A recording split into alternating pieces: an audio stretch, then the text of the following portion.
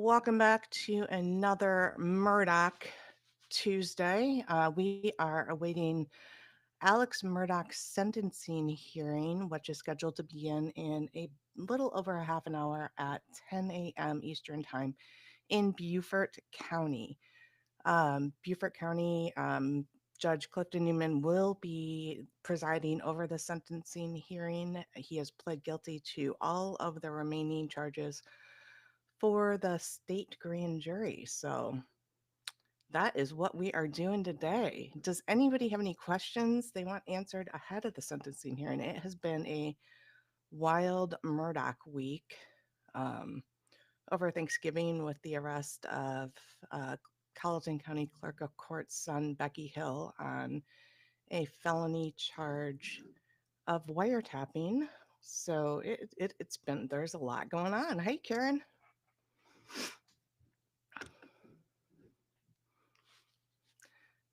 I can't tell if Alex, he looked like he had lost weight going into the trial. He looks like he gained weight, but I don't know that he looks unhealthy. No, somebody mentioned that in chat.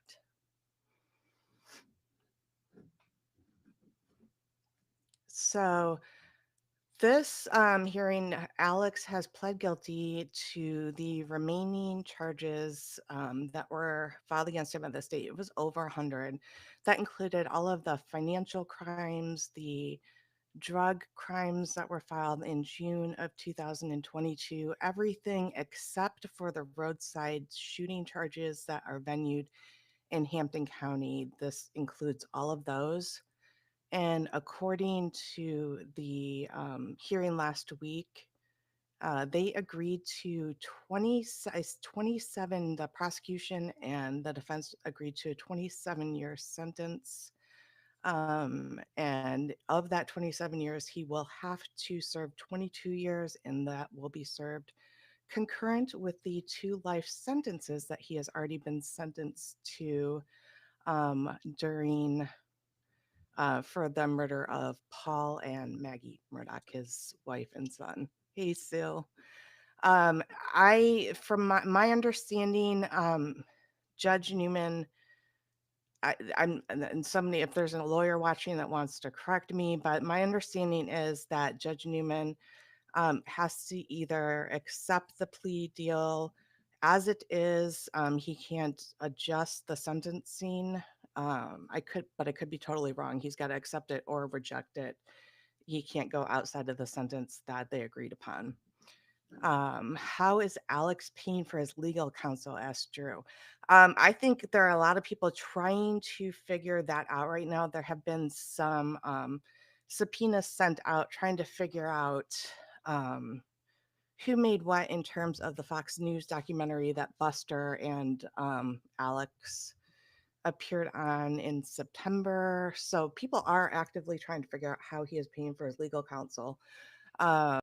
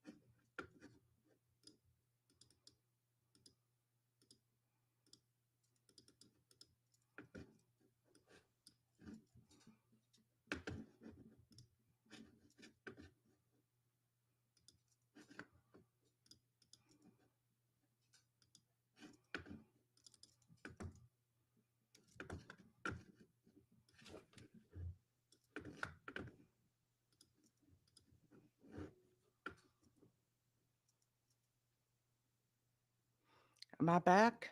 Can let me know if you can hear me.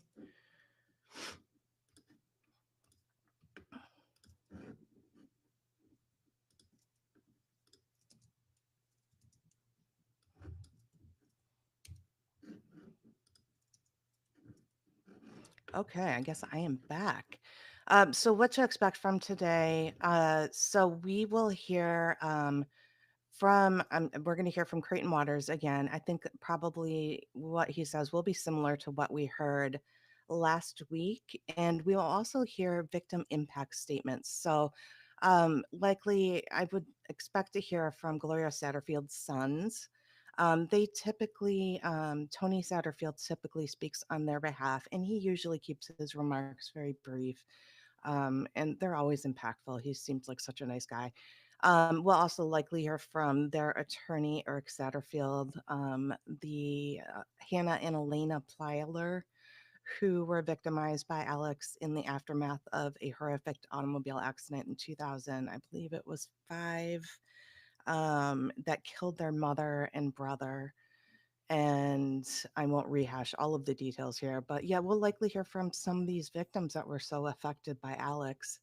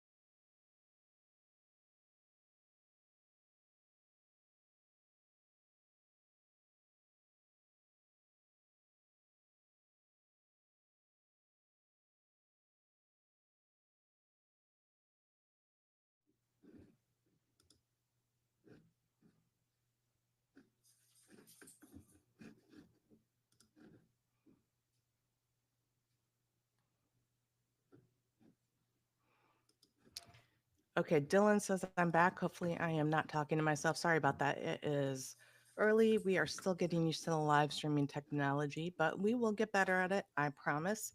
So, somebody earlier had asked if the bundling of charges in Murdaugh's financial crimes counts as only one strike. And I checked with one of my attorney friends, and actually they were in court with another attorney that's familiar with that stuff and said, yes, it counts as one strike.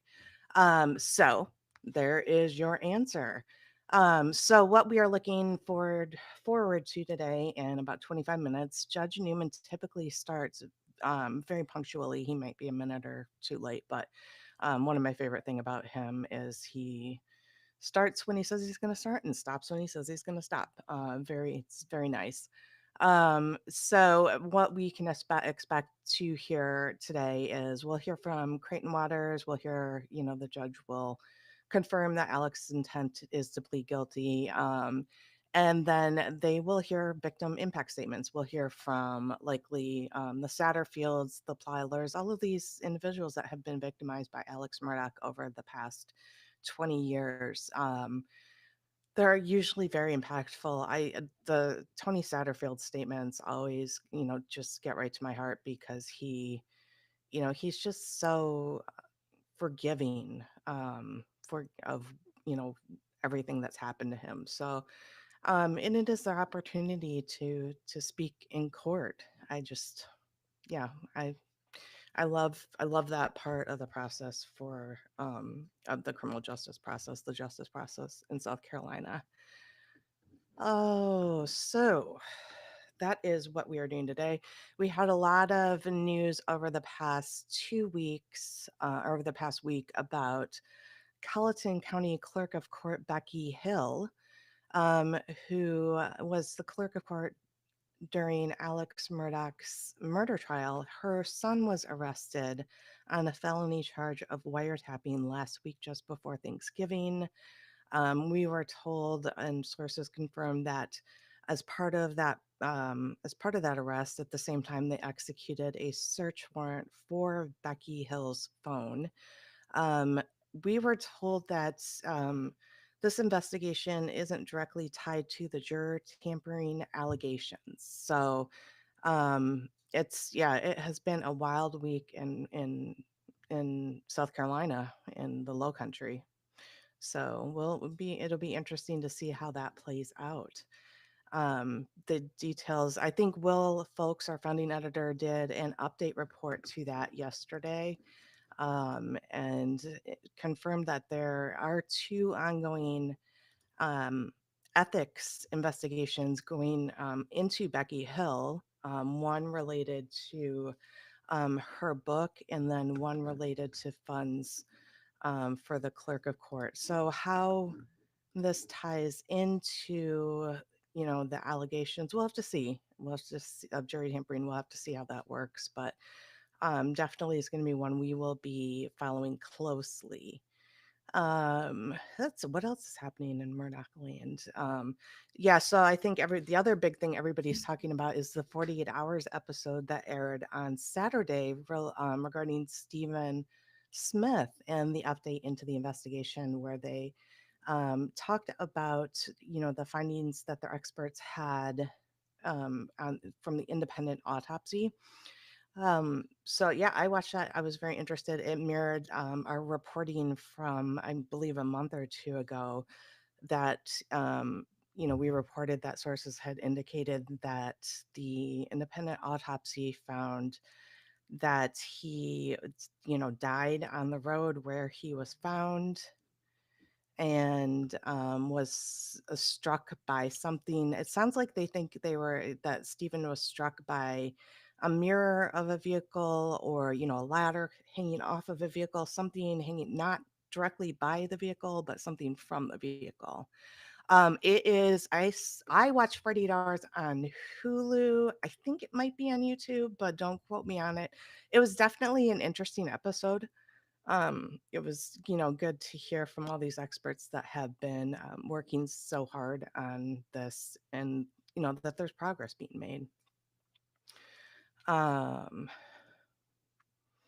Yeah, Becky did deny. So somebody said no. Karen says no smoke breaks until a verdict was rendered. If that was true, not cool. Becky Hill team denies it. Becky's team does deny that. That actually would surprise me because they did seem like they were working really hard to make sure that the jury was comfortable. I think of all the allegations, that one was the one that bothered me the least. I do think that there were quite a few smokers on the jury, if I remember correctly. Um, so yeah, it's just, I mean, the whole thing is very interesting. I do think so. Where we're at with that is we Judge Clifton Newman recused himself from hearing any matters relating to the jury tampering and the murder trial. So we are waiting for the Supreme Court to assign a new judge. There's a whole lot of what ifs with this, but I think that at this point it would be safe to say that any new judge is going to order an evidentiary hearing to hear you know, testimony relating to the jury tampering to see if, there's any validity to it. Right now, it's all allegations. It's all he said, she said. So I think that we're going to get that evidentiary hearing at some point, and that that will whatever we find out from there will determine whether or not Alex Murdaugh gets a new trial for the murder charges he was convicted of in March. So the hearing does start in about 20 minutes. Like I said, Judge Newman is typically fairly punctual, but I know that today with victims, there's going to be victims arriving. So, you could be waiting for victims to show up. Um, does it bother me because I'm not a smoker? I actually, back in the day, in college, have smoked some. So no, I mean, I do understand that as a smoker, not being allowed to smoke as a juror would be a huge problem. Um, I'd be surprised if they all of a sudden said they couldn't do that. We'll have to see. Like I said, right now these are all allegations. Um, and I think I think there needs to be an evidentiary hearing to hear it because that would be yeah, if if I was a smoker and couldn't have a cigarette, I'd be like, "All right, we're making this decision because I'm not doing this all night without a cigarette."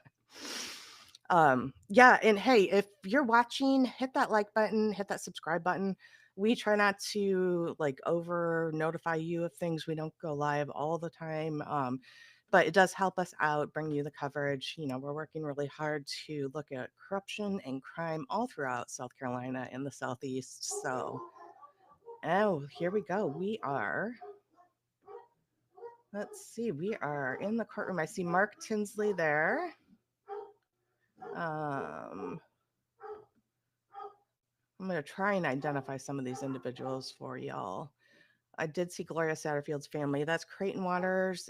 I mean, if you guys haven't been following this, Creighton Waters speaking to Dick Harpootlian and Jim Griffin. Oh, Dylan, you're going to have to remind me of the name of the person with the beard. It always escapes me. I see him all the time. I do see Gloria Satterfield's family there. Let's see. Yep, that's Tony Satterfield in the glasses on the far left speaking.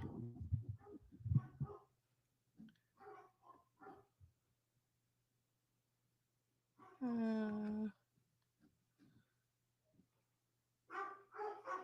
they're really focused on that one individual, and I don't know who they are.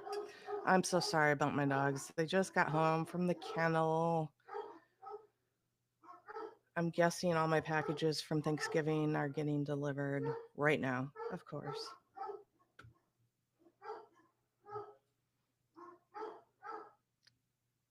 They'll get tired eventually, I think. Oh, I see Eric Bland and Ronnie Richter.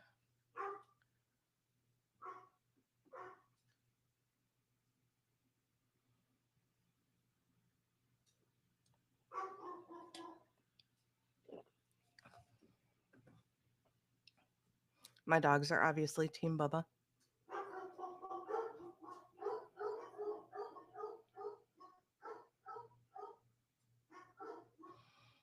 So Eric Bland, that's Eric Bland talking to Creighton Waters there.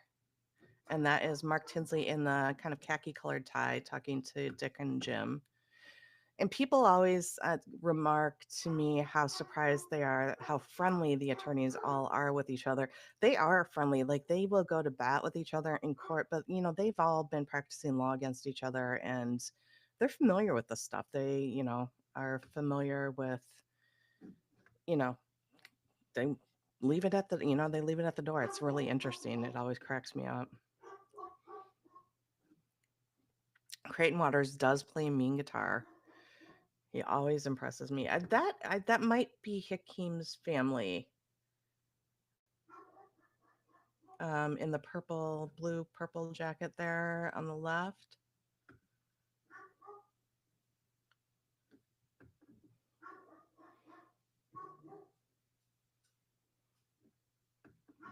I'm scanning the audience for familiar faces. I was so sad I didn't go to CrimeCon. We did apply to go next year. I don't know if we even told Will, but Dylan, Callie, Will, and I all applied to go next year because it did look interesting. There's a lot of I think it was probably Murdaugh saturated this year, and we are covering a lot of cases outside of Murdaugh, so it would definitely be interesting to go. Um,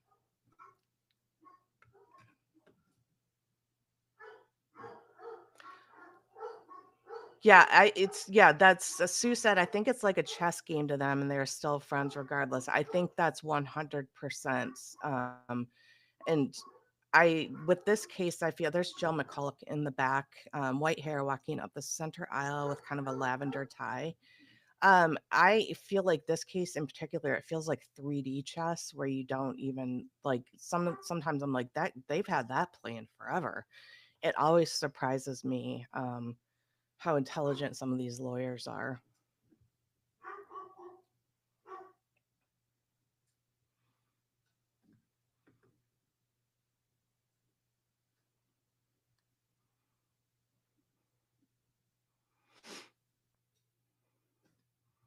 Now, Dick Harpootlian, I know everybody thinks he is like a cartoon villain that everybody loves to hate. But I've seen him in court, and as much as I wanted to dislike him, he's really when he's arguing motions, pretrial motions, he is at his finest. It is really fascinating to me.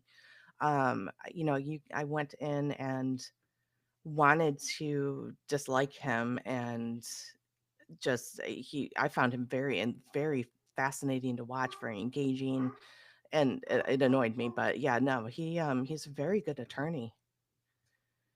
And Joe, I spoke with Joe a couple of times during the murder trial, and he was just so kind with his time and so intelligent, very willing to answer questions that I had.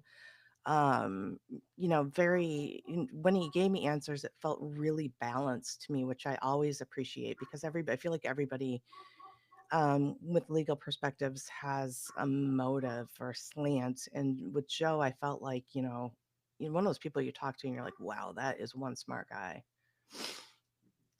And Dick and Jim getting their legal pads, or no, that's Creighton and Jim getting their legal pads already.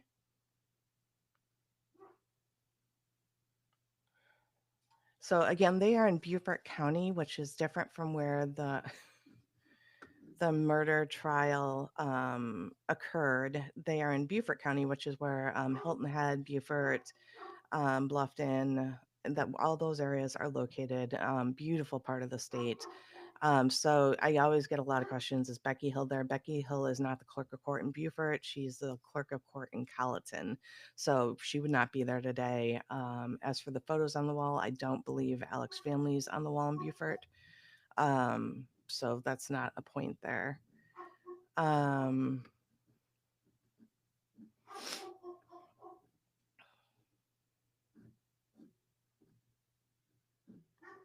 hey, Suzanne, Angela, all my favorite peeps are here.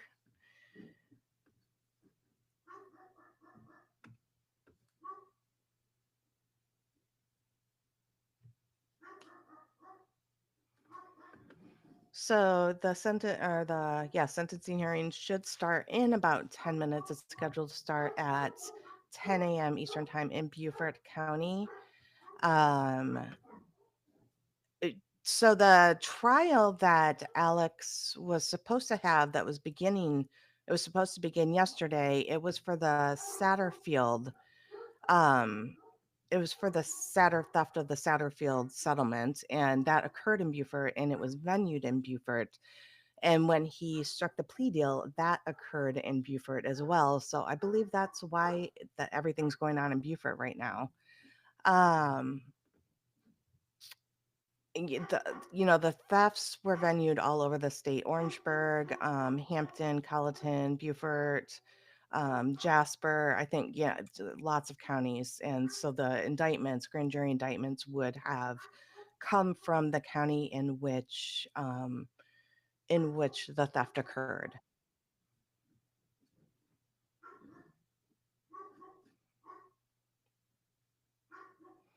Oh my gosh, I'm sorry, my dogs. I'm Usually my husband's here, but he's out of town this week, so usually I can get my husband to shut them up.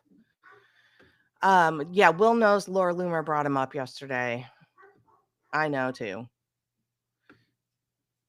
We knew it was coming. I was surprised it actually took this long.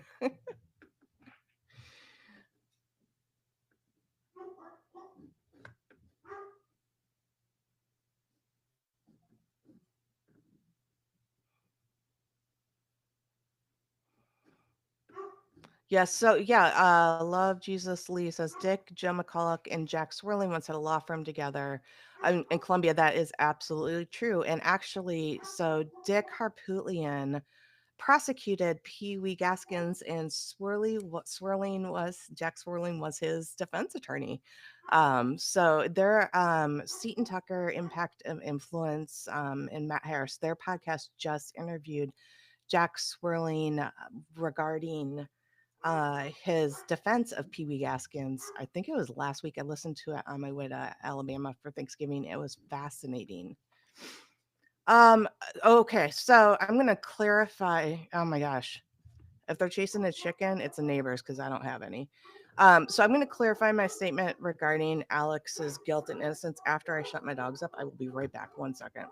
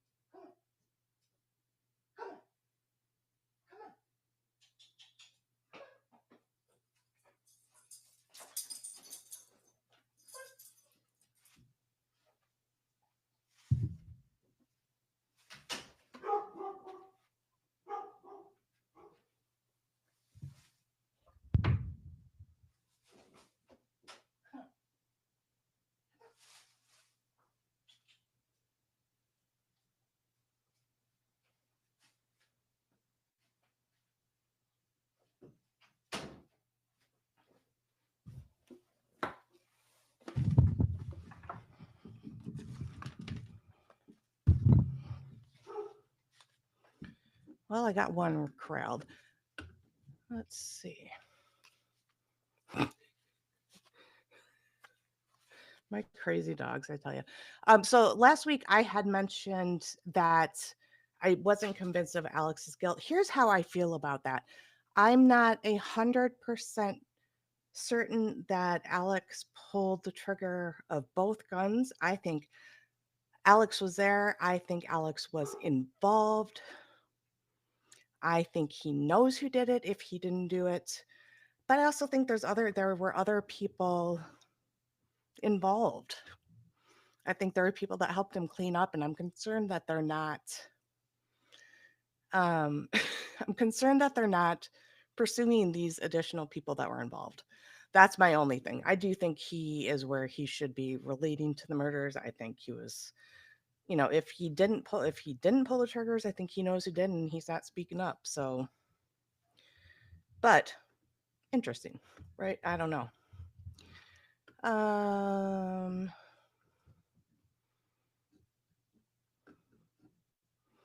All right, so we are about 6 minutes from start. I do see quite a few victims. I do see the Satterfield family. I haven't seen the Plylers yet.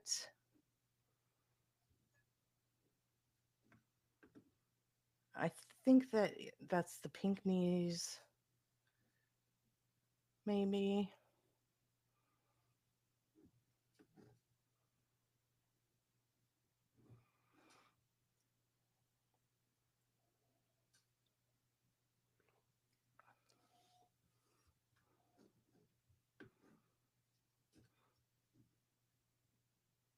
Jim Griffin, Deck Harpootlian, Creighton Waters.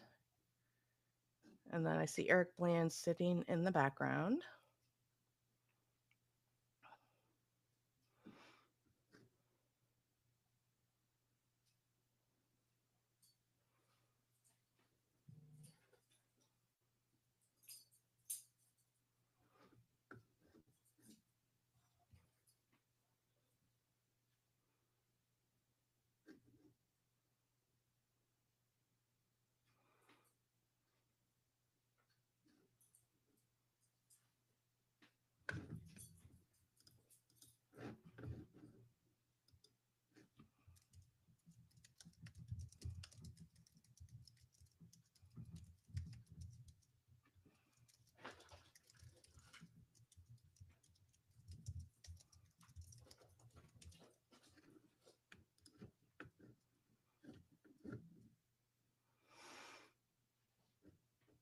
Oh, I see Valerie Bauerlein walking in. She always looks beautiful. She is journal. She is working on a Murdaugh book. It's one of those ones, one of the Murdaugh books I'm most excited to read. Um, the guns. I still can't believe those murder weapons haven't been found. I've not seen Buster in court since the murder trial. Um, I don't know. So when this goes, when the hearing begins, they will cut me off just because you don't want me talking over the hearing.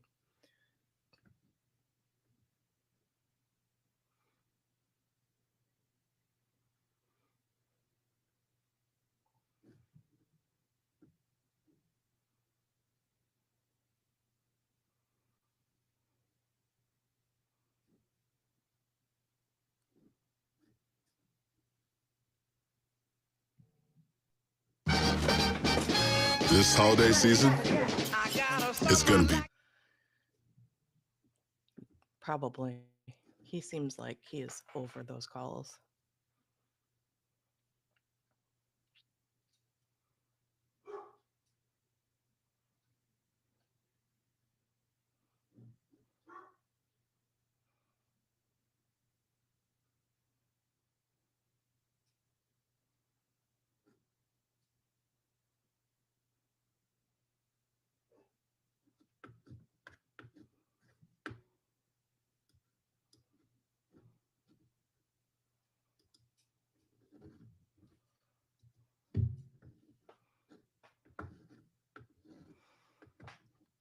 Okay, we are about 2 minutes from start time.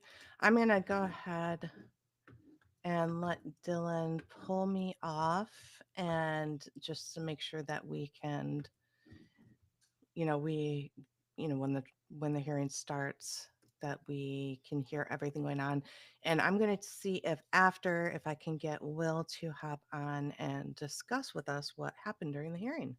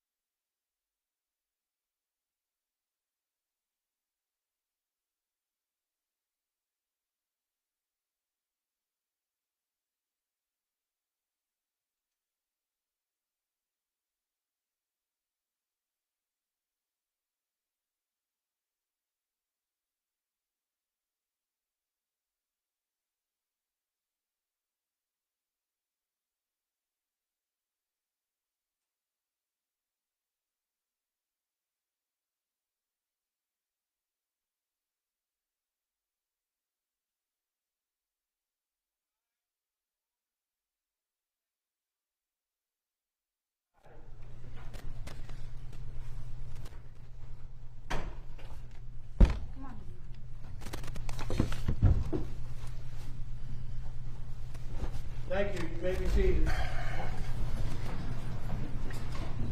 Good morning. Good morning, Rob. Good morning, Rob.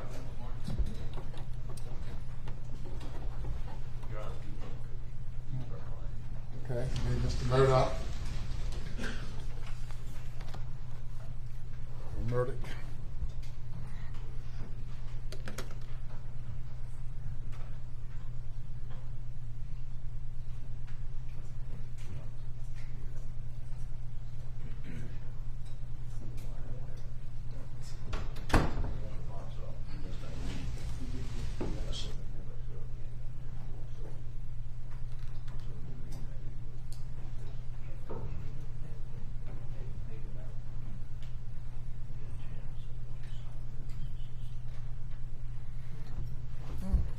Continuing on, the case of State v. Alec Murdaugh, Mr. Waters.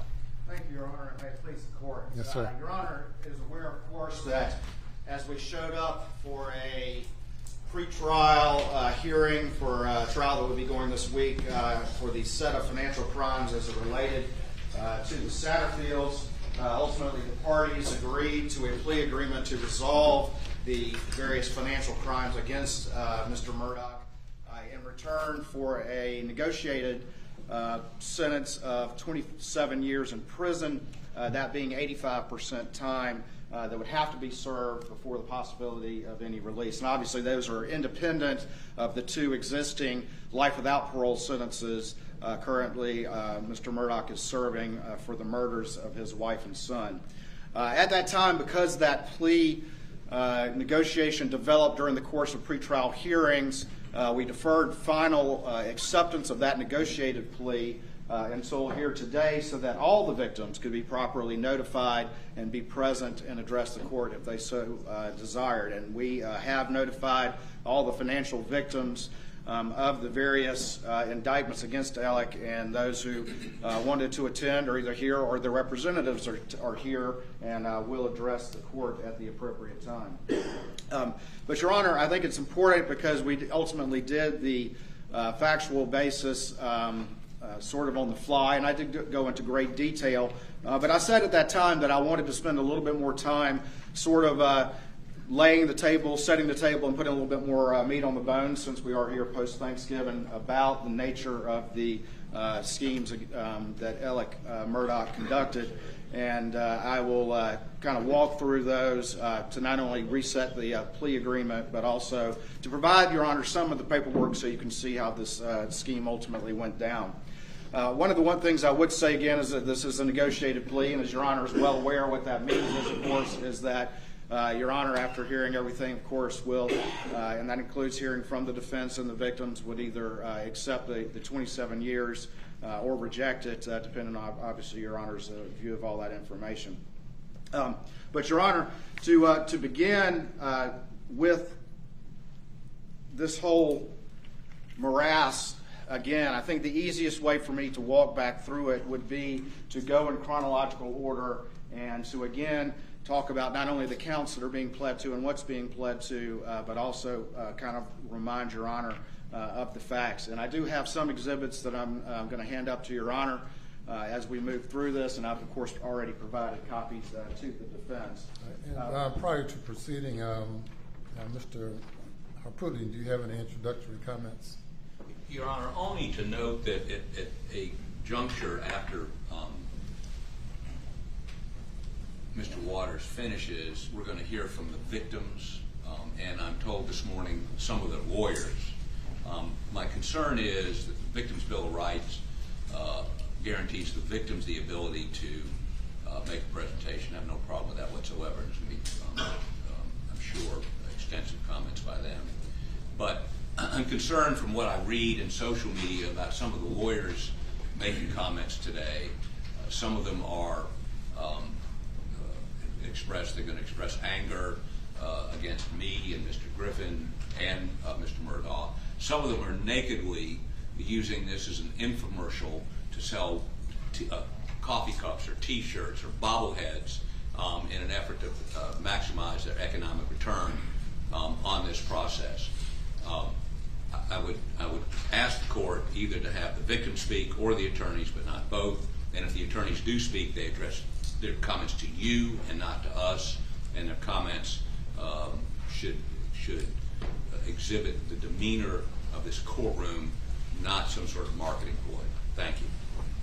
All right, thank you, Mr. Harpootlian, and certainly we will maintain the civility and proper decorum of the court. The parties are entitled, victims are entitled to representation, and the lawyers can speak on the victim's behalf, addressing the court and not addressing counsel. You may proceed. Thank you, Your Honor.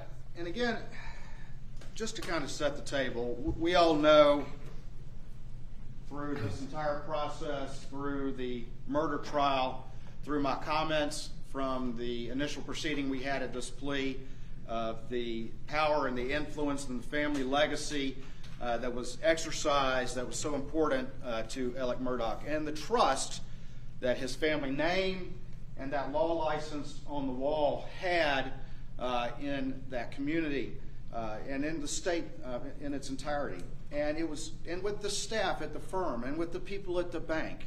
And there were so many individuals that were trusting of Alec Murdaugh, and that is how this decade-long scheme was able to take place. And ultimately, we had people who came to Mr. Murdaugh for help, people that he told he was going to help, and in many instances, there was significant funds that Mr. Murdaugh paid to those individuals. But that was how the scheme usually worked. It was a sleight of hand. It was where he was handing them a check and had their focus on that he was able to steal money from them behind their back. It was the fact that he used things like Palmetto State Bank and what we've called the fake forge on these disbursement sheets and told his staff to fill those out. And then those go to the finance office at the firm. And it looks legitimate. And your average staff member who is going to never question a powerful senior partner, but these look like legitimate expenditures. And so that was that trust, that power, that influence, that was the only way that these schemes were able to take place. And throughout this investigation, Your Honor, and this ultimately, when we first got involved, the state grand jury first got involved, it was late August of 2021, and I described it before as leading to a whirlwind state grand jury investigation because the side of the road happened not long after that, and we realized that we needed to devote a lot of resources to figuring out what's going on here, because something certainly was rotten there and we needed to explore it. And that's one of the things that, along with investigating the murders, that we focused on. And I want to say this, I'm obviously standing here as a representative of the Attorney General's Office of Attorney General Alan Wilson, and obviously Attorney General Wilson, I'm standing here in his shoes. He's obviously been heavily involved in this case as well. You saw him at the murder trial. And we've come to this result for a lot of reasons. And the reasons are, and the main reason is that, first of all, we have these admissions from Alec Murdaugh that he committed all these crimes. We're able to detail those for Your Honor and frankly for the world, because it's important that the South Carolina judicial system have accountability for those that abuse it, and it's important that we explore the manner in which it was done in some detail so we can see how easy it was for power and influence and trust to be used to steal millions of dollars for years and years. Obviously, as we began that state grand jury investigation with our partners at SLED, and I have a number of SLED agents that worked so hard on this case and on the murder case that are sitting out there that were instrumental as we started to develop this case and worked so very hard. But I want to say this as well, is that as we started to go through this morass of documents and financial documents and bank statements and checks, and again, I have a lot of the state grand jury staff sitting here. I've mentioned my co-counsel Johnny James and our forensic accountant Carson Burney a couple of times, who are also very instrumental in those early days in going through those. And we worked very hard. But I do have to say that we received a lot of cooperation through that process from the very early days, from the first grand jury testimony back in October and November of 2021, we received a lot of cooperation from the firm formerly known as PMPED. They had provided their staff members, their financial people who had done a lot of review themselves. The lawyers in the firm had done a lot of review, and they were able to provide us some of those documents that started this investigation, that gave us breadcrumbs that we were able to follow. And so they've been cooperative throughout that process. Similarly, Palmetto State Bank. Your Honor is, of course, aware that we've indicted Russell Lafitte, who has yet to be tried and therefore is presumed innocent until found guilty. But the bank, who was also in many respects in those early schemes, conversion of those Palmetto State Bank checks was how this scheme took place. And the bank similarly has been very cooperative in doing its own investigation, but also in providing access to documents, in providing access to bank staff, and some of whom you saw testify at the financial trial and at the federal trial of Mr. Lafitte. So those entities have been cooperative to us through this process, but ultimately, and I described this before, but I think it needs saying again, that we can talk about what the lawyers did and the Attorney General's staff did and the state grand jury did and SLED did and our other law enforcement partners did and what the firm did and the bank did as we tried to put together and be able to tell this long story of how this man was able to steal for so long from the system. But as I described before, the other people that were so crucial to that were the actual clients, the victims, and their representatives. And I described before, Your Honor, particularly in those very early days, having to sit down with those victims as we were getting started and starting to put together some of those first cases and having to look them to the eye and say, I need your help to tell your story. I need your help. We can't make change. We can't expose what's happened unless you tell your story. And I described it before. There was a palpable fear, particularly among those early victims, in coming forward because of the power, because of the influence, because of the belief that no one would ever do anything about what had been going on.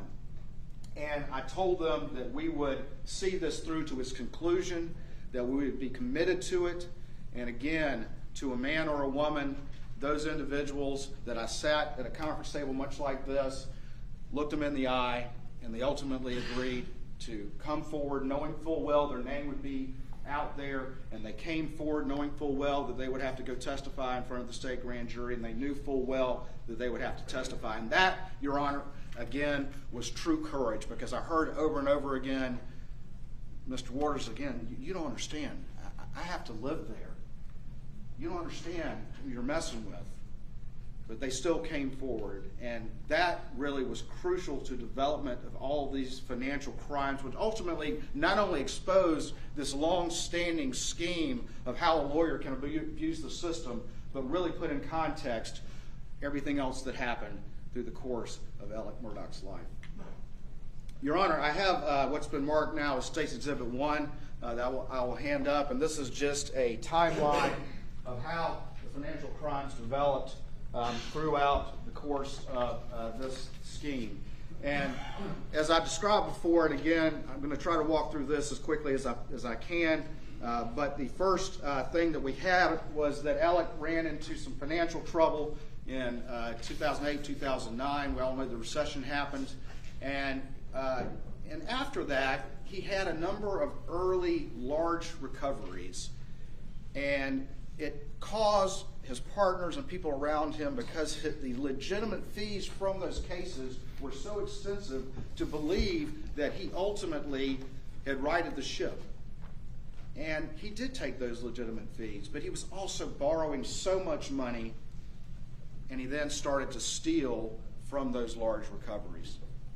And Your Honor, the first one that is part of the state grand jury cases is Natasha Thomas and Hakeem Pinckney. And Your Honor, there was a catastrophic accident there.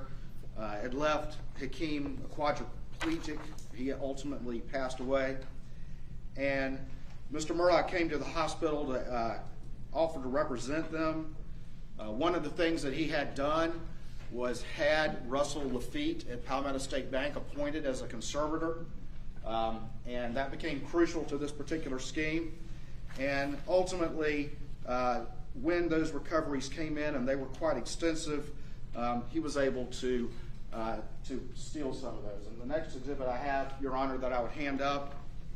And Your Honor, I would ask, not that first one, but this exhibit, we've redacted account numbers from it, but there is extensive financial information in there. And we would ask that these exhibits, which I think are important for Your Honor to see, but that they remain under seal this time just because they do have financial information in them. All of them? Or just Not the first one, but the first one. no objection? All right, I'm going to hand up this exhibit right there. And Your Honor, this is the exhibit as it relates to Hakeem Pinckney. And what you see on that first page and on the second page is really the hard work that was done in this case. Because it's one thing to determine that a check went from where it was supposed to be and somehow ended up in Alec Murdaugh's world. But it was another thing to figure out exactly how that money was spent and how that money was dispersed.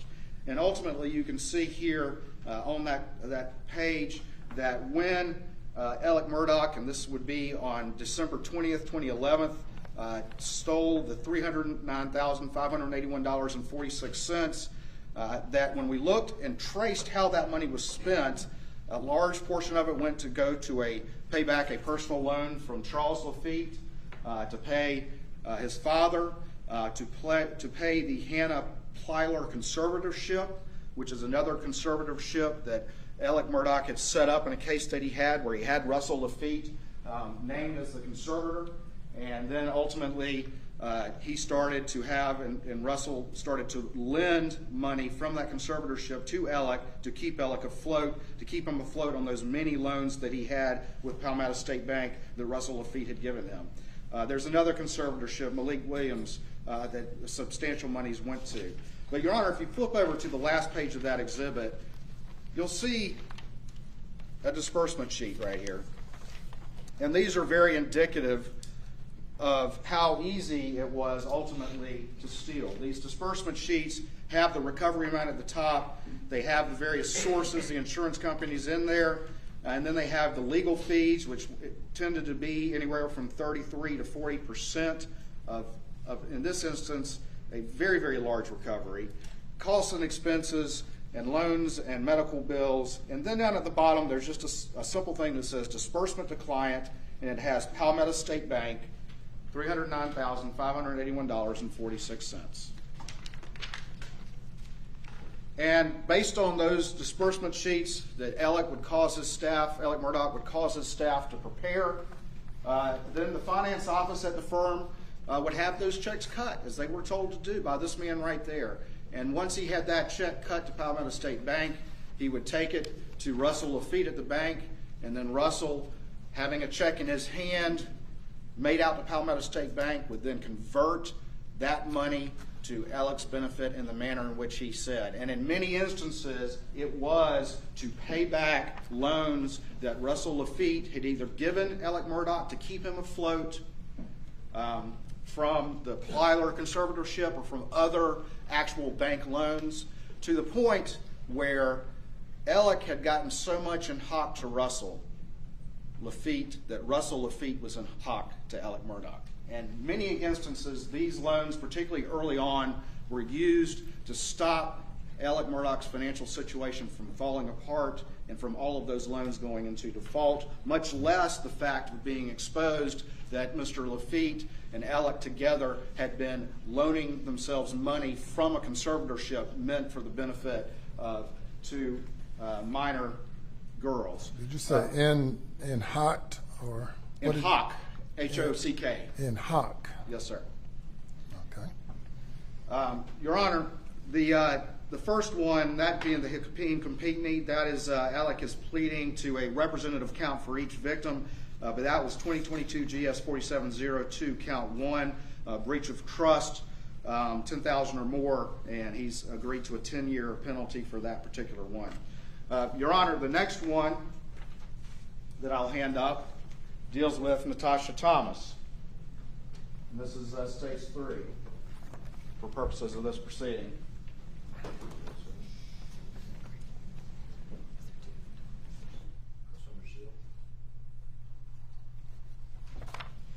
And this one again, Your Honor, she was in the same particular accident, and there were two different thefts that were taken in this particular one. One of them was on December 20th, 2011, and that was for $325,000. Again, Mr. Murdaugh had Russell Lafitte appointed as conservator for Natasha Thomas, who was a minor at the time. And if we look on the last page of this exhibit, we will see an amount down at the bottom. There's disbursements to clients, and you see the various disbursements that are going out. But the last one says Natasha Thomas, Palmetto State Bank, for $325,000. And again, the staff does as they're told by Mr. Murdaugh, and they cut that check from the trust account for $325,000 made out to Palmetto State Bank. And Alec Murdaugh is then able to convert that money, and actually converts all $325,000 of it to pay back a loan from his father. Your Honor, that is 2022 GS 4701 count 1, to which he's pleading guilty related to Natasha Thomas. That's breach of trust, $10,000 or more, and he's agreed to a 10-year sentence on that one. Your Honor, also in this particular exhibit, we have and this was very typical, that a lien was held back to pay off, in this instance, Medicaid. And it was very common for plaintiffs' lawyers, this is very common, very accepted, and very usual, to hold back, give initial disbursements to clients, but then hold back monies to pay off medical liens and other liens that need to come out of that recovery. And it's very common, again, for them to then negotiate with those medical providers or whoever else, and then, if they can, get them to accept something less than the full amount. So if they can get them to accept 70%, then what they're supposed to do is then return that additional money to their client. Hey, great news, I'm a great lawyer. I managed to settle those liens for less, and here's an additional amount of money on top of what I've already given you that you weren't expecting. But what we found, of course, was that that became a very easy delta that would allow Alec Murdaugh to steal funds. And ultimately, we see that second theft from amounts that involved Natasha Thomas, ultimately did pay some liens, but instead of returning that money to Natasha Thomas, as Alec Murdaugh was supposed to do, instead he had another check cut to Palmetto State Bank and made out to Palmetto State Bank, took it to Russell Lafitte, and had that money converted for his own personal use, and pretty much had it converted to cash, and ultimately had it converted to cash, including $9,000 cash, which is obviously a very interesting number in that it's meant to stay under that $10,000 threshold. Your Honor, I mentioned before that he had Russell Lafitte appointed as a conservator, and they had been borrowing money from a different conservatorship. Russell had been loaning money to Alec Murdaugh from that conservatorship. Russell Lafitte had been loaning money to himself from that conservatorship, and that money needed to be paid back. And so ultimately, I'm going to hand out what's been marked as States 5.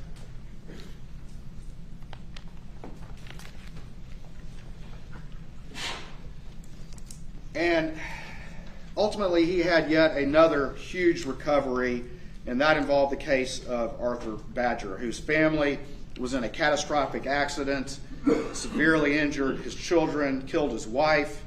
And Mr. Murdaugh told him the case would only be worth a certain amount. And during the course of this, and this was very common, Mr. Badger had to get money to pay loans. He had to pay his bills. And what we found in this particular case was that Mr. Murdaugh ultimately settled globally a lot of these claims and had the civil defense lawyers there allocate the money in a certain way so that he could ultimately hand a very large check to Mr. Badger, more in line with what he was expecting him to receive. But he structured so much of the money going into Arthur Badger's sort of part of the ledger that he was able to steal $1.325 million from that particular claim. And if you look at that first page, you'll see the tracing exhibit from the state grand jury and all the work that was done there. But you can see, for example, in one instance, he paid off a credit card balance that he had with this money over $150,000. He used this money also to pay back the conservatorship that I previously mentioned, that he was getting money loaned to him by Russell Lafitte for over $482,000. And those are just some of the expenditures that we see on this particular theft.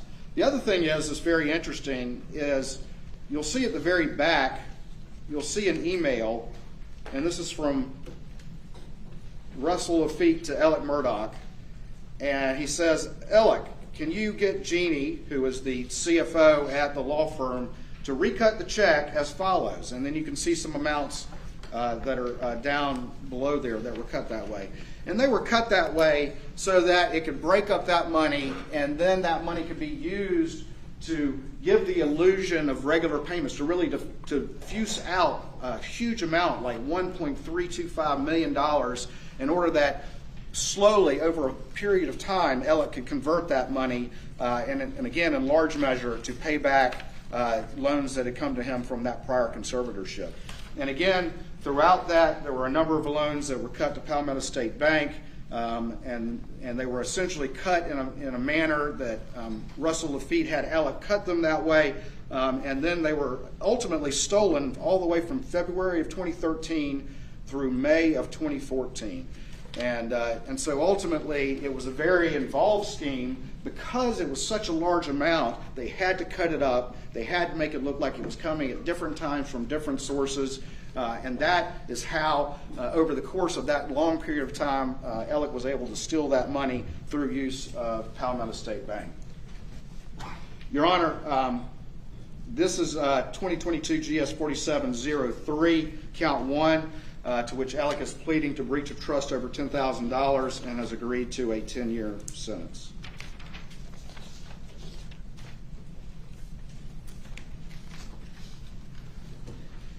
Next one I'll hand up to Your Honor, State's Exhibit 6. And this individual was Dion Martin. And Dion Martin was in a head-on collision with a drunk driver in 2012.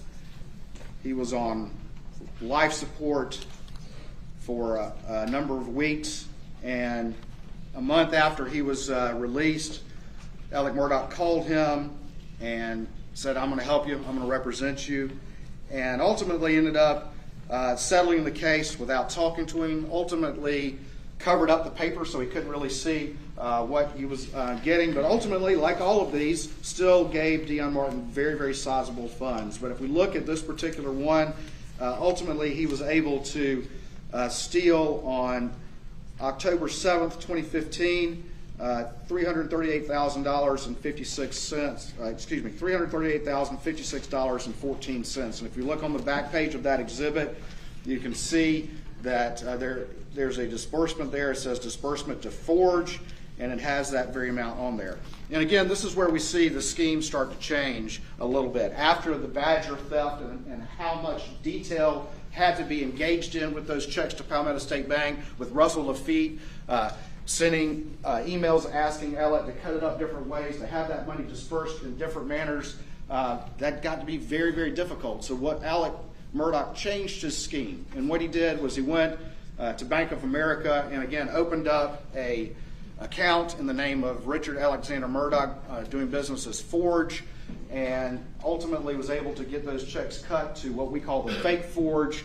And again, the staff didn't question it because the legitimate Forge Consulting, which also was very cooperative throughout this case in providing information, was a company that served as a consultant providing services and linking plaintiffs to annuities where they could structure their settlements where they would get regular payments. And so when he could get that money, make out forge, all he had to do was get on a disbursement sheet, the word forge, get a trust account check cut from the firm trust account, made out to forge, and then take it down to Bank of America and deposit it and convert it from there. Your Honor, that was the first theft from Mr. Dion Martin, and I'm going to return back to him in a minute. But one of the things that we see paid off from that theft of $338,000 was a $169,000 balance on a credit card. Your Honor, the next one, and I'm going in chronological order, is Johnny Bush, and I'm going to hand out what's been marked as State's Exhibit 8.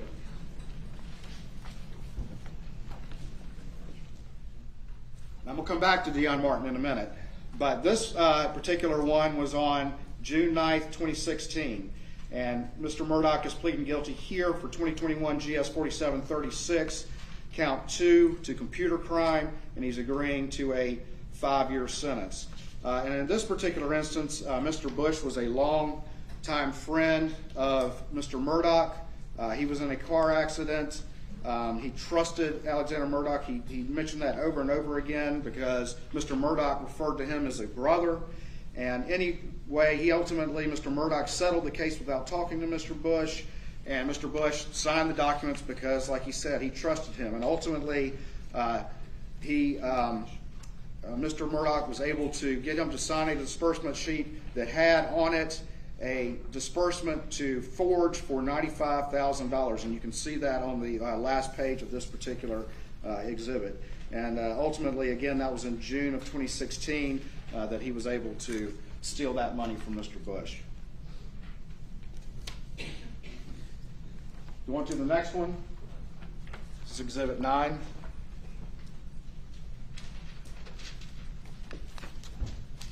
And Your Honor, this particular one would be in August 11th, 2016. This is 2021 GS 4731, count 1, to which Mr. Murdaugh is pleading to breach of trust $10,000 or more and agreeing to a 10-year sentence for that particular crime.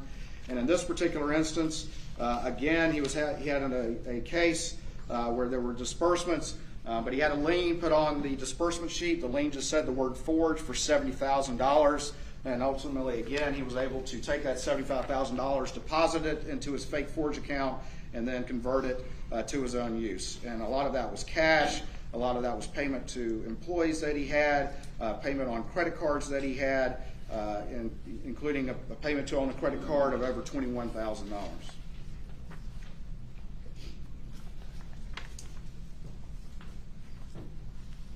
Next one I'll hand up, Your Honor, is State's Exhibit 10.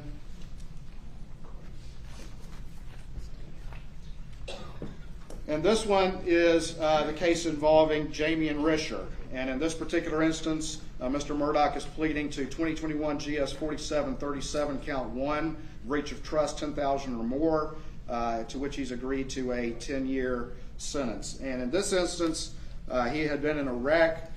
His family, Mr. Risher's family, had a long connection with the Murdaughs, and he was injured. He had a younger sister who was killed. And he, because of Mr. Murdaugh's name, because of the long family association, trusted Mr. Murdaugh and went to him for help. And ultimately,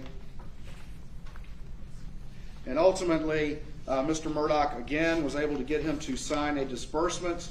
Actually, in this particular instance, if you look at the last page, you see that there is no signature on there for Mr. Risher. It just has Mr. Murdaugh's signature, but it has on there a disbursement to Forge for $90,000.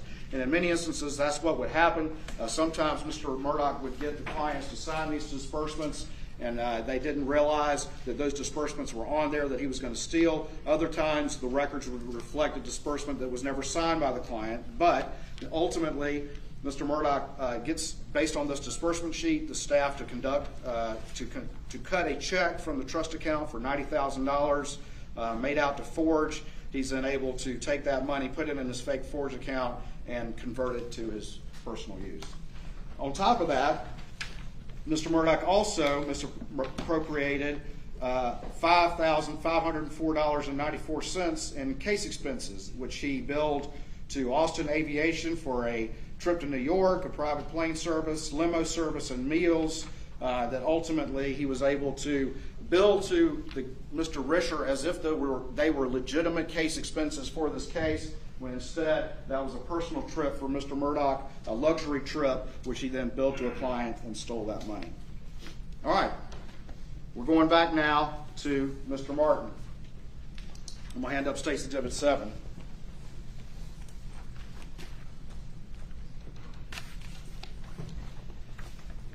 I mentioned D.I. Martin before, and now we've moved to October 11th, 2016.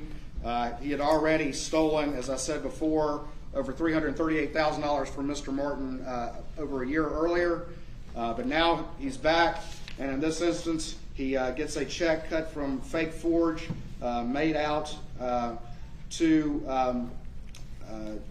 $45,000. And again, this had been part of money that was held in trust, supposedly to satisfy liens, but Mr. Murdaugh was able to then convert that money since it remained in the trust account, and on October 11th, 2016, again, he converted that $45,000. But very interesting, Your Honor, if you look on the last page of this one related to D.I. Martin on the disbursement sheet, you will see that at the top it says, under the recovery amounts, it has structured for annuity directly to Michael Gunn and has $500,000. That's a phantom recovery. That doesn't exist. He just put that number on there, and by doing so was essentially able to generate on his books $200,000 of attorney's fees. That's a phantom. It's a phantom, but it's credited to him on his book. So ultimately the firm was victimized in this regard, because in the end, it works out to about $185,000 in extra year-end bonus that went to him because of that phantom recovery that was on there. Going to the next matter.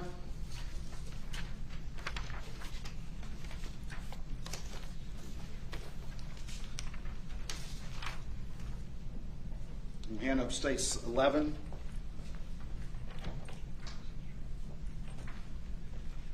And we're back to the Pinckney matter that I mentioned before, that catastrophic wreck. In that particular case, Mr. Murdaugh represented Hakeem Pinckney. He had his friend Corey Fleming representing Hakeem's mother, Pamela Pinckney. Because she was driving, they were allied, but she still had to be named as a defendant. And ultimately, there remained in Corey Fleming's trust account $89,133.44. And even though the disbursements had happened in that case years and years before, even though Mr. Fleming had had a lot of direct contact with Mrs. P during the course of that and had dispersed money to her, who had direct communication with her all the time, in this particular instance, without calling her, Corey Fleming and Alec Murdaugh got together, and Corey Fleming had a check cut from the MKF, the Moss Coon and Fleming trust account, for that amount. Didn't call Miss P and say, oh, by the way, there's $89,000 belonging to you. Instead, he sent that to Alec Murdaugh at the trust account, and then Alec Murdaugh, once it's in the PMPED trust account, if you look on the last page, you'll see that he gets a disbursement sheet cut.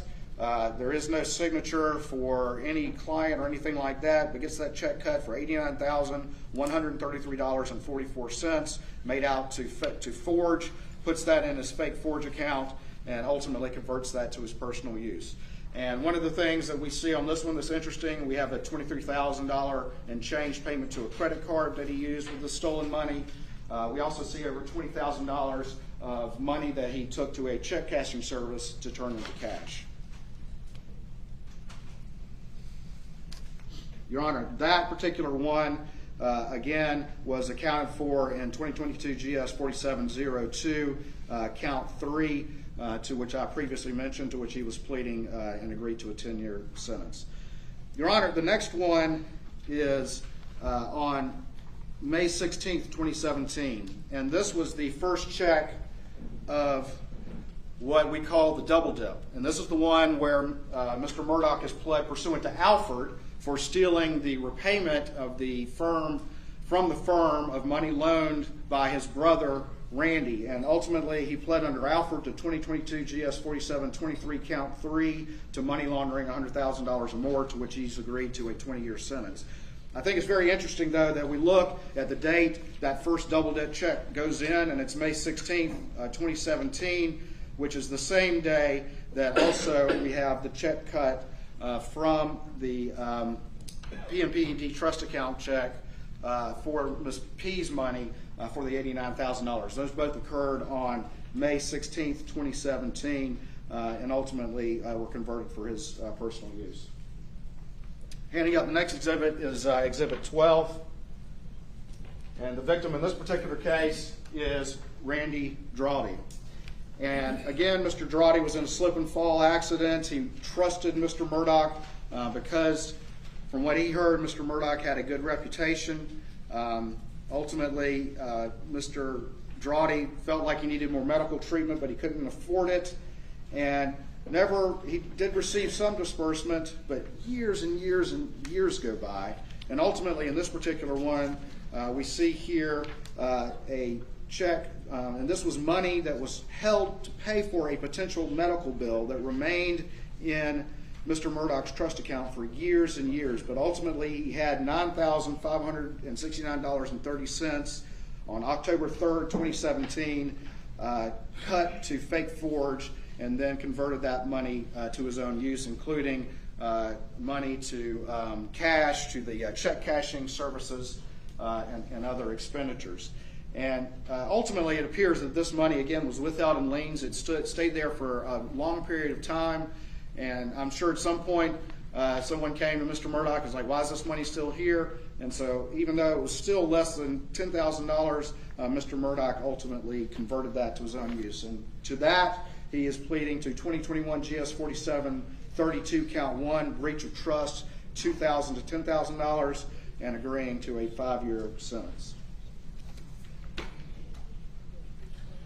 Next exhibit, Your Honor, is State's Exhibit 13.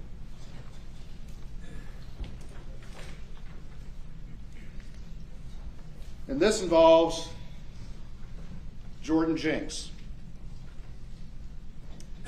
And Mr. Jenks is here present in the courtroom today. Mr. Jenks knew the Murdaughs well and considered him a friend, and ultimately said that Mr. Murdaugh pushed him to settle the case for an amount that he thought was less than what he was expecting. And he also knew that there was money that had been withheld in trust if the insurance company ever came and claimed it, was what he was told, Mr. Jenks was told by Ellen Murdaugh. And he also knew that Murdaugh was busy first with the boat accident and then with the murders, and didn't want to bother him. And if we look at this particular exhibit, there was, if we look on the disbursement page, the first one, and this is 3 pages from the back, Your Honor, there was $150,000 in liens that were withheld for Blue Choice Health Plan. But instead of satisfying those liens, instead of doing right by his friend, Mr. Murdaugh instead cut one disbursement for $65,000 and another disbursement for $85,000 from that $150,000 that he had withheld, and had those made out to forge and deposited into his fake forge account. And then ultimately converted all of that to his own personal use. And you can see on the first page, the tracing exhibit, how he converted that to his personal use.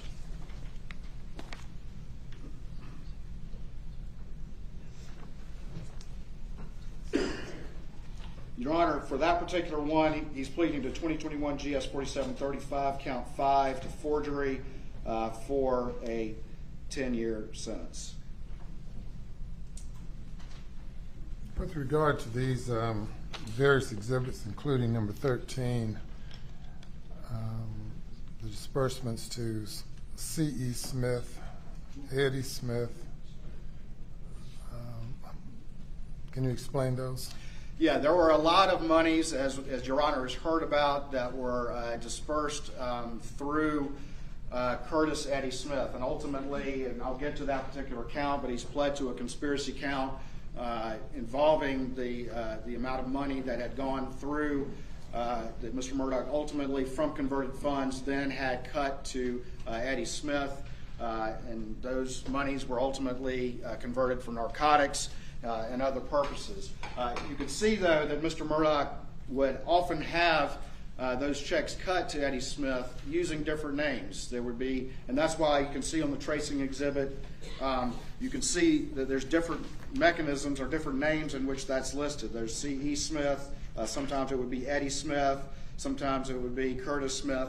There were a myriad of different ways that Mr. Murdaugh would have those checks cut. Sometimes they would refer to work that was being done that was not being done. Sometimes they would refer to auto purchases that were not happening. But ultimately, that was one of the ways in which Mr. Murdaugh was able to convert the cash that he was stealing to his own use was through routing checks through Curtis Eddie Smith.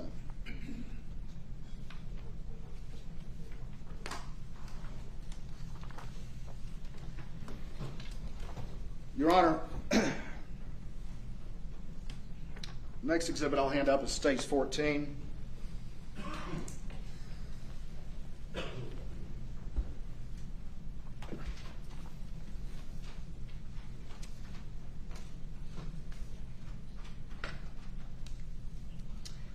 And Your Honor, this is the first of the Gloria Satterfield checks to which he is pleading guilty. And this is dated January 7th, 2019, 2021 GS 4730, count 4.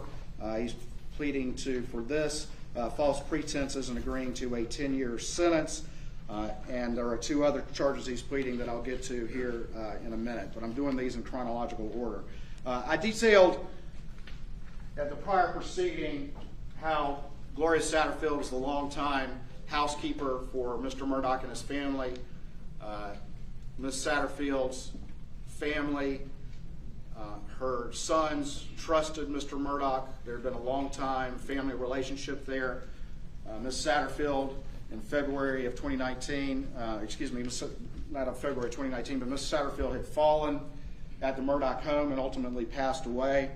And Mr. Murdaugh approached the family, and some of the Satterfield family is here and is going to address the court. And he approached the family and said, I'm going to help you. I'm going to make sure that Ms. Satterfield's sons are taken care of. And ultimately, I've detailed the entire timeline, which I won't go through extensively here again. But he ultimately involved his friend Corey Fleming. They got an initial recovery of $403,500. Well, that's the ultimate amount he cut to himself. It was $505,000. At that point in time, Tony Satterfield was the PR, but instead of advising Tony that the first recovery had come in, instead they involved Chad Westendorf at Palmetto State Bank, who really served as a patsy. Mr.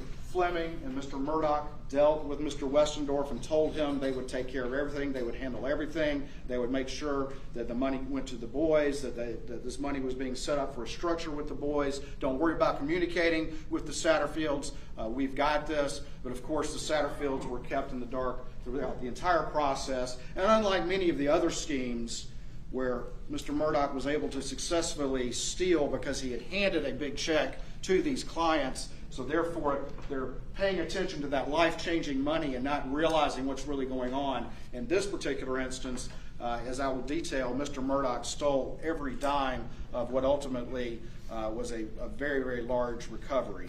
And I will talk a little bit more about that. And I know I detailed that last time. I'm not going to go through the whole thing again, but suffice it to say that Mr. Murdaugh conspired with his friend Corey Fleming, who he had represent the Satterfields, to get Chad Westendorf, keep him in the dark, keep him as a patsy so that he would not really know what was going on.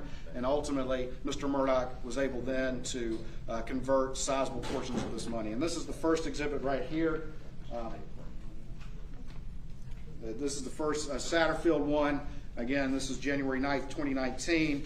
And this ultimately had Corey Fleming cut a check for $403,500 made out just to the single word forge. And then he was able to put that into his fake forge account and ultimately convert that to his own personal use. And what's very interesting about that is if you look on the front on the tracing sheet, you will see the vast majority of that money was used to pay on the sizable loans that Mr. Murdaugh had with Palmetto State Bank that were constantly in danger of going into default. We see a payment for $104,000 on Moselle. We see payments on Redbeard and Zero United. And so again, that money was necessary. Mr. Murdaugh needed to get that money in there, needed to get that money so that he could pay those loans that he had outstanding and stay one step ahead of the game, stay on what I've called an exhausting hamster wheel to stop that thing from coming off the rails. Because the second it comes off the rails, then somebody comes looking and all of this falls apart. And one way that could have happened is if he ultimately were to default on all these loans that he had with Palmetto State Bank. Because if that were to happen, then the bank, no matter how long this relationship had been, is going to be looking at what's been going on here. And so ultimately it was very crucial to get this money in and pay on those particular loans.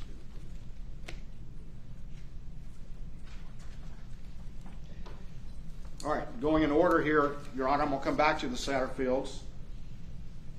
I'm going to hand out what's been marked as States 15.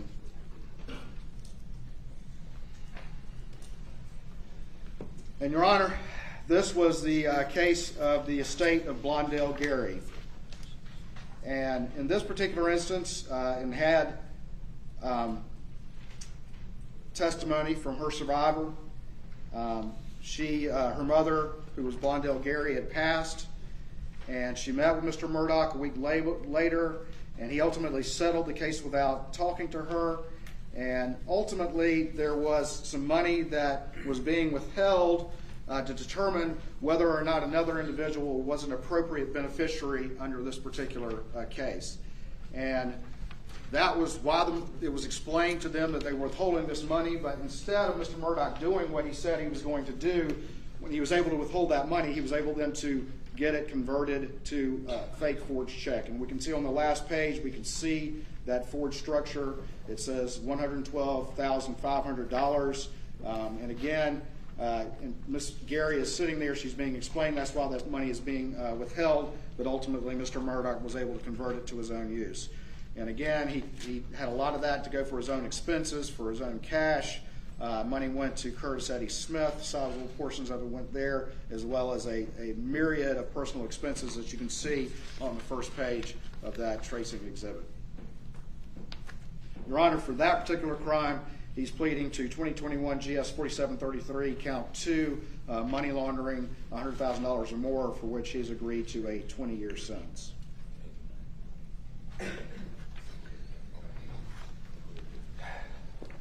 State's Exhibit 16. This is the big one, Your Honor. This is the check from the big recovery that Alec Murdaugh, in collusion with Corey Fleming, were able to get in the Satterfield case.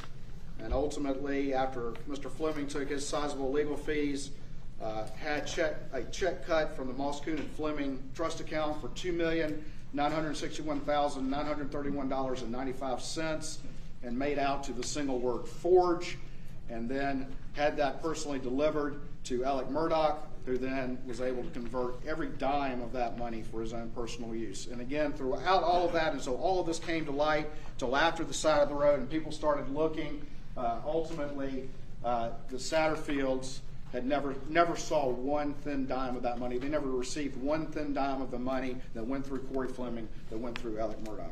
And it was all converted for his personal use, this particular check. Your Honor, for that particular crime, he's pleading, again, 2021 GS 4730, count 5 to money laundering, $100,000 or more. That's a 20-year sentence, and that will be the lead sentence for the case. I will get to later the additional 7 consecutive years. That's the other lead sentence that will total that 27 years of 85% time. But this 2.9, by far being the biggest amount, is one of the lead sentences in the particular case. And again, you can see how this money and the extensive amount of work that was done that was to trace how that money ultimately was spent. But just to give some examples, we have a payment of, look on page 2, Your Honor, a payment on of over $609,000 on a loan on which his father was a co-signer at the bank. We see a $500,000 payment on a loan relating to Moselle. We see over $132,000 going to C.E. Smith. We see repayments to one of his law partners of over $304,000. We see payments to his father for a loan for $385,000. We also see payment on a credit card down at the bottom there of $146,968.06. So again, stealing this money, we're getting to a critical point for Mr. Murdaugh. Stealing this money was necessary, again, to keep afloat and to pay back all these extensive loans that he had taken from the bank, to pay back these loans he had taken from his father, to pay back these loans he had taken from his law partners, to pay back six-figure credit card balances, as well as all the other expenditures that are listed on there.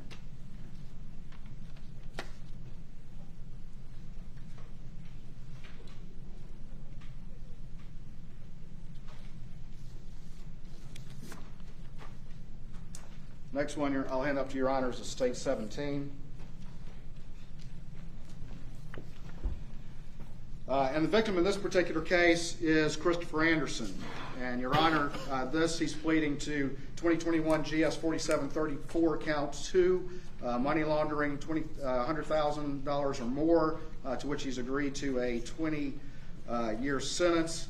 And ultimately, in this particular case, he was able to convert through a disbursement statement that just said settlement proceeds to Forge $750,000. And once he had that amount made out to Forge, and again, this check was on February 20th, 2020, he was then able to convert this money to his own personal use. And you can see the tracing exhibit on the front, all the personal expenses that were being paid through that money, a lot of online withdrawals and banking transfers, but also payments to Palmetto State Bank loans for over $104,000, a lot of money going to Curtis Eddie Smith, and then just general other personal expenditures.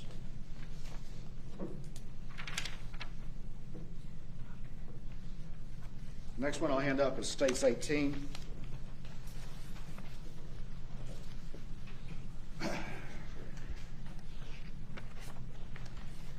And this is the final Satterfield check, Your Honor. Again, over a year has gone by from the $2.9 million check, from that $3.8 million settlement. Again, the Satterfield family is unaware that a single dime has been recovered. And ultimately, there's still money remaining in the Moss, Kuhn, and Fleming trust account.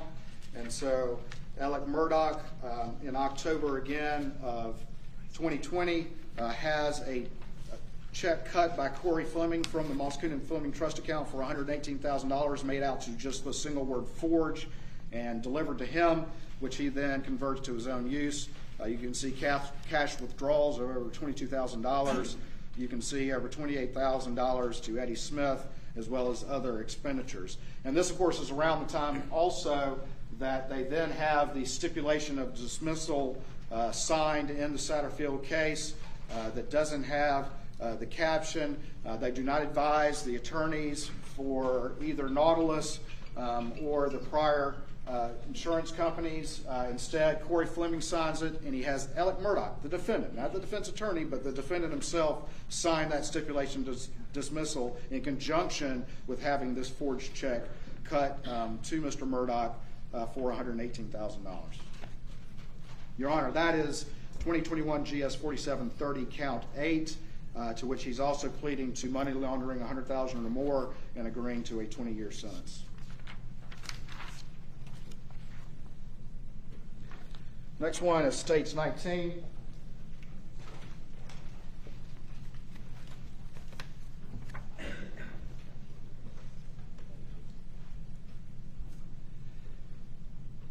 This is the estate of Sandra Taylor. This one really gets to me, and her mother, Elise Mallory, testified. Her daughter was killed by a drunk driver, leaving behind 3 minor children. And I've talked to her extensively. And she went to Mr. Murdaugh because she heard he was the best in town. And he kept telling her and lowering over and over again how much the case was worth. And if there ever was a more acute example of trust, it was Miss Mallory and Mr. Murdaugh. She put this case in his hands, and he kept coming back and saying that the case was worth less and less and less, until eventually he told her that the case was only going to be worth $30,000, $10,000 for each one of those children. And she believed him. Because like many people, $30,000 is a lot of money.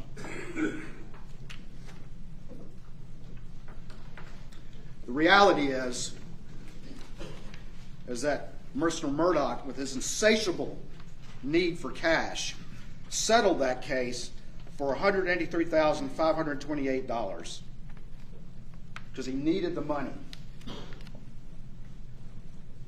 And then he had a disbursement sheet that wasn't signed by Miss Mallory, executed, in which he put on their attorney's fees of $30,000. You can see that on the last page. And then had the rest of the money, $152,866, made out to Forge, and then converted that money to his own benefit. And that was on November 30th, 2020.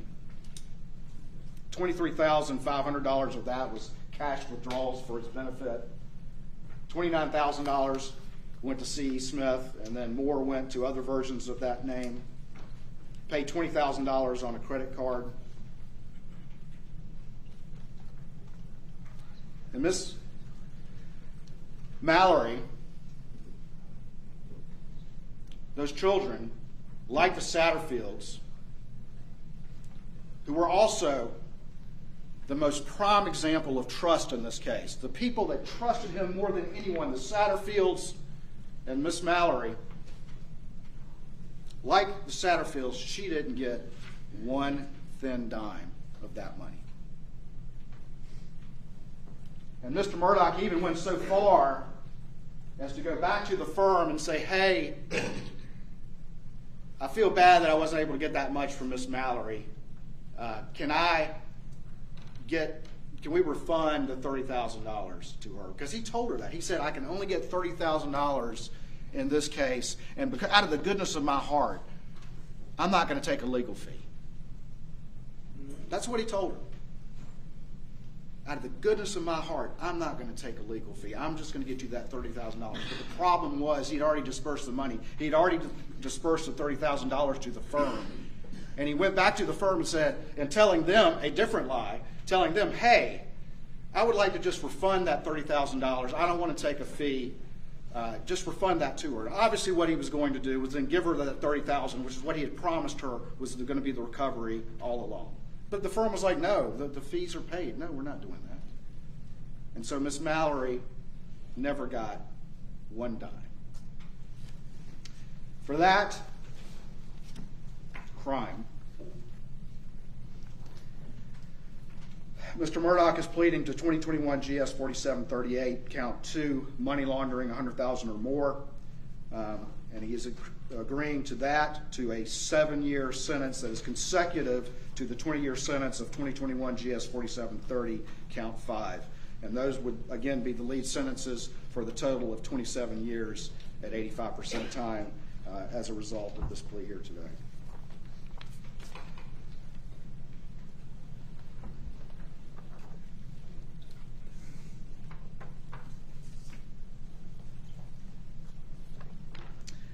Your Honor, our next exhibit, Exhibit 20.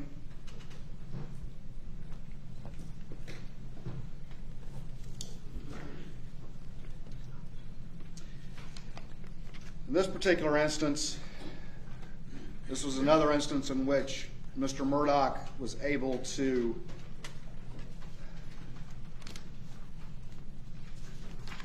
steal fees from the firm. This particular matter, he represented the individual, and ultimately he had cut 2 disbursement sheets.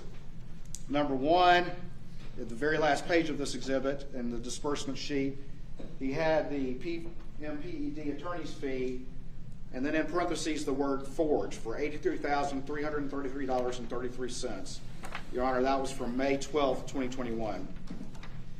And that particular fee made out to forge instead of going into the firm as it should, it was made out to fake forge. And Alec, again, was able to convert that money to his own use, cash withdrawals, payments to associates, the standard things that we see. He also had a second disbursement sheet cut in which it said forge on it, $91,867.50. That check was cut on December 16th, 2020. And again, ultimately, those were cut from the client trust account. Should have represented legal fees, but instead were diverted by Mr. Murdaugh into his forge account and converted to his personal use. And it's that last sheet, Your Honor, that where it says attorney's fees forge, that along with one of the ones I'm about to talk about next, the Ferris matter, or the matter involving Chris Wilson, those were 2 of the things that the firm had started to notice as everything started to come apart. And Your Honor, of course, has heard about the confrontation, the discussions between Jeannie Seckinger and Annette Griswold and Mr. Murdaugh about where the Ferris fees were. But the other thing that had caught staff's attention, that had caught Jeannie Seckinger's attention, was this Hirschberger matter and whether or not some fees had been diverted there. And it was not until months after the murders that a couple of things happened at the same time. The firm, Jeannie Seckinger, was looking back at this Hirschberger matter, concerned about what that was. Around that same time, Annette Griswold found the actual Ferris check that had been made out to Mr. Murdaugh instead of the firm. And what I'm going to talk about here in a minute, Thomas Moore, they started to look around, and that led them to identify the initial fake forge matters that led to them confronting Alec, terminating him, announcing that he had been stealing money, to which he's admitting today. And of course, the side of the road followed not long after that. Your Honor, for that, the Hirschberger matter, he's pleading to 2022 GS 4724 count 3, false pretenses, and agreeing to a 10-year sentence.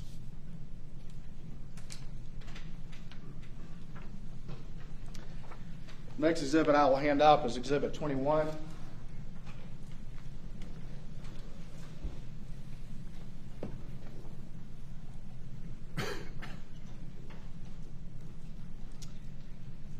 Your Honor, this one is the matter involving Thomas Moore. In this instance, he was representing Mr. Moore, who had been injured in a wreck. Mr. Moore is a trooper who had been injured in the line of duty. Ultimately, Mr. Murdaugh had arranged for a recovery, did not advise Mr. Moore, did not tell him money had come in, and had a disbursement sheet cut for $125,000, you can see on the last page. Ultimately forged Mr. Moore's signature on there, and then had that dispersed to fake forge. This was on January 29th, 2021. And ultimately, you can see on the first page how a lot of that money was being dispersed, including to cash withdrawals, various iterations of the name Eddie Smith, the cash services business for $14,000, and other matters as well. For that, Your Honor, he's pleading to 2021 GS 4727 count 2, money laundering, 20 years or more. Again, all of these 20-year money launderings are 85% offenses, and ultimately he's pleading guilty to that one as well.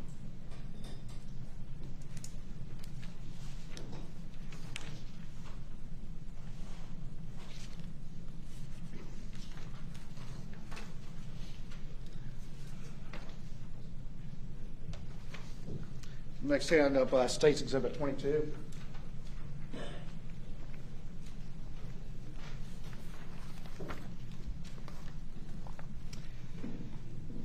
Your Honor, this is the matter involving Chris Wilson. And as Your Honor will recall, Mr. Murdaugh had split this case with his friend Chris Wilson and another attorney. They had tried the case in, I believe, December of 2020, and bench tried it and had received a sizable recovery in the early months of 2021. Mr. Murdaugh, again, was in a desperate position needing cash and could not have these fees go into the firm because, again, the way the firm payment structure worked would be that he would not receive the majority of that money until the end of 2021 when the firm paid its overhead, settled up on its agreement, and then split up the remaining monies based on each attorney's individual contribution to that year's revenue. And ultimately, he had, on March 10th, 2021, a check cut for $192,000, March 23rd, 2021, $375,000, and April 20th, 2021 for $225,000, and had those all made out from the Chris Wilson's trust account representing the fees that should have gone to the firm, and had those made out to him personally and deposited it and spent for his own personal use. And it was those particular checks that led to, when the expenses came in, led to the whole inquiry from the firm, PMPED, back to Chris Wilson's office on where are the fees? Where are the fees? We got the expense check. And Your Honor, of course, has heard testimony about that issue percolating and the fact that it was even discussed on June 7th, 2021. And after June 7th, 2021, of course, no one was really paying attention to those matters anymore for a number of months. And one of the things that Mr. Murdaugh was able to do was borrow money from a law partner, and was able to borrow money from the bank, and got $600,000 and sent that back to Chris Wilson, and then told Chris Wilson a lie. Pretty much said, hey, I got some things moving around. I'm going to send you the $600 right now. I'll get you the $192. But can you go ahead and tell the firm that all that money is in your trust account, which would solve the problem, because then that would stop the inquiry. And so ultimately that happened. Chris Wilson sent an email and said, those monies are in my trust account. And when, of course, everything crashed and burned following Labor Day of 2021, Mr. Wilson confronted Mr. Murdaugh, and Mr. Murdaugh admitted that he had been stealing and admitted that he didn't have that $192,000. And ultimately, those were the basis for the indictments in 2021 GS 4728, counts 1, which represents the diversion of the fees from the firm of $792,000, pleading to false pretenses on that for a 10-year sentence, and then count 7 representing that 192, not to double count it, but representing the 192 that he defrauded his friend Chris Wilson out of, and that's false pretenses to which he's agreeing to a 10-year sentence.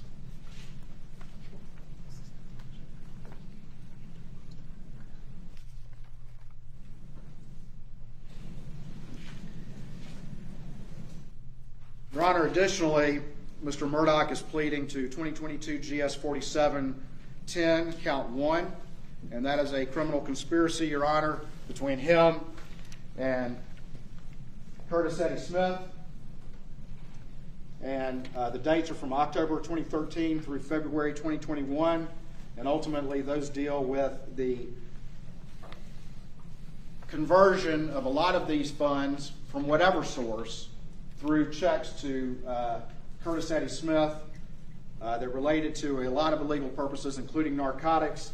That total being at least $2,413,754.79.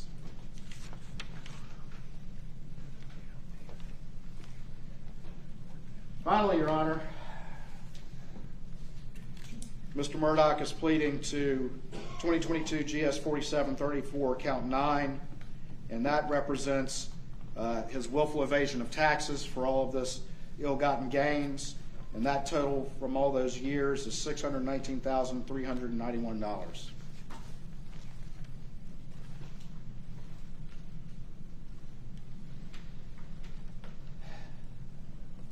Those are the crimes to which he's pleading here today and the result of the exhaustive investigation that's been done here.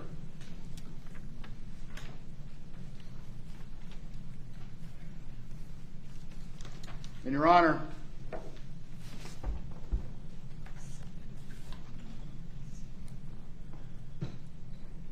there were 101 offenses.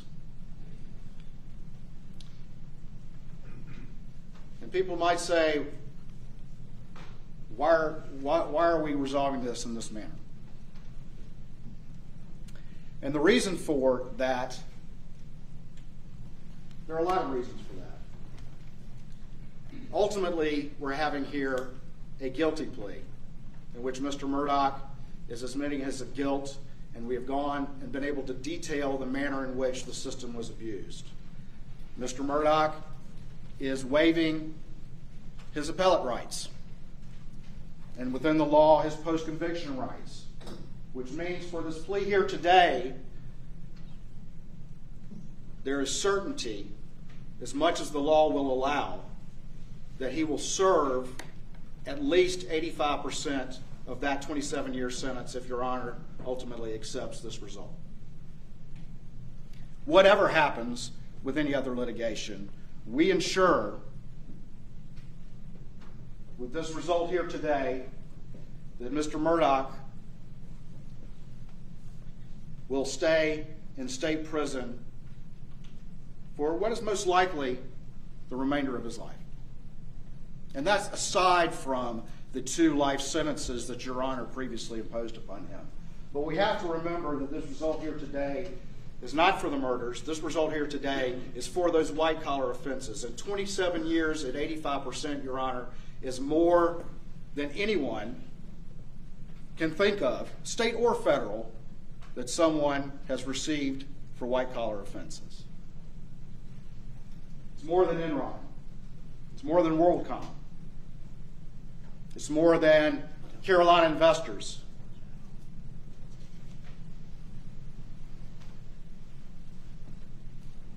It represents a singular accountability for white-collar offenses, the likes of which no one can find another example, state or federal, throughout the country. It spares a lot of these smaller counties what Colleton County already had to endure, and that is the expense in some of these smaller counties with less resources of these trials. It spares these victims those trials and gives them accountability here today, and means that ultimately we can be assured that there is an accountability for Mr. Murdaugh solely for the white collar, unlike anything anyone has seen. And we can be assured that he's not leaving state prison. He's staying in South Carolina State Prison where he belongs, because these were South Carolina crimes committed in South Carolina courtrooms, just like this one here, and South Carolina state court actions before South Carolina judges, just like you, Your Honor.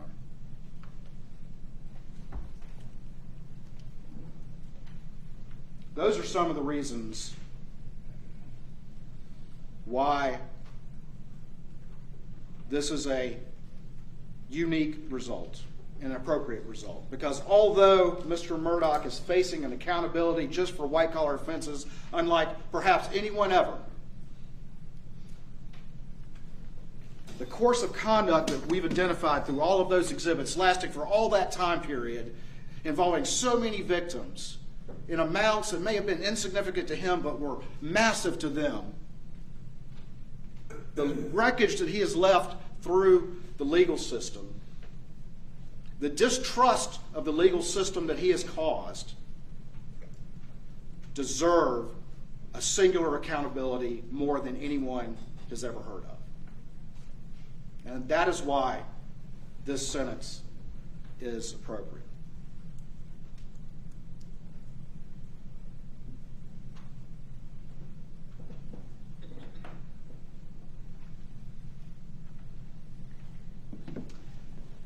Ultimately, the firm, PMPED, who I mentioned, has been very cooperative with this investigation. The bank has been very cooperative with this investigation.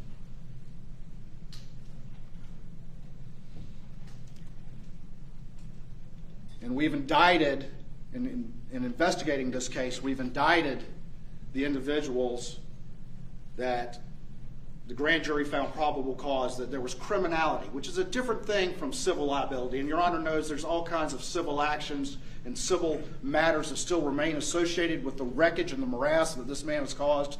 And that is not, all of that is not for this courtroom here today. This is to resolve criminality. And ultimately, the firm has paid net amounts back to the victims that I've discussed here today. And that is not to say that those victims may still have claims outstanding. It is only to say that they have paid back net amounts. And in many instances, that would be the exact amount that Alex stole from them. Not dealing with other issues that may be out there, like the loss of the money for all that period of time, or the appropriateness of attorney's fees, or things like that. Those are for a different forum. The firm has, though, cooperated. The firm has paid those net amounts back to those victims so that none of them are currently empty-handed. Doesn't mean that anyone was ever made whole by what this man has done, because I don't know that that's possible. Ultimately, Your Honor, I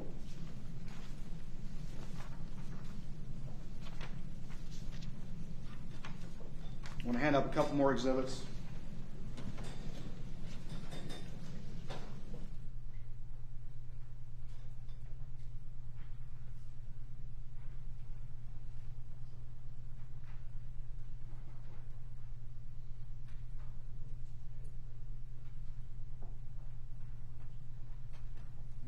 This is simply a sheet that has been provided by the law firm, going through a number of those victims, monies that they have paid, those net amounts, other costs to them. And again, this is not to settle on a restitutionary figure. This is just to give Your Honor an example of some of the expenditures that are out there. And I've discussed this with the defense. I'm giving these figures up to Your Honor, but assuming that this plea gets accepted here today, our plan is to ultimately work with the defense and with all the various parties to come up with a figure that is appropriate for a restitutionary amount, even though we all know that in the end, the well is dry, and the well was bled dry by this man.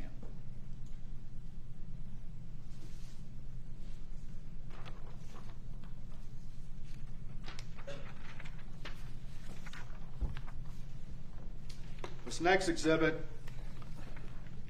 details the tax liability and the amounts I identified before, representing the loss to the state of South Carolina for the tax revenue.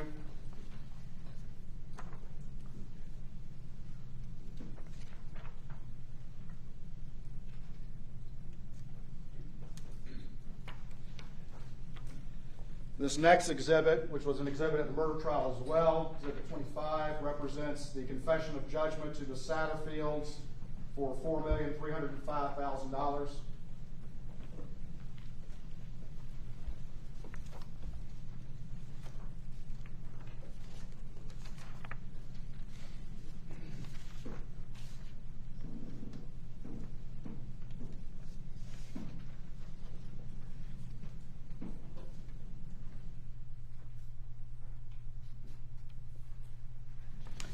The final two exhibits are sort of summaries of some of that related to the criminality in this courtroom today. And again, I want to be clear, the criminality in this courtroom today is to address the victims for which there were indictments and not to address all the claims that may be out there, all the claims that some of these victims may have, all the claims that the parties may have with each other. That's not the purpose of a criminal proceeding, but this is an effort for today's purposes, for acceptance of this plea, for exposure to the world of the extent of damage wrought by Alec Murdaugh, to put some numbers on it. And if we look at that first example, if we look at those various factors that I've identified, we see a total of $12,425,254.32.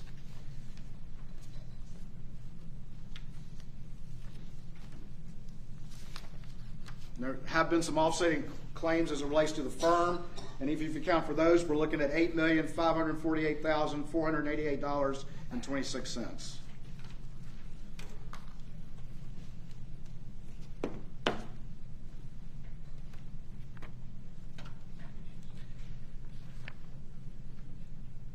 To say numbers like that out loud, to detail these involved schemes for this period of time,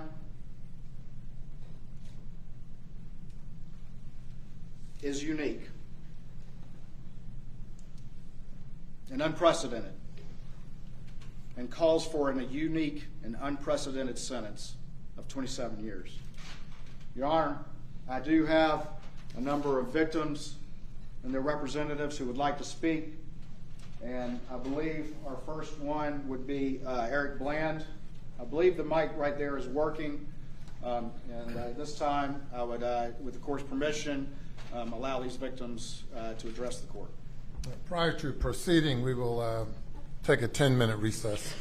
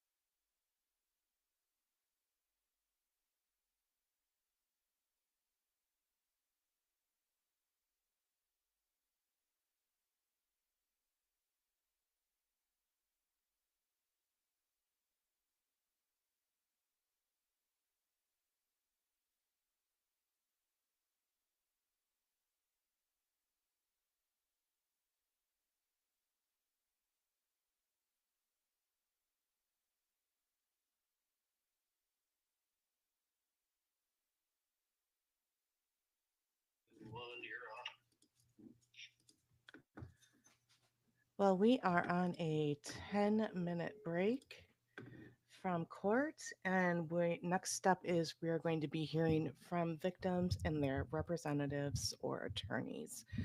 So Creighton Waters, the lead prosecutor, did get you could hear Dylan in there. Um, did get his his view, got all of his words in. So again, now we'll be waiting here from, I think Eric Bland's going to be up first. He'll be speaking on behalf of the Satterfield boys, as well as Elena and Hannah Plyler. I believe I saw the Arthur Badger family in the audience in the courtroom as well. So it'll be interesting to hear what they have to say. This is their opportunity to speak to how Alex's crimes affected them.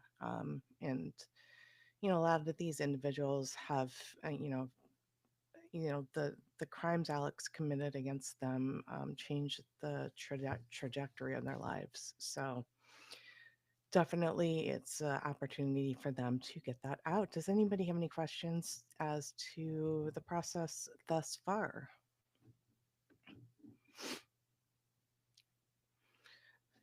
So after all of this, everything legally will be settled for Alex, except for the potential retrial of his murder convictions. We'll be waiting to hear on a new judge regarding that, as well as if the new judge believes an evidentiary hearing is necessary. The other thing we'll be waiting to hear, the other thing that has not been settled with this guilty plea are the charges related to the roadside shooting out of Hampton County.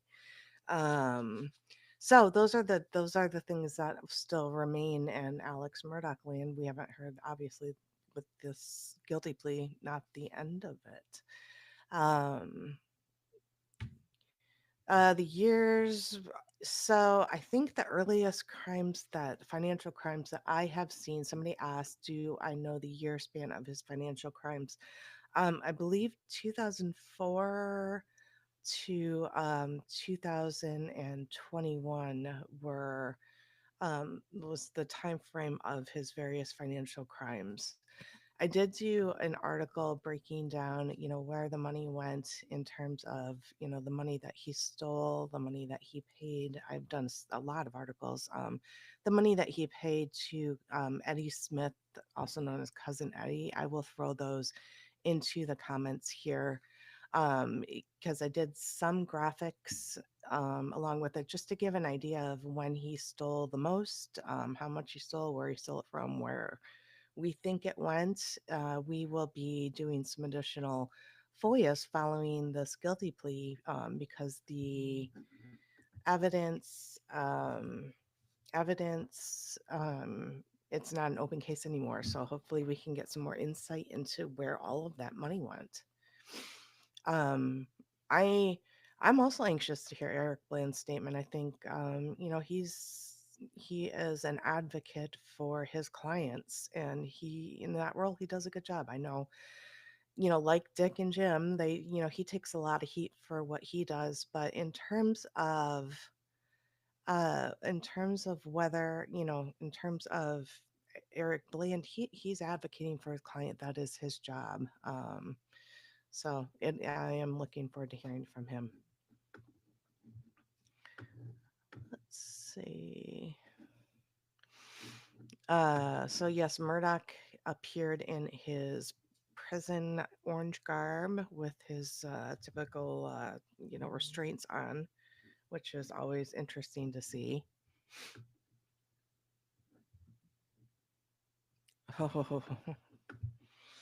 I'm trying to read through the comments, see if anybody has questions. So yeah, the deal that's on the table is Alex is pleading guilty to all of these state crimes. Oh yeah, we do have the federal trials. Thanks, Ben. Yeah, we do still have. He pled guilty to all of the federal charges against him, and we are awaiting sentencing on that, I believe. Um, but yeah, so 27 years, of which he has to serve 85%, is the deal on the table with this guilty plea. What are my thoughts on Becky? My thoughts on Becky are complicated. Um, I'm struggling because, during the trial we did get to know her Because as the clerk of court, she managed a lot of the media stuff. So it's hard to see all of these allegations lobbed against her. I'm waiting to hear proof and trying to cover it as objectively as possible. Yes, Judge Newman can deny the plea. I think with all of the victims being in court on board and giving their victim statements, I'm hoping, anything's possible. It's Alex Murdaugh, but yeah, he could deny the plea, but I think probably we would have. I don't think he would have let us get this far into the process before announcing that that was his intention. One thing I've learned about Judge Newman is that he is fair, and I don't think he would have dragged all the victims in to give these statements just to deny the plea that was on the table. So a lot of people ask ahead of these hearings if they're open to the public. They are all open to the public. So if you're local and want to attend, you're always welcome to. I always recommend with Murdaugh to get there a little early, though. I haven't noticed, the courtroom being as crowded as it was during the murder trial between January and March. But yeah, it's court hearings are open to the public. Mm.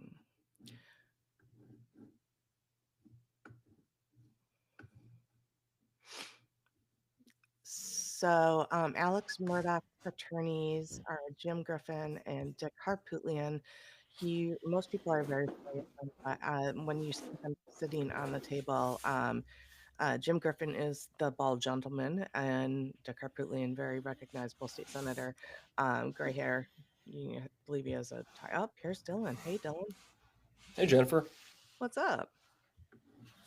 You said you wanted some company, so I hopped in. I was like, somebody hop in and chat with me. Yeah, Will's otherwise disposed, so here I am. Eating his lunch or something in court. Who knows? He's talking to a source. How do you think it's going?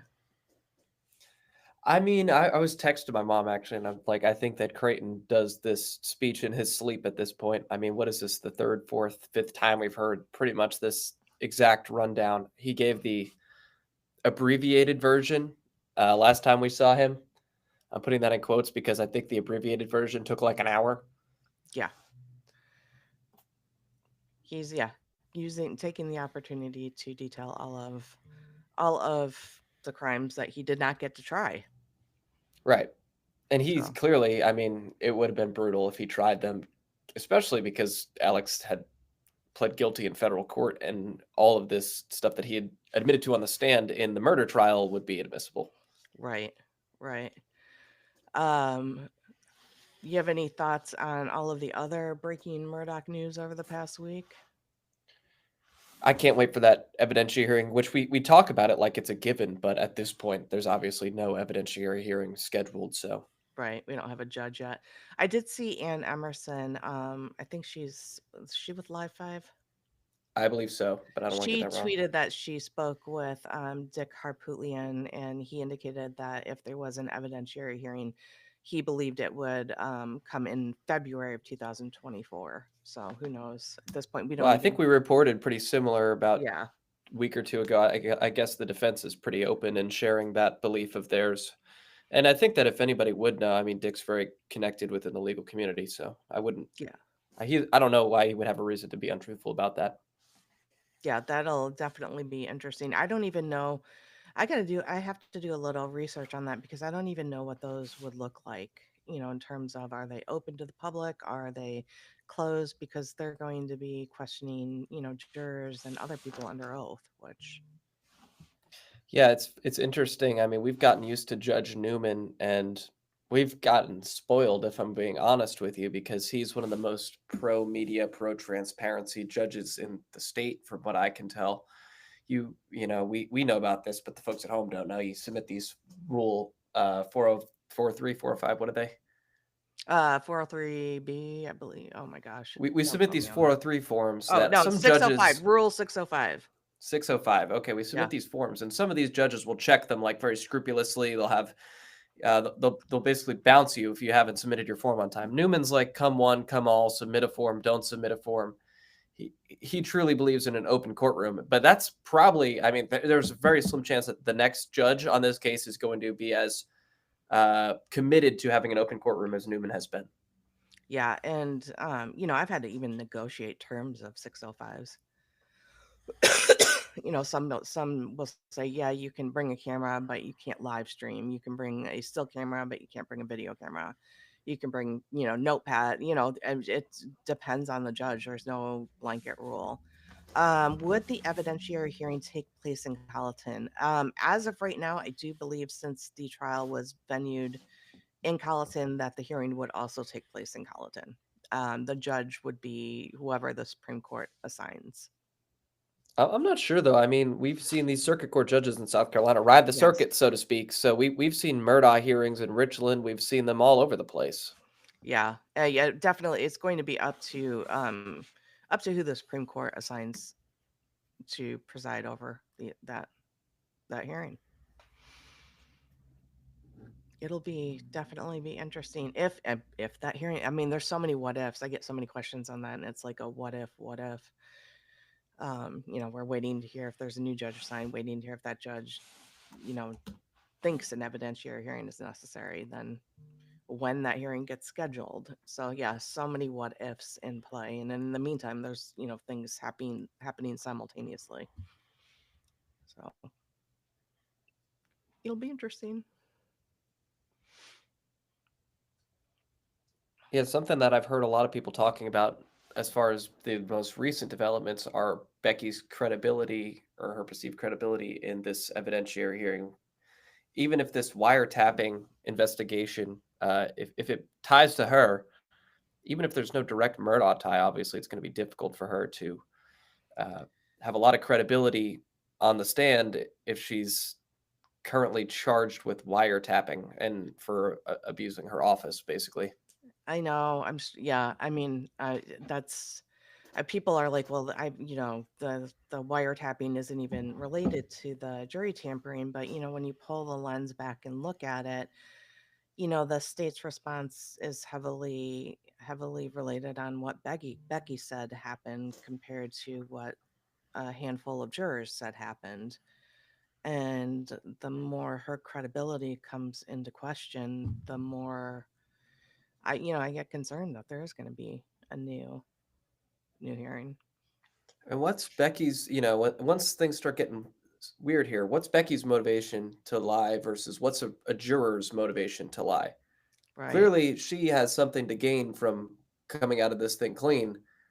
The jurors, I don't see them having very much of a reason to go one way or the other. Right. It's definitely, I try to pull back and like look at why would somebody do this? Why would somebody do that? And then try not to speculate too much. It's definitely going to be interesting.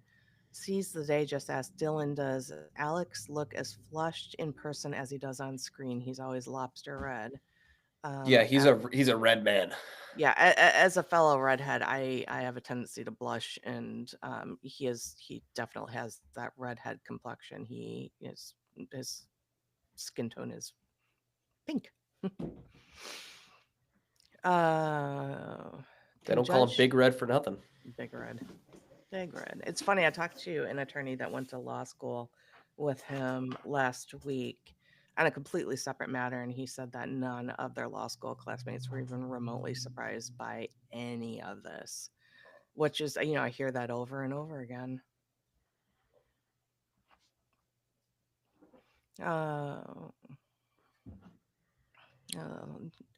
Can Judge Newman have Mudaugh serve 100% of the 27 years and deny the 85%? I think I don't know the 100. I don't 100% know if this answer is correct. If there's a lawyer on here who knows for sure, but I think I think Judge Newman has to accept the sentencing that they negotiated in whole or reject the guilty plea altogether. Um, yeah, landlady egg juror is a wild story on its own. The people like. I think sometimes when people hop into the Murdaugh stuff late, they don't realize like there's so much stuff that happened in this case in this story that is just crazy. Egg lady, the bomb threat during the trial, like the whole trial was wild. And let's just jump back into the egg juror here. This is something that it's certainly a very questionable situation. We still don't know all the details of what happened here. But I say it's a questionable situation because it sure sounds like the folks who were leading the investigation into Alex are possibly the same individuals who identified the egg juror as somebody who shouldn't be on the jury, and then facilitated that person's removal. And that's really important because, it was the jury count as far as how people were thinking on that jury. There was a porous court, and people knew things that they probably shouldn't have known. And it is not unbelievable to me at all that Sled wouldn't have known this juror is not going to convict Alex. And so if they don't end up getting a new trial on just the stuff that they've already brought to the arena, I would bet a lot of money that Dick and Jim will walk right down that road and they will pant Sled and embarrass them. And I think that they're almost offering this opportunity to get a new trial without going down that very uncomfortable road for everybody involved, because that would then call Judge Newman up onto the stand and make some things that you don't want to. And by the way, they were filing these motions in front of Judge Newman until very recently, so of course they didn't want to go down that egg juror road because that would implicate him. So now that he's out of the picture, I could see things going a lot farther down that egg juror road. So for those of y'all who are kind of wondering where this could go in the next 6 months, I would definitely keep your eye on that situation. That whole situation to me has made me very uncomfortable. It made me very uncomfortable the moment it happened. Yeah.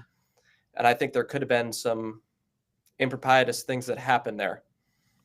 Yeah, it's just the whole thing is just, I've never seen anything like it. It's just, it just keeps getting more questionable. And I try to pull back and think about it objectively. And I'm like, it's still just so weird. This is not normal. Yeah, the folks in the chat are saying stop playing with your hair. I agree. It's annoying. I was doing it too much. Guys, I've been sitting here not looking at myself all day, and then I just came on camera and I'm like, oh my God, I look like I stuck my finger in an electrical socket. I know. But I think I got it. I got it down now. Jennifer's hair's been good the whole time. Oh no, like I can see the frizz. I can see like You only realize how much of a mess you look like when you turn the camera on. I know. I've been sitting here doing the nerd stuff behind the scenes all day. So anyway, enough talk of that. Yeah, if they go back to court, we'll probably switch off even if it's they're just pointing it up at the ceiling right now, the camera. So I figure y'all would rather see our ugly mugs. But somebody just asked if the clerk's son works for the courts too. So Becky Hill's son, Jeffrey Colton Hill, he's professionally known as Jeff, and his family and friends call him Colt. He is the director. Well, was the director of, I think, was it communications? Information technology, and he was making like $90,000 a year, so pretty good gig in Walterboro. For Colleton County. So I don't know that it was necessarily for the courthouse. But yeah, it was a great gig. Jennifer, they're coming back. I think it might be our time to run. All right. We will see you after the hearing. Thank you. You may be seated.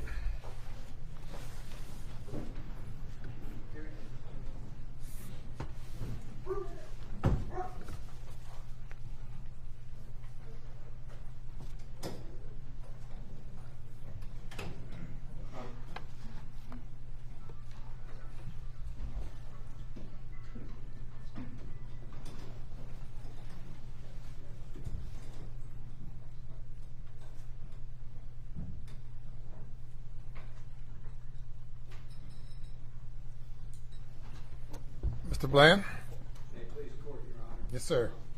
Before I get started, I'd like to thank you for all the time and attention that you put into these cases over the last 2 years. A lot of personal sacrifice, a lot of ups and downs, and just on behalf of the families that I represent and my partner Ronnie Richter represents, just want to thank you. I also want to thank Attorney General Alan Wilson and Assistant Attorney General Creighton Waters, who is just a tremendous ambassador of justice. They've had a dogged pursuit of Alex Murdaugh in these cases, both the financial and obviously the murder cases, and Creighton is just a tremendous public servant. This day, Your Honor, was coming for 2 years, and we're happy it's here today. I just want you to know that we are satisfied that this is a very, very strong sentence that has been agreed to by the parties. It sends a clarion bell signal to not only attorneys, but to anybody who wants to victimize the vulnerable. This was predatory behavior. This wasn't Enron, it wasn't WorldCom, it wasn't stealing money from faceless people, from shareholders. This was Alex Murdaugh stealing money from those that were closest to him. Gloria Satterfield, who broke bread with him and his family for 22 years, helped raise his kids. Jordan Jenks, that you'll hear from, lifelong friend since they were 8 years old, grew up, played ball together. This is close theft. This is the unicorn of all thefts. And, you know, he's on the Mount Rushmore of all criminals. He hit for the cycle. You know, he's convicted of money laundering, convicting of conspiracy, convicting of fraud, and most importantly, hit the home run. He was convicted of double murder. This is somebody that has tarnished our legal profession and tarnished our state. And, you know, we spent the past 2 years focusing on Mr. Murdaugh, but today is when we focus on the victims and the impact that his actions have had on victims. I met you for the first time at the bond hearing in October of 2021. I had never had the honor of appearing before you. And during that hearing, I said to you that Mr. Murdaugh needs to drink from the same cup of justice that every other criminal defendant has to drink from in our state. And I think today he's getting that full cup. It's served hot. And I'm very proud of what our state has done. But now let's focus on the victims. My partner Ronnie and I have had the pleasure of representing Tony Satterfield and Brian Harriet, along with the siblings of Gloria Satterfield. We've represented Alicia and Hannah Plyler, two sisters that you've heard about that were victimized by Alex Murdaugh. Jordan Jenks. We represented Sandra Manning. Nobody ever heard of Sandra Manning. She was the sister of Gloria Satterfield. $28,000 was missing. She was also a victim of Alex Murdaugh. We've represented Blake Hodge. Now, we've heard a lot of cases that talk about money theft, but there's a whole slew of other cases out there that deal with Mr. Murdaugh taking their cases. Blake Hodge was a paraplegic. And guess what he didn't do? He didn't file their cases on time. And case was lost on the statute of limitations. Those are victims too. We've represented Melvick Edwards, who's the father of Hakeem Pickney. We've talked a lot about Mrs. Pickney and Hakeem, but Hakeem had a father, Melvick Edwards. And there are some issues that concern that. So now I'm going to focus on Gloria Satterfield, because that was the trial that we would be doing yesterday. We were going to start this trial. And Gloria, you know, I get very frustrated when I hear that she was just a housekeeper. She was so much more than that. I think Alex would agree she was so much more than that. She helped raise their kids, of Maggie and Alex's kids, Paul and Buster. She was a good woman. She was a good mother to Brian and Tony. And Alex exploited that woman, the woman who was in his house, the woman who helped raise his kids. He exhibited this type of predatory behavior where these people are not as educated as he was and is as a former lawyer. And he knew that they had something valuable. And he believed that their cases were his cases instead of the cases belonging to the client. So I'm going to introduce Brian Harriet I'm going to introduce Tony Satterfield to the court and to everybody here. They're wonderful kids. They're glorious kids. Brian is a wonderful man, but he's a vulnerable adult. And Alex Murdaugh took advantage of this vulnerable adult. And it gnaws at me. And when I heard Mr. Wooders get up and go through the litany of crimes, I got nauseous. I'm sure I'm not the only one that got nauseous here. And so let's not delude ourselves. He's not just guilty of 22 crimes. He's guilty of all 102 of those crimes. And he will live knowing that he is guilty of those crimes. These boys, these men are wonderful Christian men, but their death of their mother was used to steal, to enrich himself at their expense. And you know, I heard when he pled guilty, I wasn't in the courtroom a couple weeks ago, he used the words, "I wrongfully obtained." That's not wrongfully obtained. He stole. Use the right word. He was a thief. He used the word and said, "I misrepresented." No, you didn't misrepresent. You lied. That's what we have to talk about in this courtroom. He was a thief, and he stole, and he lied to these clients, those that are closest to him. He lied to his law partners. He lied to his own brother. $3.5 million of the $4.3 million that was recovered on behalf of the death of Gloria Satterfield, he stole. He took. And you heard Mr. Wooders, there's Mrs. Pickney coming in the courtroom. You heard Mr. Wooders say, he stole every dime, everything, every last penny from them. And, you know, I heard it said that, you know, Alex said 2 weeks ago, I'm really happy that I'm finally able to be pleading guilty, that I've been wanting to do this since September of 2021. No. You need to hear, Your Honor, what he has done since September of 2021 in order not to have accountability and in order not to accept responsibility for what he did. When we had the bond hearing, after the bond hearing, his lawyers said in a gaggle that the Satterfields should look to others to get their money. They shouldn't look to Alex, that there's other people that are responsible for that. That was the start. We sued him civilly.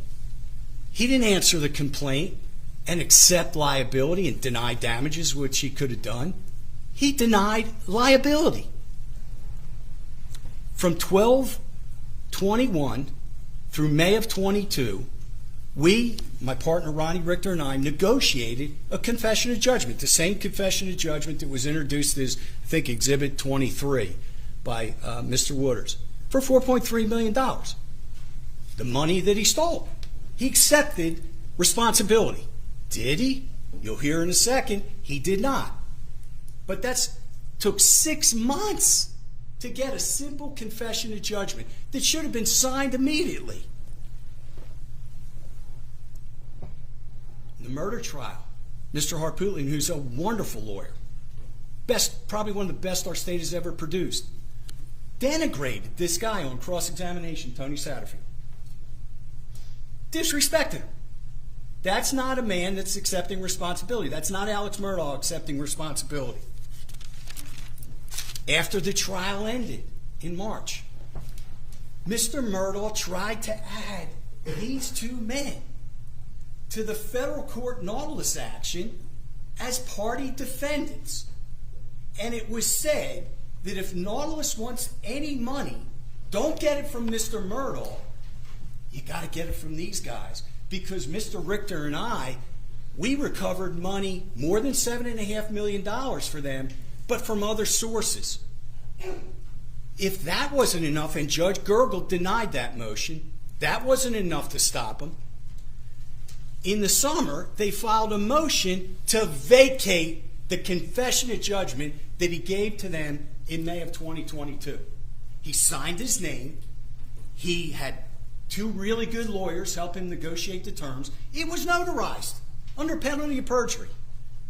But then he went and filed a motion in our state court trying to vacate that confession of judgment.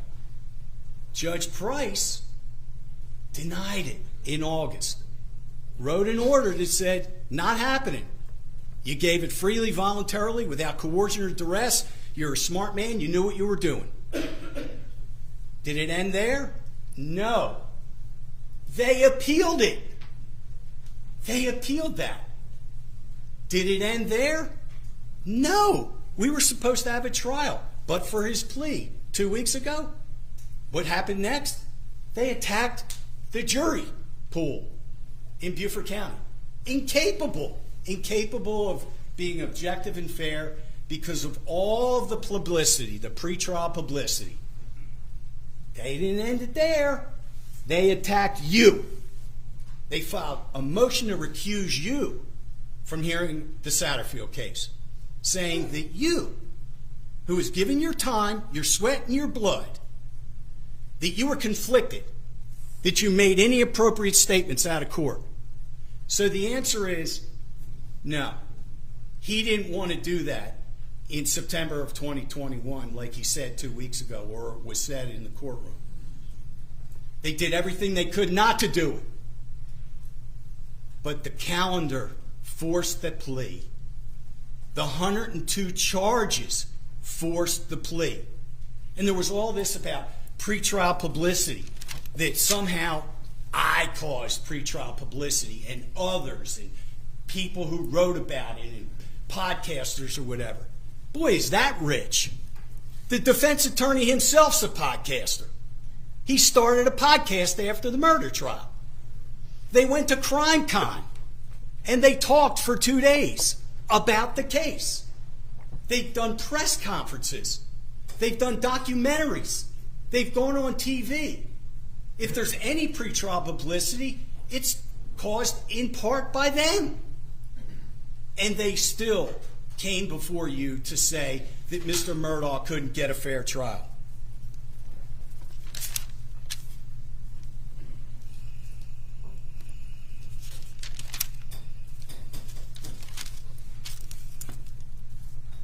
These victims' lives have been permanently altered. Let's focus on them. These are people that lost their mother, that lost their sister. The Plyler sisters lost their mother and brother. Arthur Badger lost his wife and was left to raise 5 kids. And you heard $1.3 million. He didn't get that money for 10 years. Do you know what it would have meant to that man to raise 5 kids with an additional $1.3 million? Thomas Moore, that Mr. Wooders talked about, a state trooper. He stole $125,000 from a state trooper. The man needed the money to retire. He couldn't retire because he had to pay back medical bills because he didn't have the $125,000. Please, George, Your Honor, I hate to interrupt this, especially since I'm one of the best lawyers that the state has ever produced. But he's talking about other people's clients now. I'd ask the court restrict him to his clients. Thank you. All right.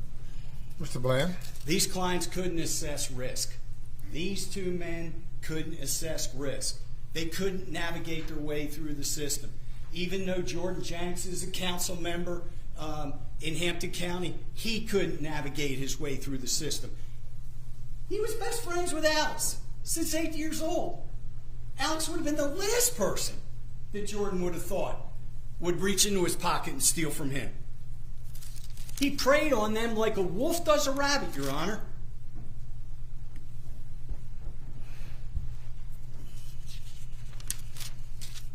Being a lawyer is everything to my partner and me. 35 years we've spent helping people. Every one of these lawyers here, Jim May, Justin Bamberg, Mark Tinsley, we do it because we love to help our clients. It's a sacred trust. None of us ever look at our client's case as a piggy bank. He did it for 16 years. Now, I even disagree with the state. The state tags the number at $8.5 million. No. The federal government tags it at $10.5 million he stole. It isn't a white-collar crime. It's a red-collar crime. It's a red-collar crime because it includes lack of remorse, just a systematic pattern of taking from clients, taking from the Satterfields, taking from the Jenks, taking from the Plylers, taking from the Mannings. It never stopped. The only reason it stopped was because of the boating accident, or it would have continued. Every client was transactional. And he has done more damage to our profession. All the lawyer jokes that we lie, we steal, we double deal, we go back in chambers with you, and we cut deals behind our clients' back. He sent us back generations. Our state was a laughingstock until you got a hold of that murder case. So now the Satterfields have a judgment. It's in stone. They withdrew their appeal. My clients want their money, Mr. Murdaugh. When do you plan on paying it? They want that $4.3 million.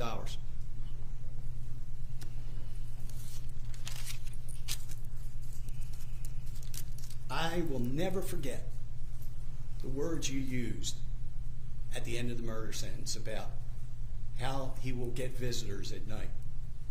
It pierced me. And I'm here to tell you that Gloria Satterfield will visit him. That Alania Plyler and Hannah Plyler's mother and brother will visit him. All these people will visit him and let him know that it wasn't okay that he that he used their trust and misused their trust, that he stole money from them. He will see them and they will visit him, and I hope they do. Because not only did he hurt these people, he hurt his whole family.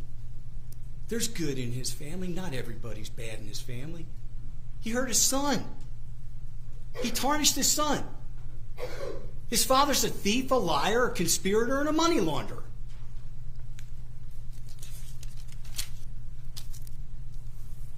So, in closing, I would like to thank you, Your Honor, for all the time you've given. I'd like to thank, again, the state. I want you to know that I am proud of the sentence. Yes, I wish it was more. We all wish it was more. But 27 years, doing 85% of his time, so that these fine people don't have to get up on the stand and be victimized over and over again, subjected to humiliating cross-examination. I think the finality of that is good, because I'm confident in a lot of the dominoes falling where they should. Don't forget, Judge Gergel still has a sentence coming, and it could be a consecutive sentence, so that if he lives long enough to get out of state court, forgetting about the double murder charge, but if he lives long enough and he walks out of state court and it's a consecutive sentence, he's going to walk to a federal prison. And I feel good that he will never breathe a fresh breath of air ever again. So on behalf of my clients, Your Honor, I thank you for giving me the opportunity. I think my partner wants to say just a very brief word. I appreciate your time. Sir, thank you.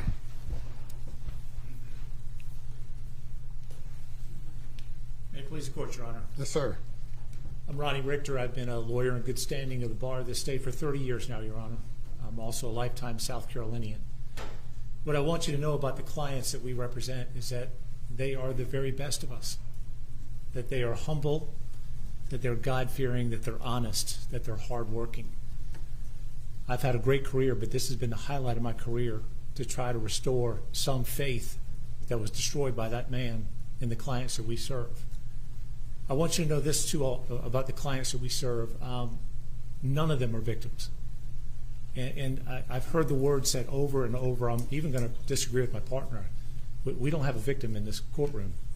The word connotes that some accident has happened, that some misfortune has befallen them, that they are not victims. Prey, Your Honor. Prey is hunted. Prey is hunted by predators. Prey is taken when it's at its most vulnerable. By any way of looking at what happened here, the people we represent are not victims. They are prey. And that man across the courtroom, by any measure, is a predator. And when I say to you that these folks represent the best of us, and I look across the aisle and I see Alec there, who was once a contemporary of ours, all I can think to myself is, for all the power, the privilege, the entitlement that he was born into, that, I mean, for God's sake, all that was ever asked of the man is that you wake up and be Alec Murdaugh every day. To have taken it so afoul is hard to reconcile. He's made his behavior complicated, but we figured out what he's done. He's tried to hide his true nature from us, but we figured out who he is. So the only question we're left with is why. And I'll suggest to the court this answer. It doesn't matter, because the only person who can answer that question is Alec Murdaugh, and he's demonstrated himself to be quite the cunning liar. Your Honor, in the opening, I heard Mr. Arputlian say something about T-shirts and bobbleheads, and that is unquestionably a shot at my partner, Eric Bland, and I do want to address that to the court. I want you to know, Your Honor, that my partner has gained some very well-deserved notoriety for his courageous representation of our clients, and that, yes, he has sold T-shirts and other merchandise, and that all of those proceeds have gone to charities, including the Wounded Warrior Project and others. No one came here today to sell a T-shirt. We came here today to finish a job. We came here today for justice. And we trust you, Your Honor, and we trust this court. We thank Creighton Walters and his excellent team for the work they've done in this case. Thank you. Thank you. Okay. Tony Satterfield would just like to say briefly. Yes, sir. Mr. Morning, Your Satterfield. Honor. I do have one request. Do you mind if I face that way? That'd be fine. Because when I talk to people, I like facing who I'm talking to. Thank you. I really don't have words. You lied. You cheated. You stole. You betrayed me and my family and everybody else. And you did it at a cost of my mom's death, first of all. A couple Octobers ago, you wrote a half-hearted I'm sorry letter, which was half-hearted because your actions did not follow through that you were really sorry. So I'm going to read you. I have an apology. I'm sorry that you feel like you had to betray us, steal from us, cheat us, and lie to us. I'm sorry that your family has to now go through what they're going to have to go through the rest of their life because of your actions, of what you did. I want you to know that I forgive you. I will pray for you every day, that God get the hold of your heart. And you may not know the gospel, so I'm going to share it with you. The gospel is the death, the burial, and resurrection of Jesus. That's how people are able to forgive people and able to do right and able to pray for those who hurt them and do things to them. So my heart is with you. My prayers are with you, and I just wish the best for you.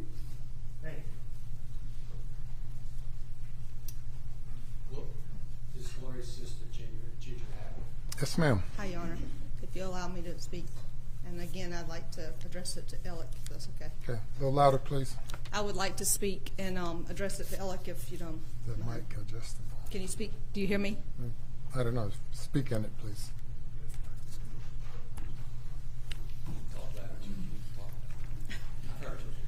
Can you hear me now? You hear me Yes. now? Now you hear me? Okay. Alec, Gloria worked very hard for you for 20 years, you and your family. She loved Buster and Paul as her own.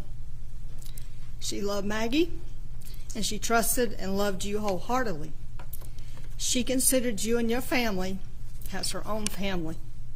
To have her loyalty and love and trust betrayed by you is very hard for our family to understand. We just will never understand.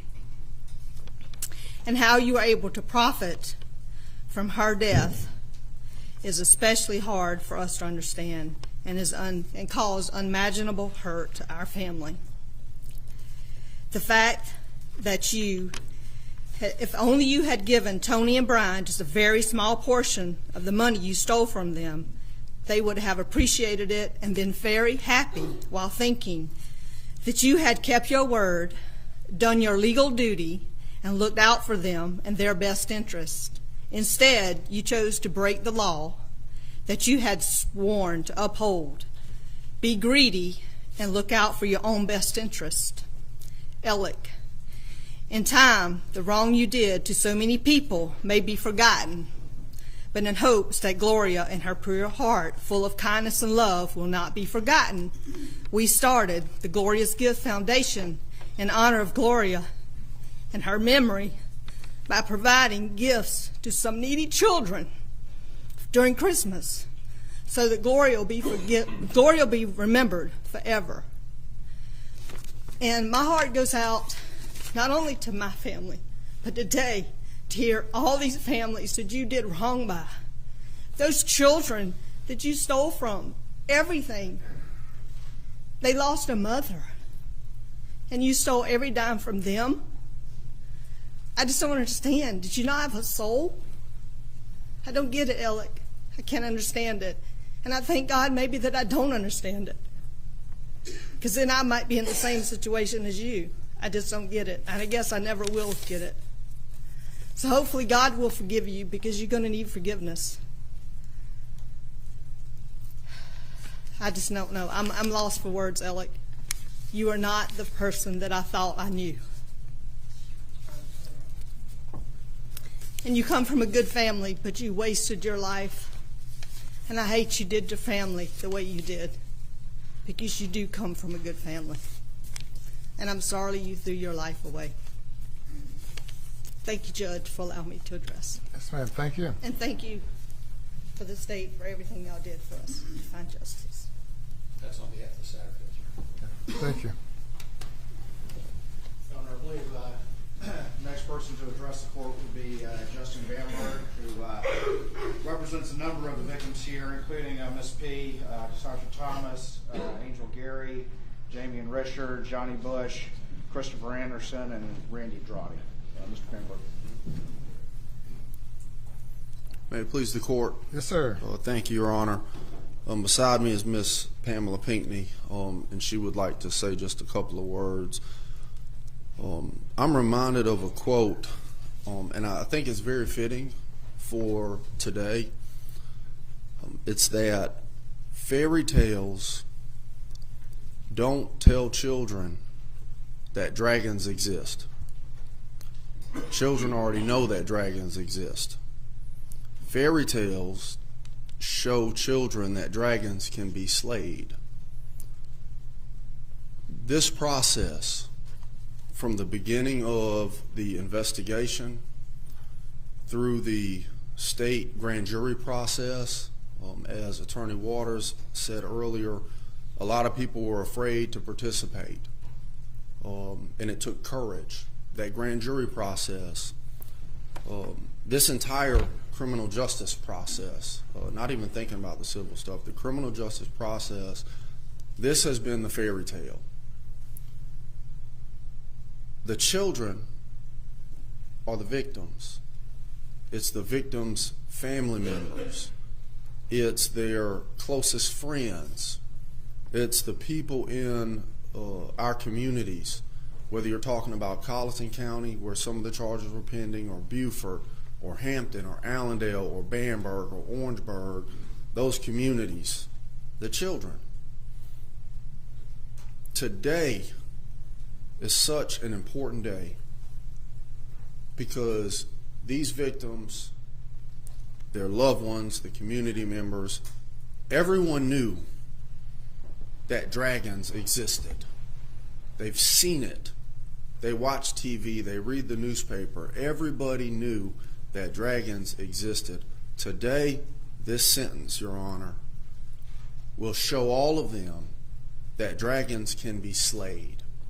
And that is important in our society. With regards to the sentence, and it's tough to reach a decision in talking with the clients and explaining them what the options are, we support the sentence. It is a lot of time in the quote-unquote legal white-collar arena, But there's another aspect to this.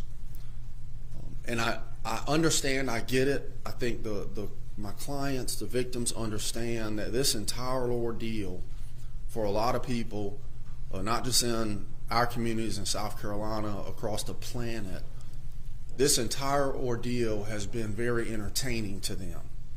And I don't say that in a negative light. They're not involved. It wasn't their mother who died. They didn't have to bury their son, right? There's a reason Law and Order is one of the #1 most watched shows that's ever been on television. It is entertaining to them. But for a lot of people, this has been one of the worst nightmares, the worst fairy tale that anybody could ever actually have to live. And it needs to come to an end. Again, one of the most amazing things that I have seen from my clients is the degree of grace. What's the saying? Act justly, love mercy, and walk humbly with your God. And a lot of them live by that. There are people who would have every reason and right to hate this man for betraying them, for what he did to their families. It's not just about money. These are not just names on a piece of paper or commas and decimal points. This was money that they needed for their lives. I believe there were victims who ended up getting put out on the street when their money got taken. If they had a reason to hate him or hate anybody, they would be justified. But the degree of grace and mercy that they have displayed by forgiving him, because that is their religious belief, and they stand on that. They don't just say that. They don't just do what Alec did and say, I have your back, or say this and do something else. They stand on that. And although they have every reason to be selfish as it pertains to the pursuit of accountability, the pursuit of justice against an individual who truly does not deserve grace from the criminal justice system, does not deserve any benefits from the criminal justice system, they're still willing to think about other people. And Your Honor, you know I come from Bamberg County. We're one of the smallest, poorest counties in this state, filled with good, hard-working people, much like all of the people that Alec victimized. Folks in Hampton County, folks in Allendale County, where literally you try to wake up, do the best you can do, keep a roof over your head, food in your fridge, and a couple of presents under the tree at Christmas time. These victims are also thinking about those communities, their neighbors. The reality is that if Alec were to have individual trials on all of these charges, these victims' neighbors and friends and community members would also begin to suffer, because those local governments, poor little Bamberg County, Allendale County, Hampton County, they're the ones who have to pay for it. The victims recognize that. I, as an attorney, recognize that. And based on the plea and the time that Alec is going to be sentenced, we understand. And there is a degree of value in finality. There is a degree of value for not just these victims, but these communities and the criminal justice system, to be able to actually see the dragon be slayed in this courtroom and sentenced to prison for what will effectively be the rest of his natural life. It's no secret how tough SCDC is. People generally age a lot faster in there, and that's not something I celebrate. I don't say this excited and happy to be here. As a lawyer, I hate looking at Alec and seeing a former attorney sit there. I hate it. I hate to see somebody from our neck of the woods sit there. I don't celebrate that. This process has sucked. If it wasn't for the commitment to shining light on things and standing up for folks like Ms. Pinckney and others who needed it, I personally don't know how I would have made it through the process, because it's not enjoyable.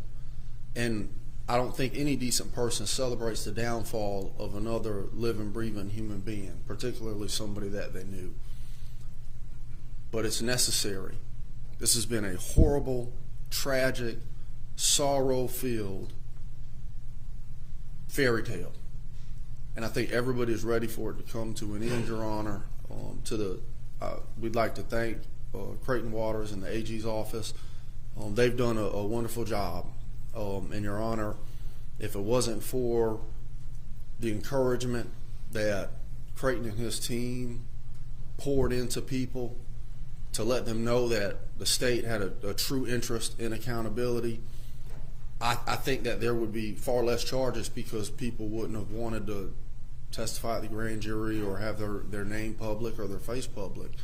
And there's a lot to be said for that. Today will make our system better. It will bring closure. And ideally, it will deter others. You know, there's a whole nother discussion that can be had with regards to the fact that 27 years in prison is a very, very large, as you heard, if not the largest amount of time someone labeled a white-collar criminal could get in prison. But that's more so of a American criminal justice system discussion compared to some of the other offenses. But here today, I think that is a win. My clients support finality here, and I'd just like to thank you for all your time and attention that you have given this particular case. And at this point, I think Ms. Pinckney has something that she would like to say. Ms. Pinckney. Good afternoon, Your Honor. Good afternoon. To Mr. Murdaugh, because I am an ordained evangelist and I have Christ in my life. The 23rd Psalm says, Thou preparest the table before me. No, the Lord is my shepherd. I shall not want. He maketh me to lie down in green pastures. He leads me beside the still waters. Yea, though I walk through the valley of the shadow of death, I will fear no evil, for thou art is with me. Thy rod and thy staff, they comfort me. Surely goodness and mercy shall follow me all the days of my life. And because of what you did to me, I thank God for giving me strength to get through what I went through. Because without God, I wouldn't be here. And to you, Alex Murdaugh, I never thought that you would betray me and did me and my family the way we did, the way we was done at a vulnerable time in our life, at our lowest estate.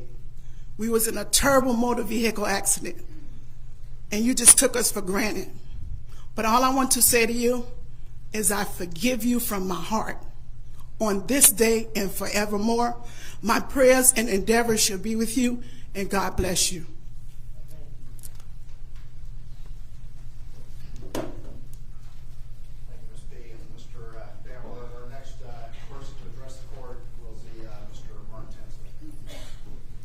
Good afternoon, Your Honor. The longer I do this, the more I realize I don't know. I don't practice in this courtroom in terms of criminal defense cases. I don't understand why the label of a white-collar crime is given to these crimes, to the predatory acts that befell all of these people. The money that they were owed was owed because of blood, sweat, and tears. Hakeem Pinckney needed his money.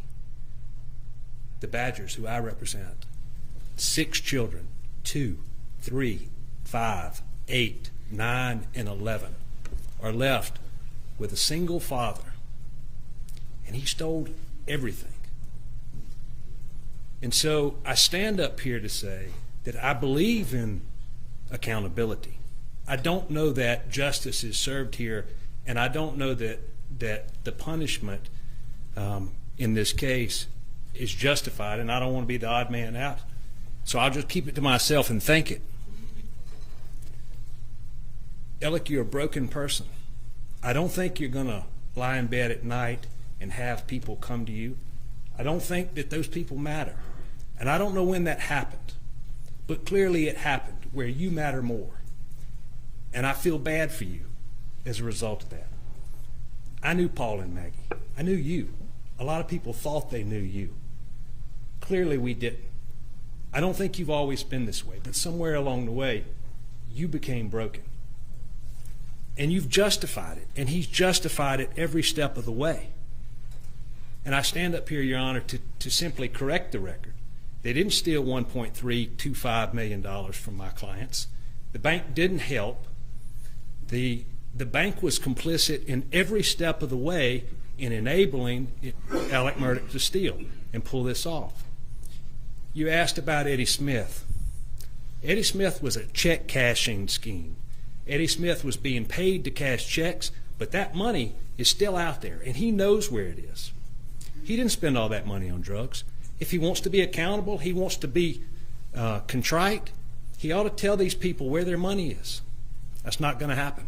The same as he's not going to lay in bed at night and think about the wrongs and feel sorry for what he did. I don't envy you in having your job and the decisions you make. I recognize that there's value in finality. And maybe this is the right decision. I respect Your Honor. I respect this system. I stand up here merely to correct the record that my people have not been made whole. We are going to continue to seek accountability from the people that enabled him, that helped him, that were complicit in the thefts of their money. And so that's the reason I'm here today. Thank you, Your Honor. Thank you. Thank you, Mr. Presley. Our final person to address the court is Mr. Jordan Jakes. Evening, Your Honor. Hello. First of all, I want to say I duly respect your job in this entire case. I admire what you did. Yes, sir. Mr. Alex.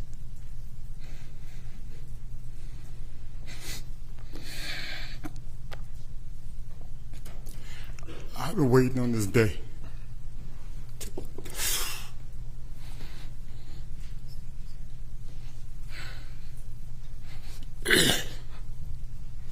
I've been waiting on this day to look in your eyes. I wanted to sit down with you one-on-one. When I found out what you did, I just want to know why. I can sit here all, excuse me.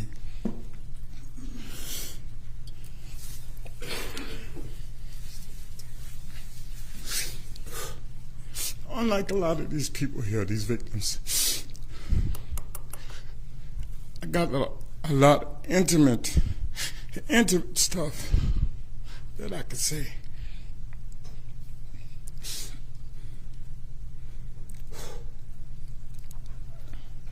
You remember all those wildlife hunts I had for law enforcement? Your entire family was the guest of honor. Mr. Buster, Judge Eldroff, insisted on me taking care of them for the day. You don't know how many brownie points you got in my life from just that. I trusted you with everything. I knew I was going to break. I knew it. Mr. Bland, can you reposition his mic so I can understand? I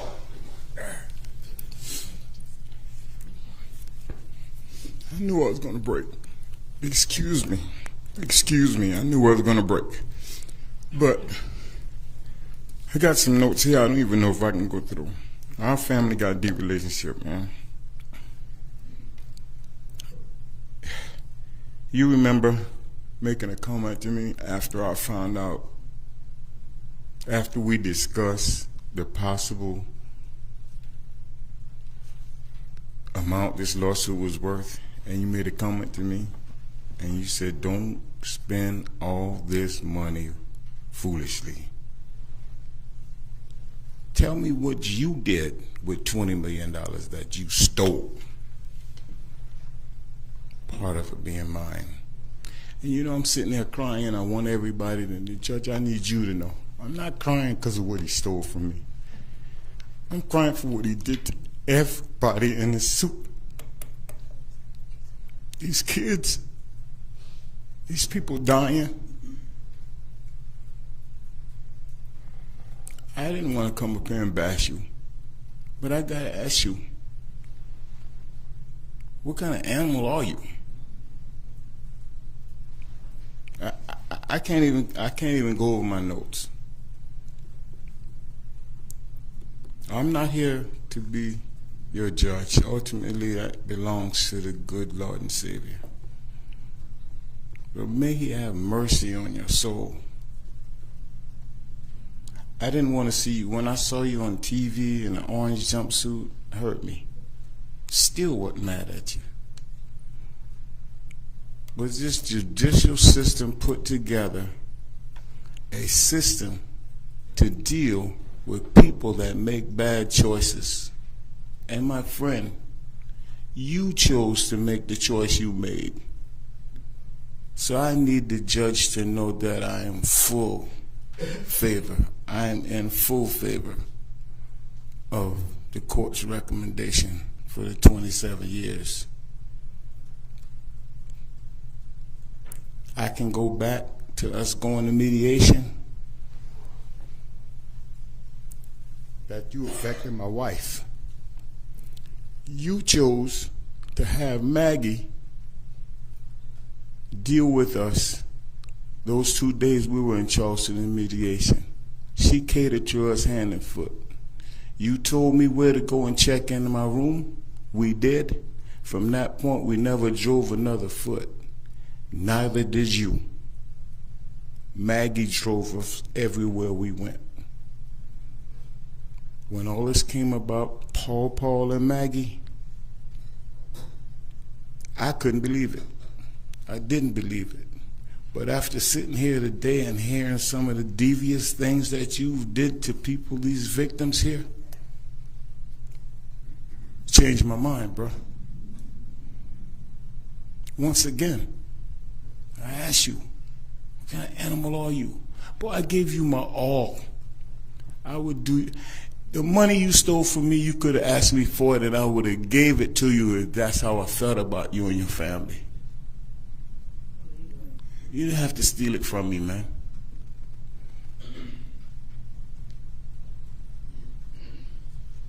And I still, if there's any way possible, you set it up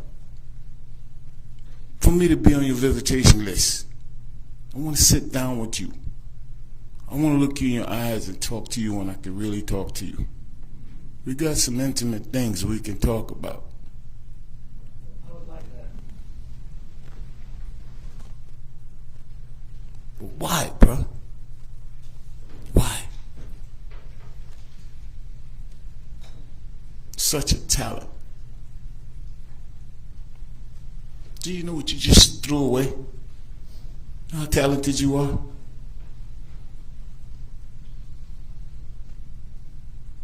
I don't understand. Mr. Harpoonian, nothing to do with you, but you made a comment earlier about attorneys trying to sell bobbleheads and cups.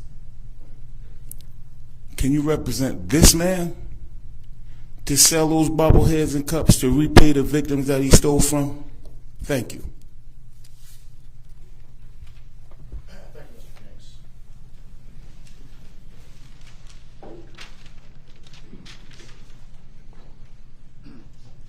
Your Honor, that is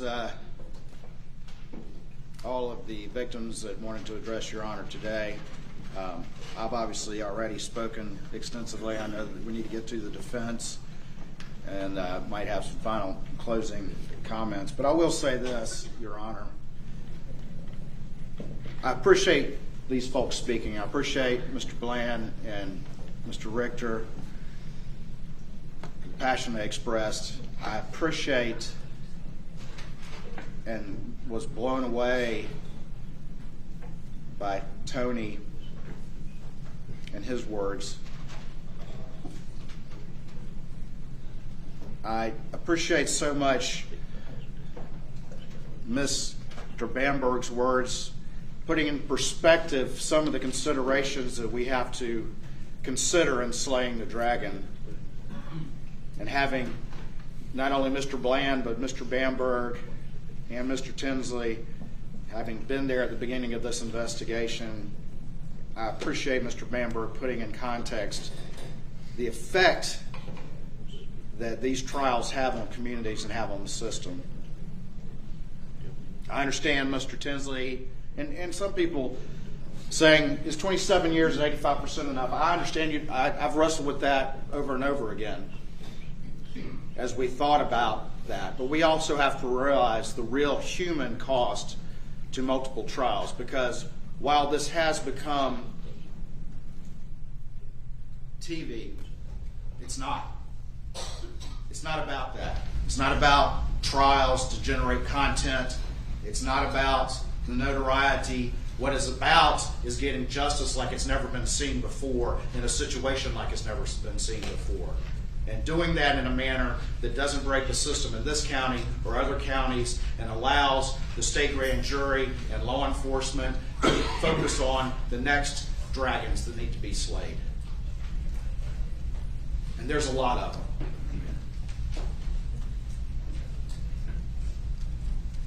Is 27 years enough? I believe it's a practical life sentence, and I believe, like I said before, it's a unique sentence that no one's ever heard of for these types of offenses. But I echo what Mr. Tinsley said, and I understand his reservations, but I echo what he said when we talk about white-collar crime, because the effects are devastating. And I've handled a lot of white-collar crime, and I see those effects, and you heard it in the voices of these victims, and I've seen it in looking at their eyes. Because a lot of times with the violent crime, as horrible as they are, at some point you can process that some horrible predator broke in your house and did something to you. And it wasn't anything that you did. But with white-collar crime, it can be so devastating, lifelong devastating, because a lot of times that money can never be repaid. But the problem is that they start with trust. And that's different than being victimized in violent crime. And sometimes that can be harder, a lifelong scar that can be harder because of that trust that you placed in someone. So I agree with Mr. Tinsley, and we have always taken very strong positions on white-collar crime. And ultimately, there's a happy medium somewhere. There's nothing happy about the situation, but there's a medium somewhere.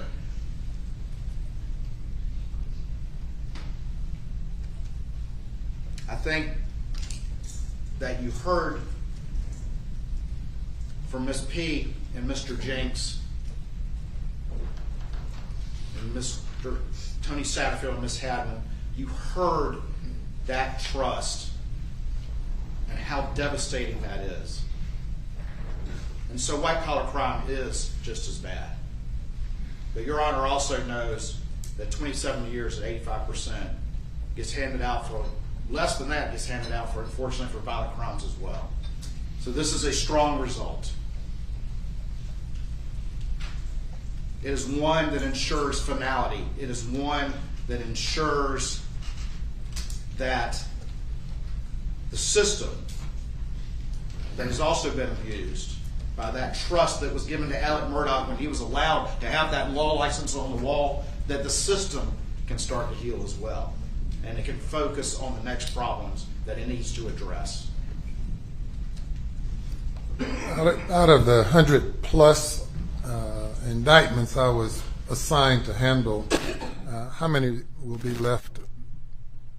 This will resolve all of the state grand jury indictments. And so ultimately, Mr. Murdaugh agreed to a full factual basis as it relates to the crimes that he's pleading to as to the state grand jury ones. What we did was represent each victim with at least one and then sometimes multiple counts that are still outstanding.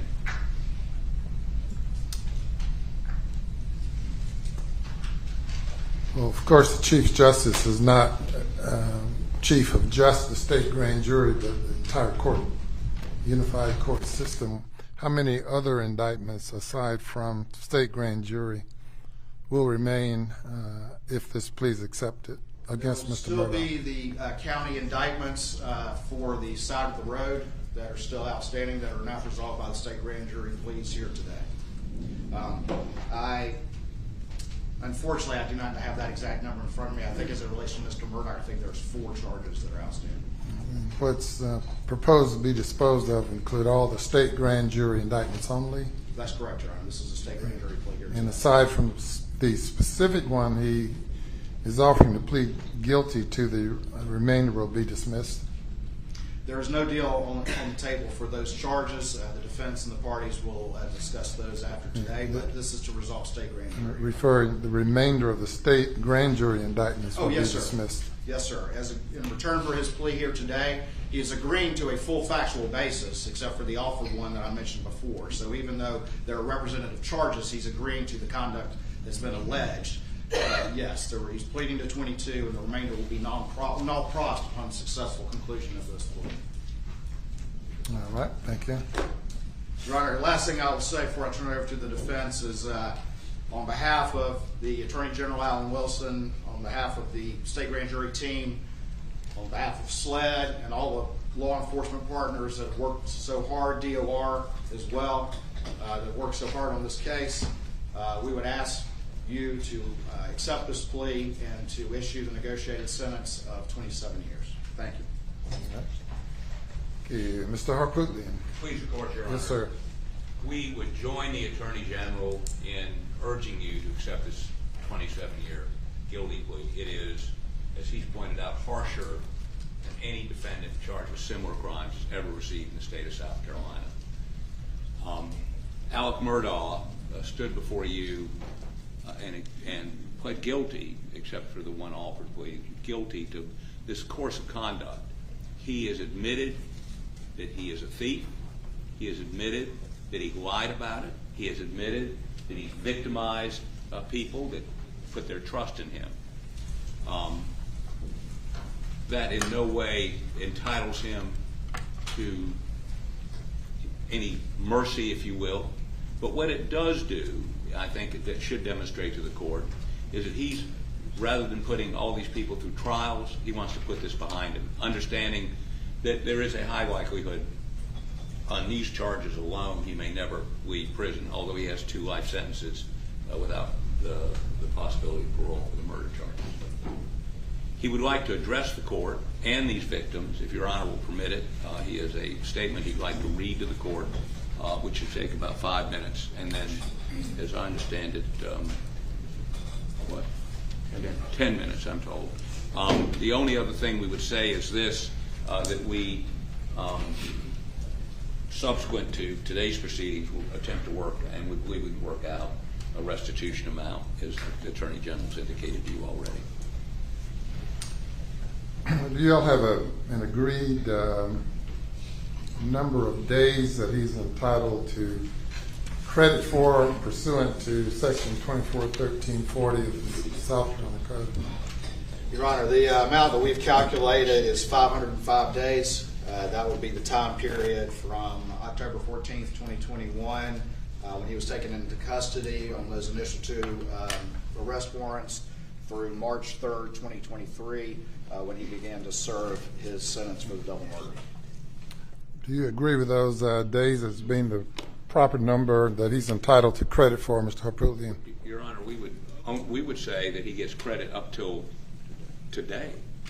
It doesn't. Well, I don't understand why it would stop upon his conviction for the murders. Your Honor, give me 1 second. I'll find the statute. I've also had those discussions with SCDC. I think it's 241340. 241340. If Your Honor will permit me, I can bring it up with my phone. But the language of that is very clear, that you don't get to double dip, and that when he began to serve his sentence for the murders, that he no longer was also getting to claim credit for pretrial detention on other charges. Well, Your Honor, I would suggest that you indicate he gets credit from October whenever he was arrested, and if FCDC takes a position that he doesn't get credit for the time subsequent to his conviction on the murders. And by the way, if the murders were set aside for the sake of argument, which, as you know, we have a pending motion, then SCDC may interpret it some other way. But if it's an SCDC interpretation, we would just ask that you indicate that you give him credit from October 4th, subject to any SCDC interpretation. In talking with SCDC, I mean, it has that box on the form, as Your Honor is aware, that says credit for time served shall be given as to be calculated by by SCDC. I don't have a sentencing sheet in front of me. And so in discussions with them, they said that that's what they would do. They would have the bond form, and that they would calculate that amount of days and then come up with that. And obviously, I guess, if down the road there needs to be an issue litigated as to credit for this delta between March and today, then Mr. Harpuglia and I can handle it. But I know that SCDC, in looking at this and looking at 241340, would say that his credit that he's appropriate would be solely that time that he was on pretrial bond, and not given double credit when he's actually serving a sentence for double murder. Your Honor, all we'd ask is that you comply with the sentencing sheet and say give credit for time served. And if there's a dispute between us and the Attorney General, more appropriate between us and the Department of Corrections, that's what administrative law courts are for. And we can deal with it there. All right, thank you. And Your Honor, at this time, I would ask that you allow Mr. Murdaugh to address the court and courtroom. Yes, sir. Mr. Murdaugh, or Murdaugh. Thank you, Your Honor. Can you hold that, or do you need it? No, I'm good. I'm good. Turn here.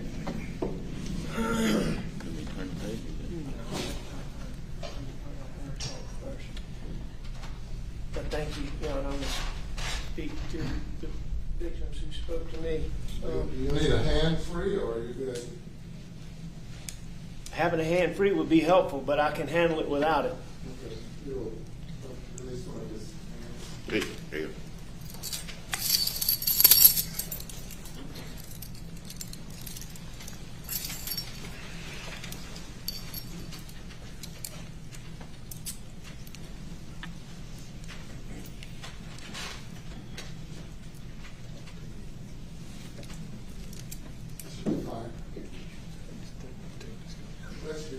Can I Just like this? Just a free cuff. Can I take that off, sir? Pardon? Can I just take this free cuff off? Sure.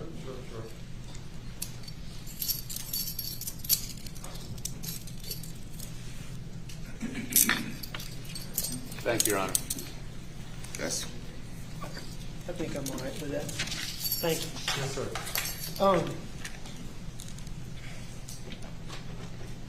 I want each of you that spoke to know that I listened to you. I heard you. Your pain and your hurt is palpable. I get it. It's reasonable. And I promise you that it resonates with me. I understand it. I hope that the time will come when you can look back and know that despite the things that I did, that I care about each one of you. Because I do. I did terrible things. Each of you placed your trust in me. I was very proud of that. And I'm still today honored by that fact. That I deceived each of you. Terribly. I did terrible things. Things that thinking about right now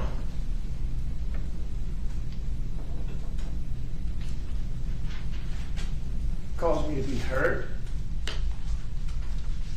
caused me to be disturbed. I mean, it is so important to me that you know how bothered that I am by the things that I did. And that's important to me.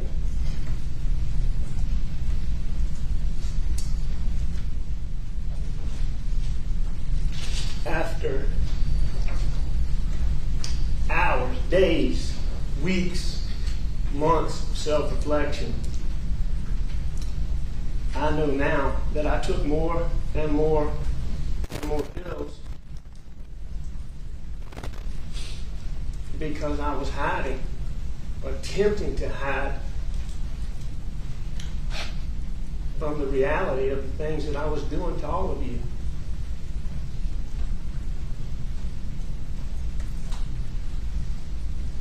I do care about each of you. I have special recollections of my interactions with each one of you outside of the terrible things that I did.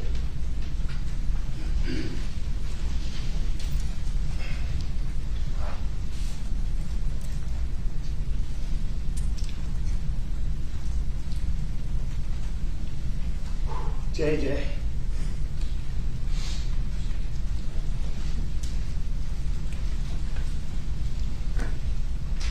I felt as close to you as anybody. I still do. As anybody I can think of. We grew up together.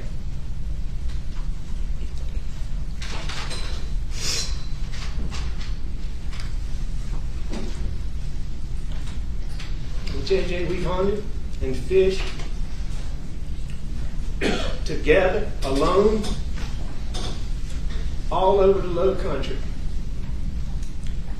I mean, I think we've talked to each other about everything that's important to both of us. And man, I hate the things that I did. Our daddies were the best of friends. I mean, I mean it. When I say that I care about you, as hypocritical as that seems in light of the things I did, it is so very true. I did care about each of you, and I still care about each of you. Michelle, I can't think of a bad day that a hug from Miss Carrie and a kiss from Miss Carrie that she would always give when I would see the two of you, because I never saw one without the other, that wouldn't make better. And it was usually accompanied by some sage advice or words of wisdom that were always so perfectly appropriate for whatever was going on. And I truly love her, and I love you. And I am so sorry. There's so many others that aren't here today that I hope will listen or be listening one day, like Dion. Dion's daddy, one of my dearest friends. I can still remember going to Dion's graduation, spending time with him. One more thing, JJ, going back, I do want to tell you as to how close I feel to you. My wife loved you. And you are absolutely right about everything you said. But you are dead wrong about one thing. And I would never hurt Maggie, and I would never hurt Paul. And it is important to me that you know that. Because she did love you. And I hope you know that. And I hope you know that I mean what I say here today.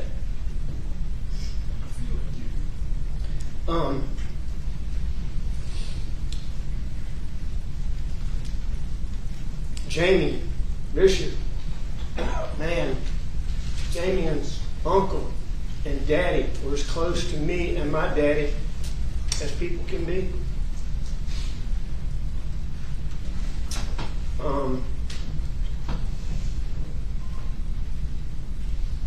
Lord knows, Tony, I went to elementary school, middle school, high school with your aunts and your uncles. Ginger, how many classes did we have?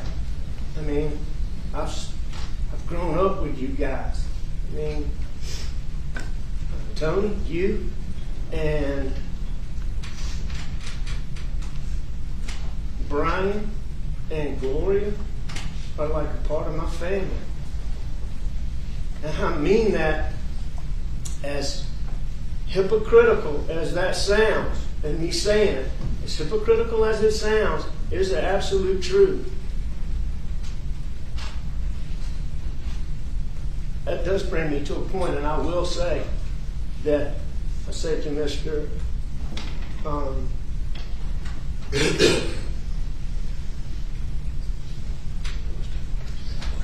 Mr. Bland, Maggie and I raised our two boys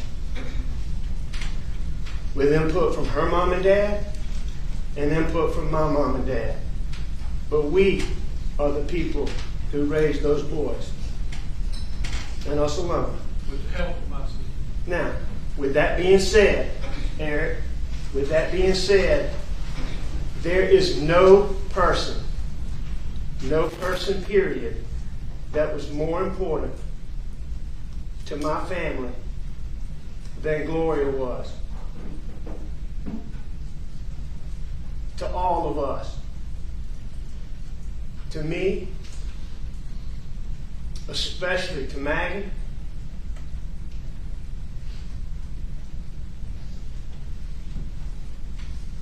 to Paul,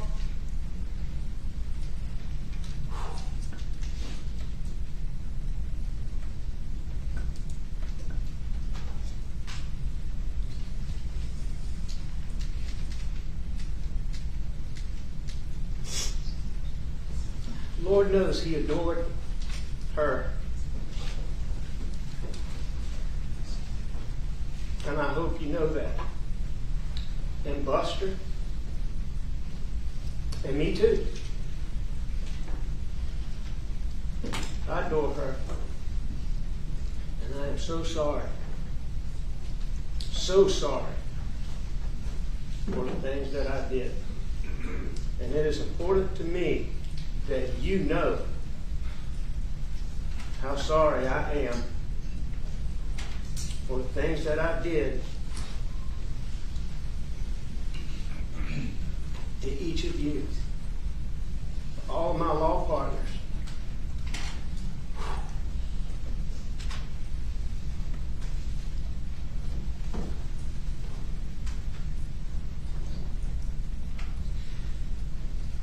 There's no guys.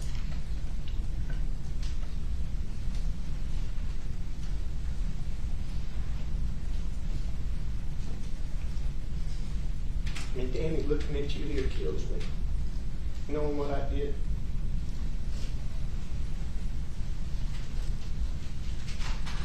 And you guys, we shared every facet of my life with every member of my family. And you are my family, Danny.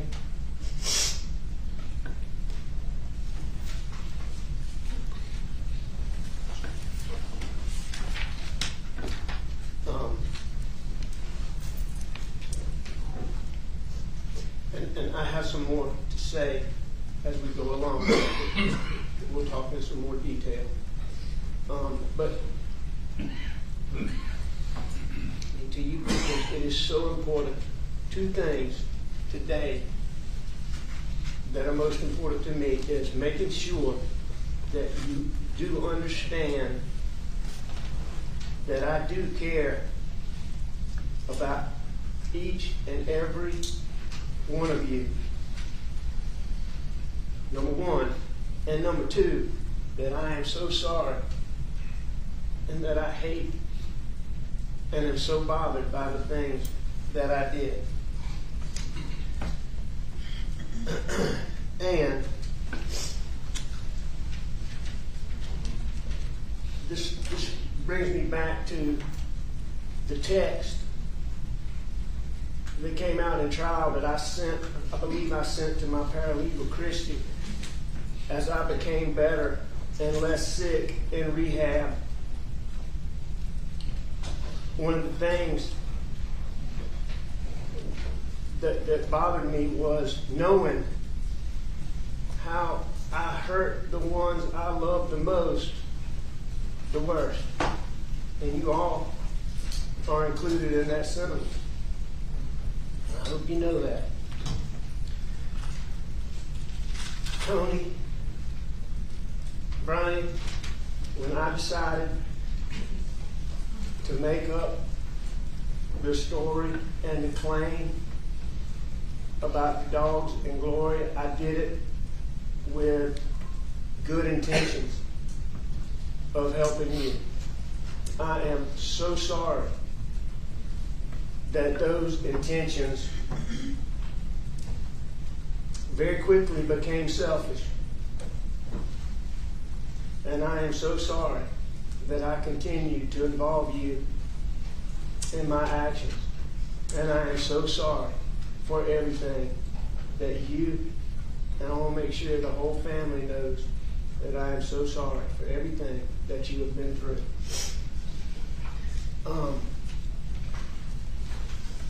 And JJ, I really want to take you up on your offer that you proposed earlier, but I also hope that in time that each of you will be willing to talk with me, because I would like, as time moves on, to continue to reiterate just how sorry I am and just how important it is to me that you know that. So I'd like for you to think about it. Despite what was said in this courtroom today, I can tell you that through my attorneys, I have been asking for a plea offer since the very beginning. The very beginning.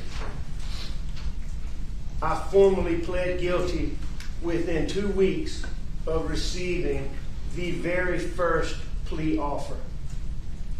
That was in this courtroom however many days ago. But I formally pled guilty within 2 weeks of receiving the very first plea offer. And you've heard a lot of talk about the sentence. And I will tell you that the sentence that I'm agreeing to is harsher than I wanted. It's certainly harsher than I had hoped for.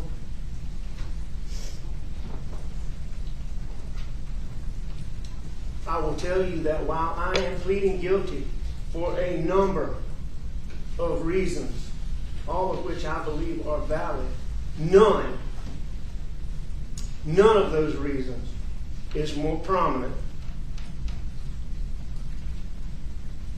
than my hopes that seeing me punished will help each of you heal and begin to be able to put this behind you. Because I can see it. I mean, I can see, I can feel, I know what you've been through. I don't know it, but I sense it.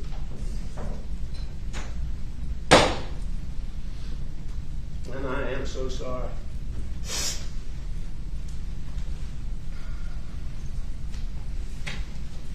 Now I want to talk to a few different people. I want to start with Buster.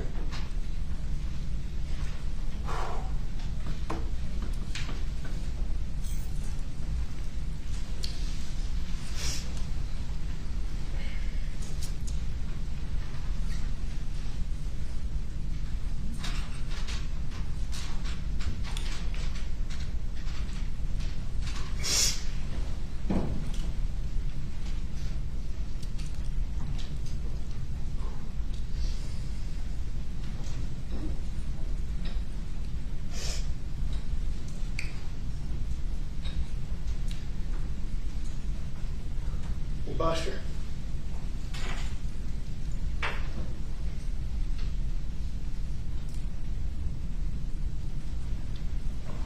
I am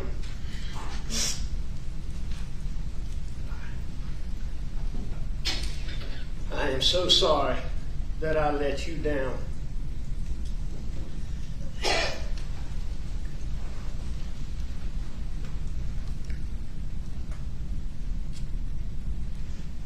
I am so sorry that I have not been able to be with you.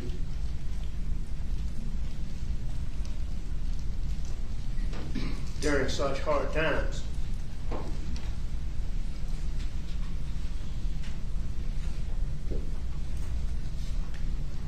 I am so sorry that I did so many things that are so contradictory to every single thing Mom and I ever taught you and Paul.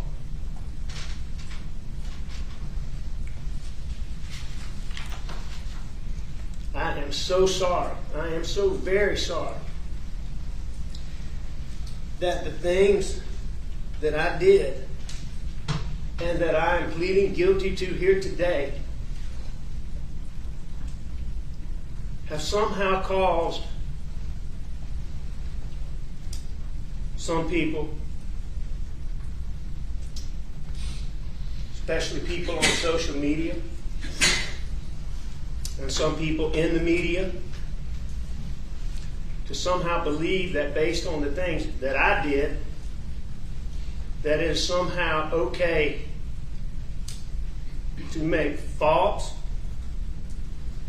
baseless, unsubstantiated claims against you that are not only based on no facts and no evidence whatsoever, but are also not based on any semblance of reality whatsoever. And I am so sorry that you have had to go through that.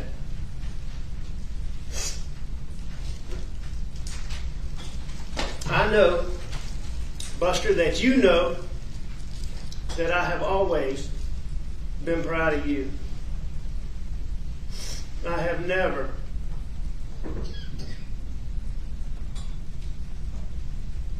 been more proud of you than I am for the way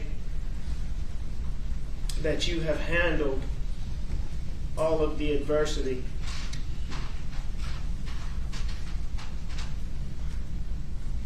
that I put on you.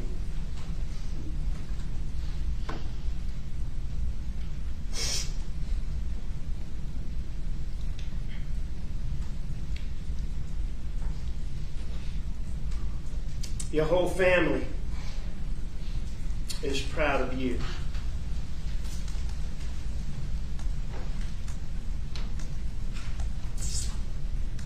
Mom is proud of you, and Papa is proud of you.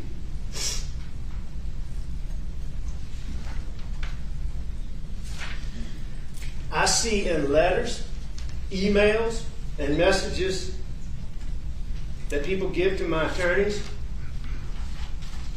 how impressed people are with the way that you have carried yourself through all of this.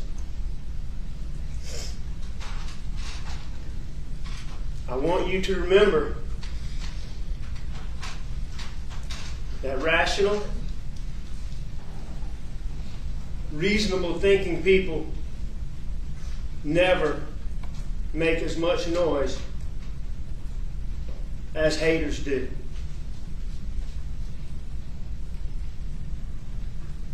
I want you to continue to tune them out and continue to be the bigger person as you have this whole time.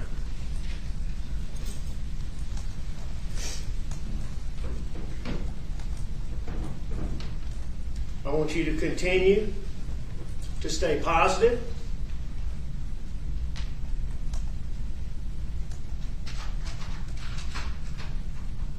And stay the course.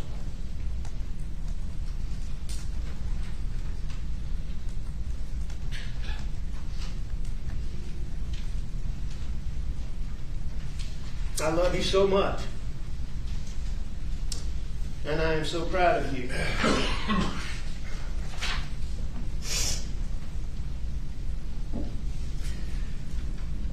Next, I'd like to address and speak to my mom, my brothers, my sister, my nieces and my nephews, who I love dearly,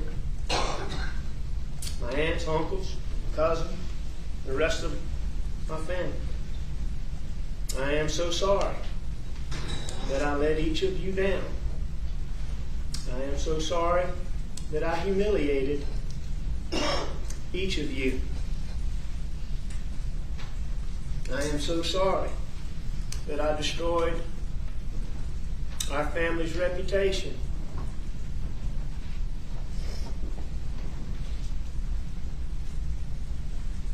With these terrible things that I have done. I am so sorry that my actions that I'm pleading guilty to here today somehow made people on social media and in the media think that it's okay to falsely attack two of the three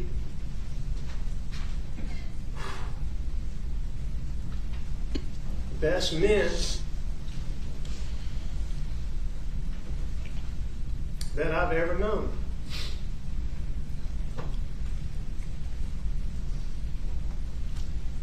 And that's my father and my grandfather.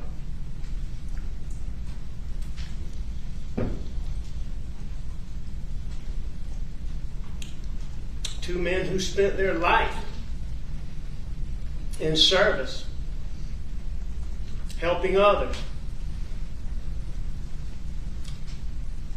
Two men fully and wholly committed to justice.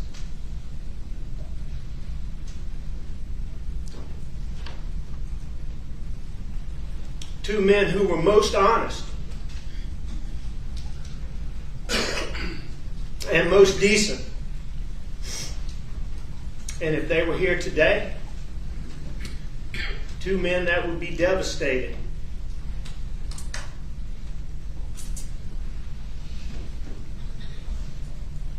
by what I have done.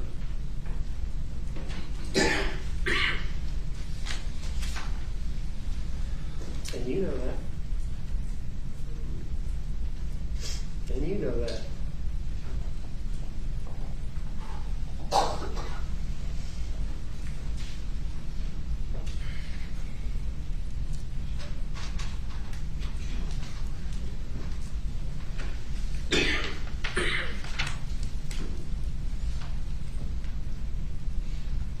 Next, I want to apologize to my mother and father-in-law, although I hate the term in-law, as they have always treated me like one of their own.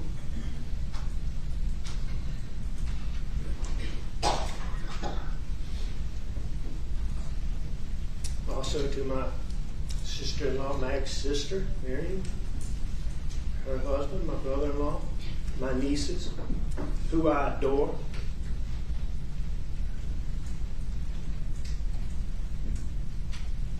My aunts and uncles and cousins on Maggie's side. I'm so very sorry that I let you down. And I am so very sorry that I humiliated you. And I am so very sorry. And I had Buster back to this, that I have negatively affected Max and Pawpaw's memory.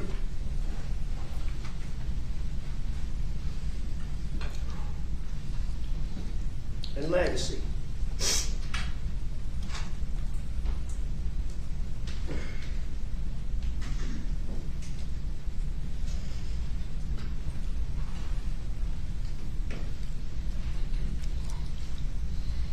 also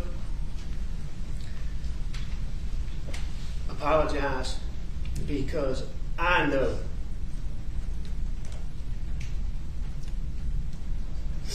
and I know in my heart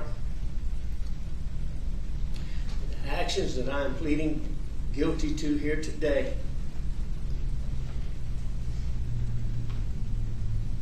and the stress from all of that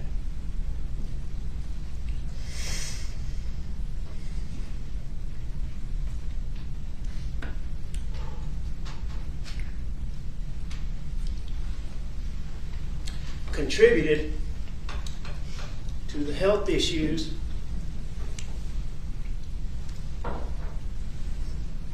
of the third of the three best men that I know.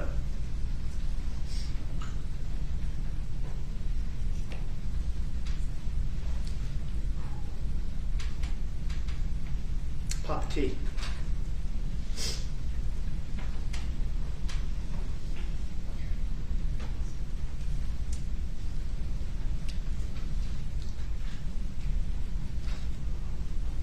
I think about it every day, how my actions have affected him and all of you.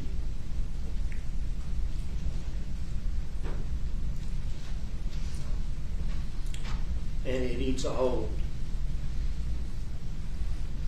in me. Next, and I'm sorry this is taking longer than I had anticipated. Next is my brother Randy.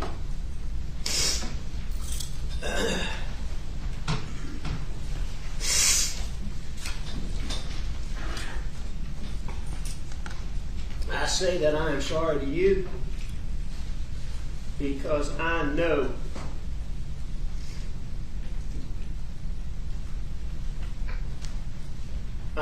for a fact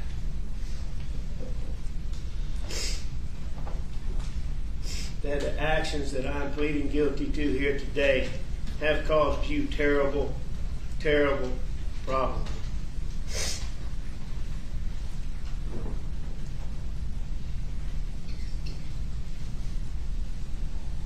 I am so sorry that my actions alone, have caused you to be so wrongly and falsely attacked.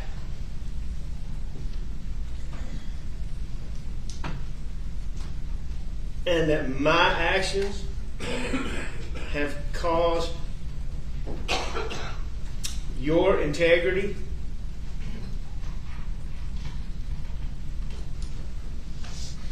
to so wrongly be questioned.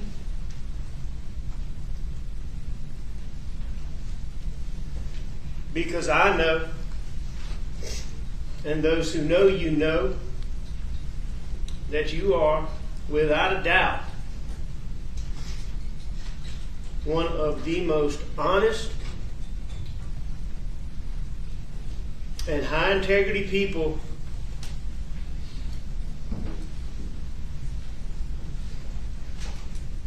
that's ever walked this earth.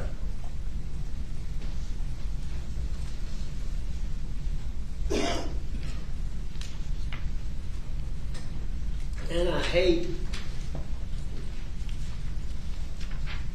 that the things that I have done have somehow made that an issue for you. I will challenge any negative-minded person as it pertains to Randy to go and find one single person, anywhere, who truly knows you but who truly knows Him, who doesn't have an ulterior motive, to tell you that He's not one of the most honest people that they've ever known.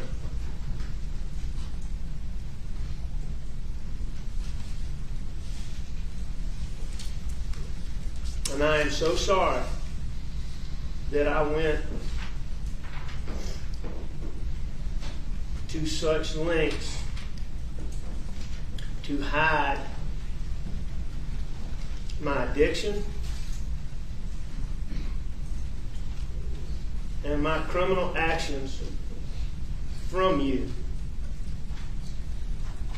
because I know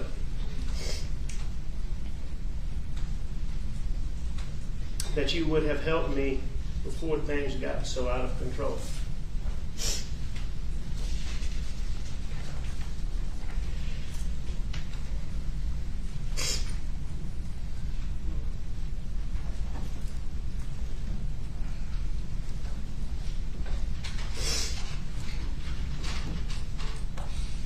Next,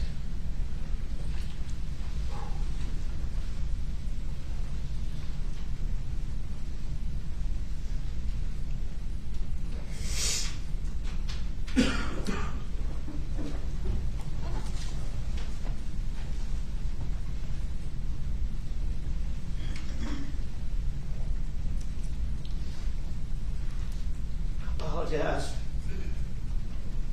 to my law partners. Danny, you're the only one I see here. I assume you're the only one here. Talk to you as hard as it is.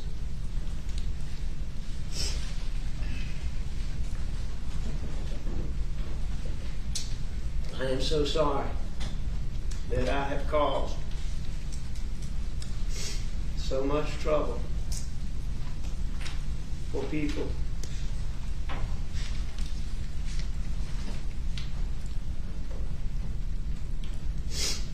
that I love so much.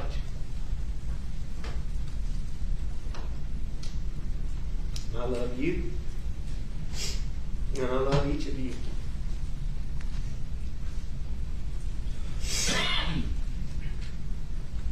I'm sorry I let you down. I'm sorry that I humiliated each of you. I'm sorry that I caused you to have to go through what you've been through. I'm sorry that I destroyed our law firm, a law firm that you know, that I dearly love.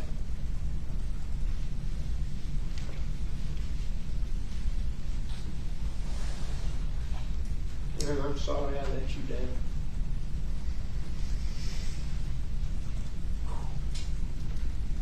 I'm sorry that I've caused each of you to be questioned.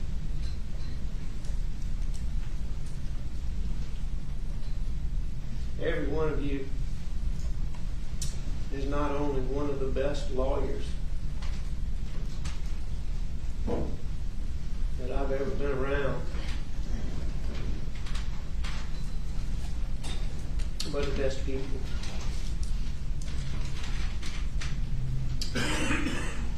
that I've ever been around. Such good, such compassion, such smart,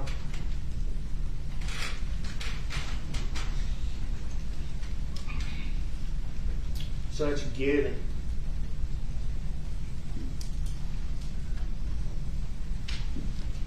and such decent people.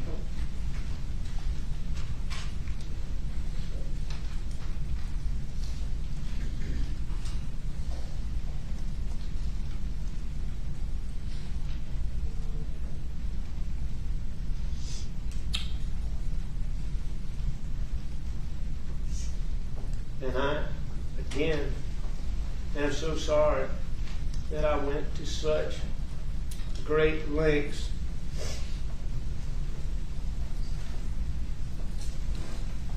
to hide my addiction,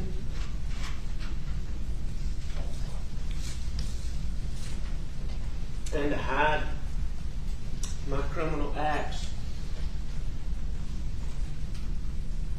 from each of you. I know you would have helped me before things got so out of control. There's no doubt in my mind.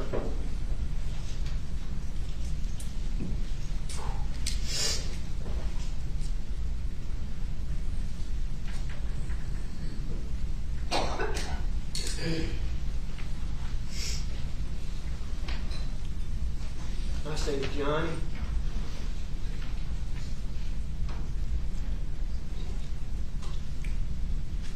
that he was a great mentor to all of us. I learned so many good things from him.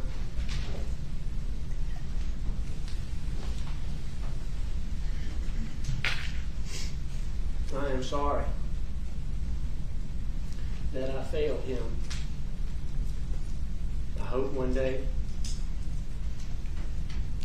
that Johnny will listen to this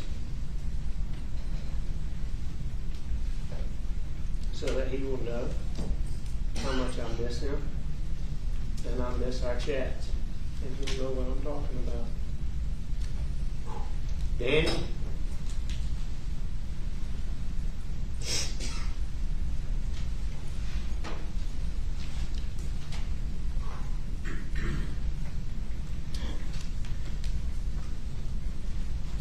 They don't make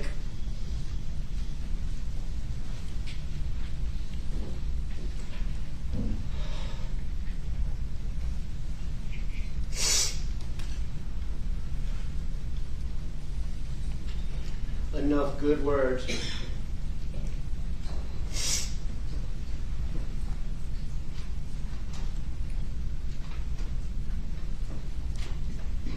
for me to accurately depict how I feel about you.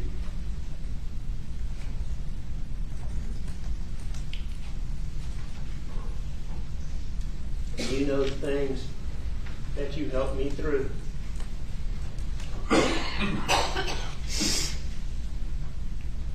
And you know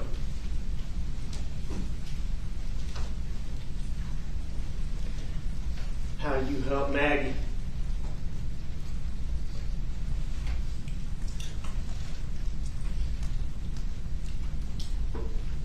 When she didn't think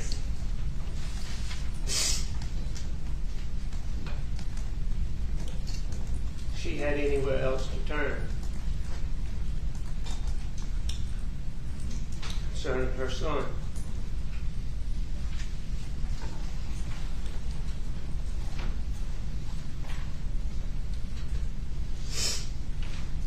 I hope you know how special you are.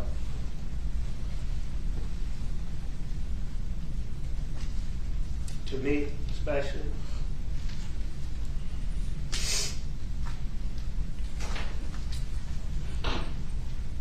But also to Buster for all that they've done.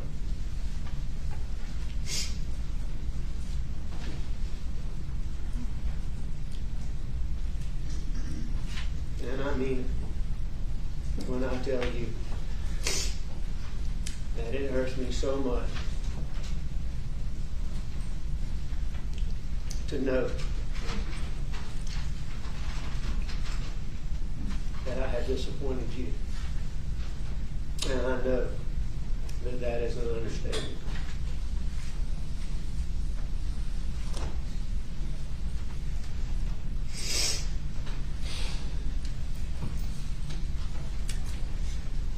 I now apologize to every single person who cares about Maggie and about Paul,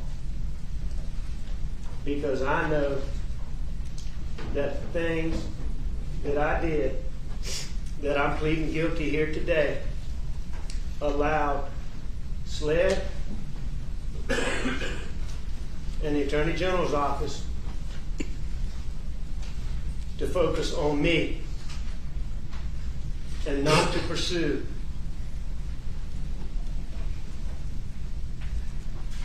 the person or the people who hurt and killed Maggie, and Paul.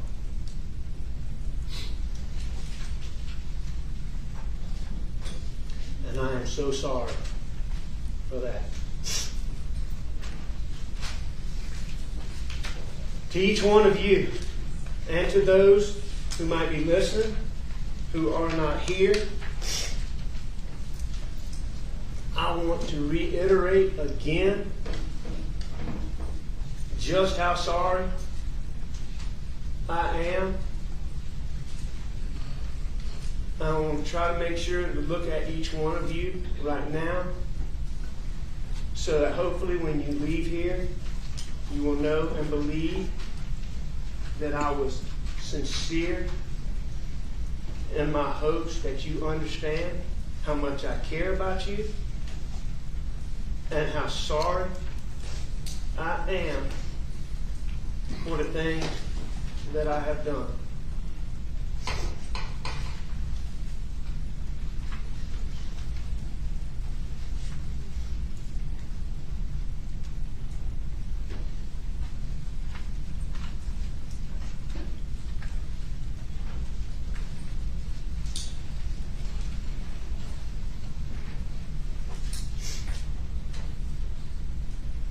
I'm still, as I said, after a lot of reflection, I'm still not sure how I let myself get where I did, where I could do the things that I did to all you people that I care about. I'd like to say to any and everyone who's suffering from addiction, please get professional help. Don't let pride get in your way the way I did. I had people who loved me,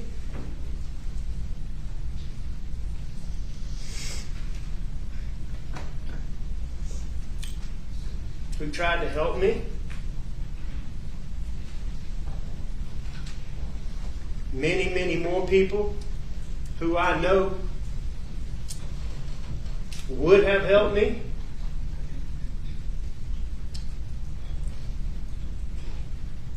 I had resources.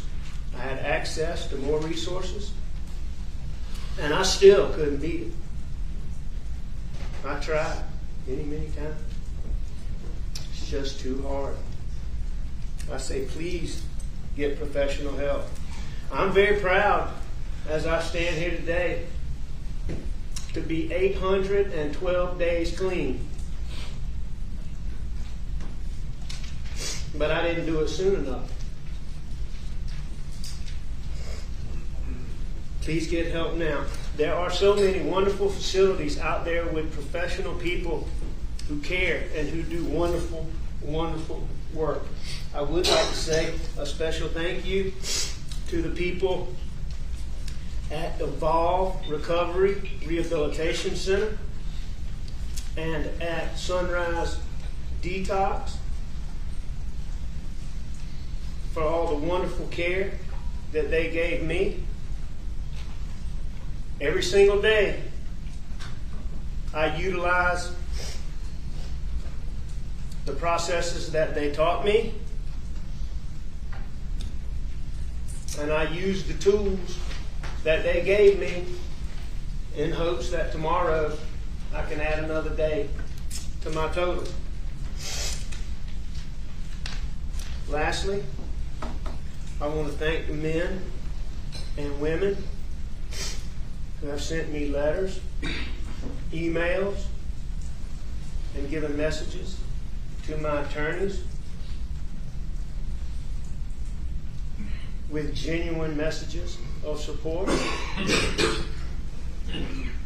They mean more to me than you could possibly know, and I appreciate it.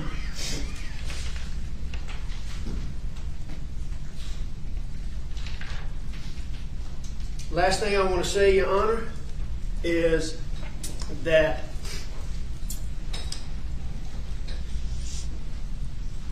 I am fully committed to trying to be a better person. I'm going to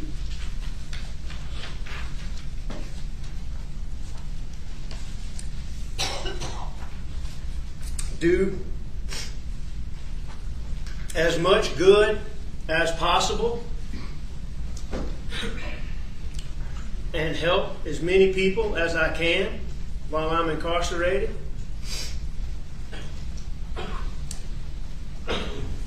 I remain fully and wholeheartedly committed to finding a way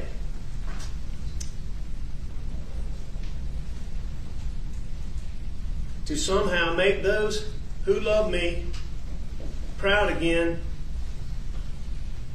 in some small way.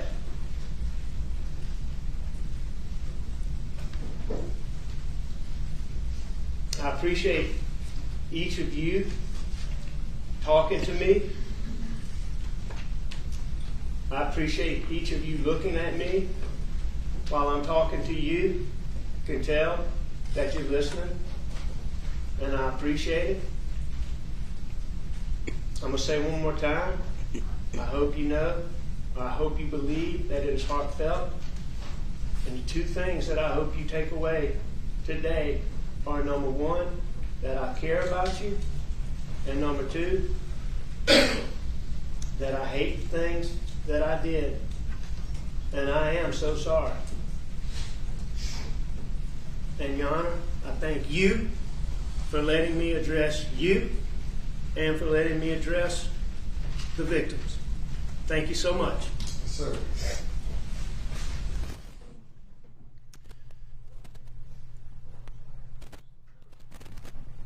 We're going to take a break now for 45 minutes. It's for a 45-minute lunch, and we'll be back at 2:47, thereabouts.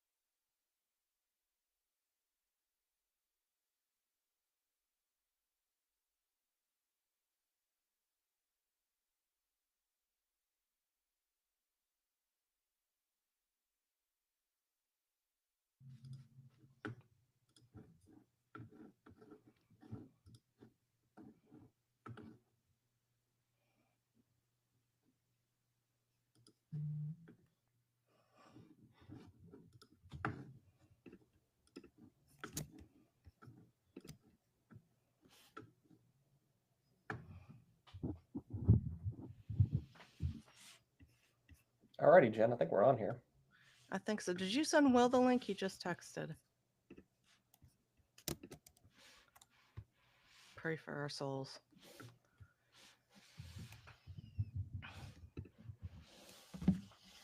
Can Will hop in or no? I just texted him a link. Oh, God help us all. That was painful. Holy bananas.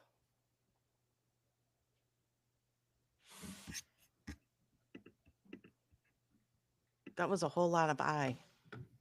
Indeed it was. I can't say that was surprising. I guess not. It's just, it always surprises me when you see that level of narcissism. Oh, I hear Will. He's here. I don't see him. I see him. Oh, there he is. Okay, I'm on a delay. Hello, Will.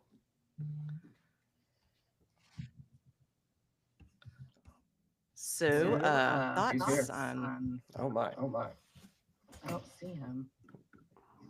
Will, you're probably going to want to use some headphones.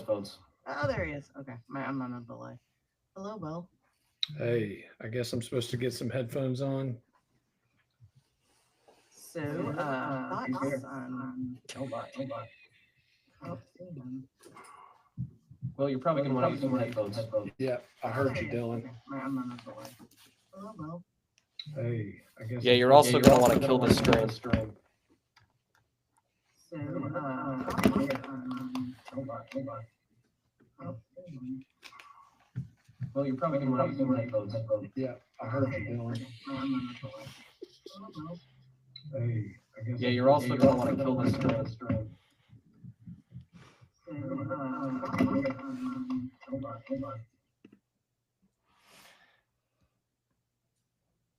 Alrighty, I just I'm afraid to even talk. I just muted him for a second. He'll be all right. Awesome. Yeah, I thought I thought the victim impact statements, especially from the lawyers, were powerful. I know a lot of people have the opinion that they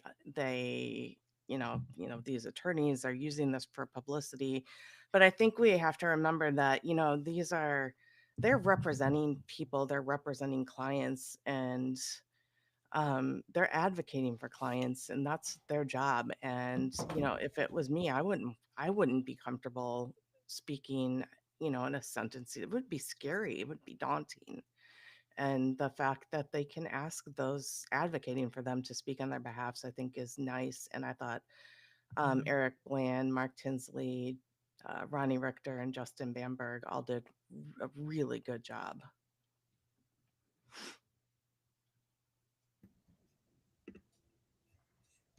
Sorry, Jen, I'm doing a little bit of tech troubleshooting here with Will.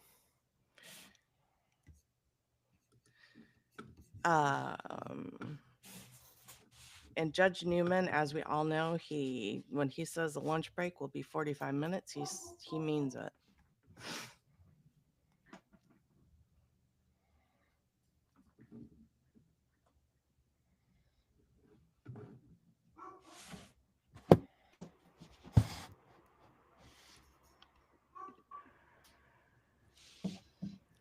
I'm afraid to talk. I'm afraid I'm going to get... Yep, there it is.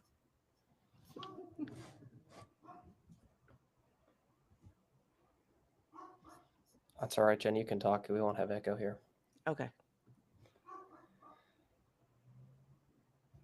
You're muted. So yeah, so I while I was listening to it, I was highlighting different parts of the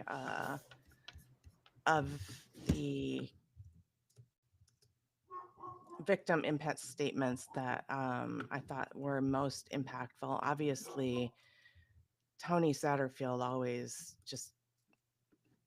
gets me in the feels, I guess is how you would put it. He just every time just so forgiving, I think, is what always, his ability to forgive is just amazing. Let me go and find my notes. One moment.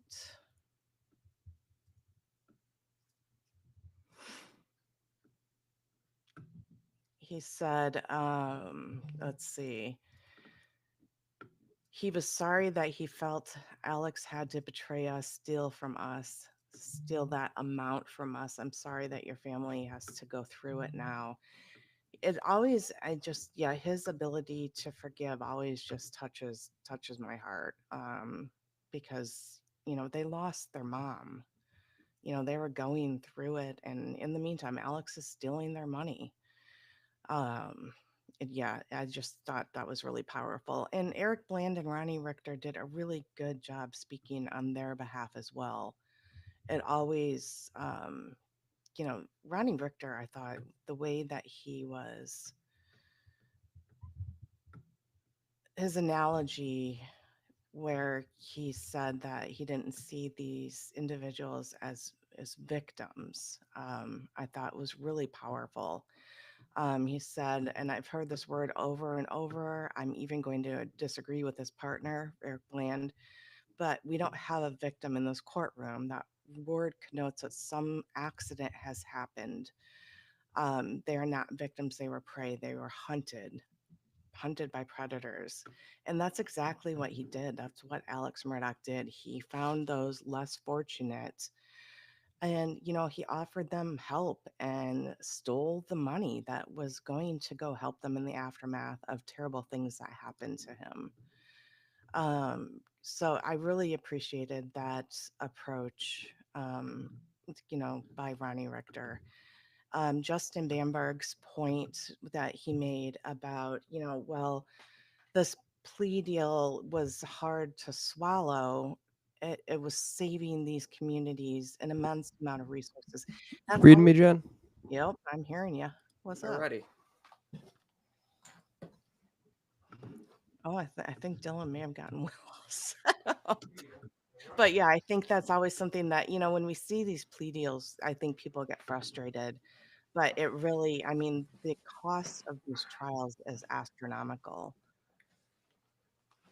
Well, hello there, Will. I'm a little tech challenged. Thank you, Okay. Dylan, for getting me set up here.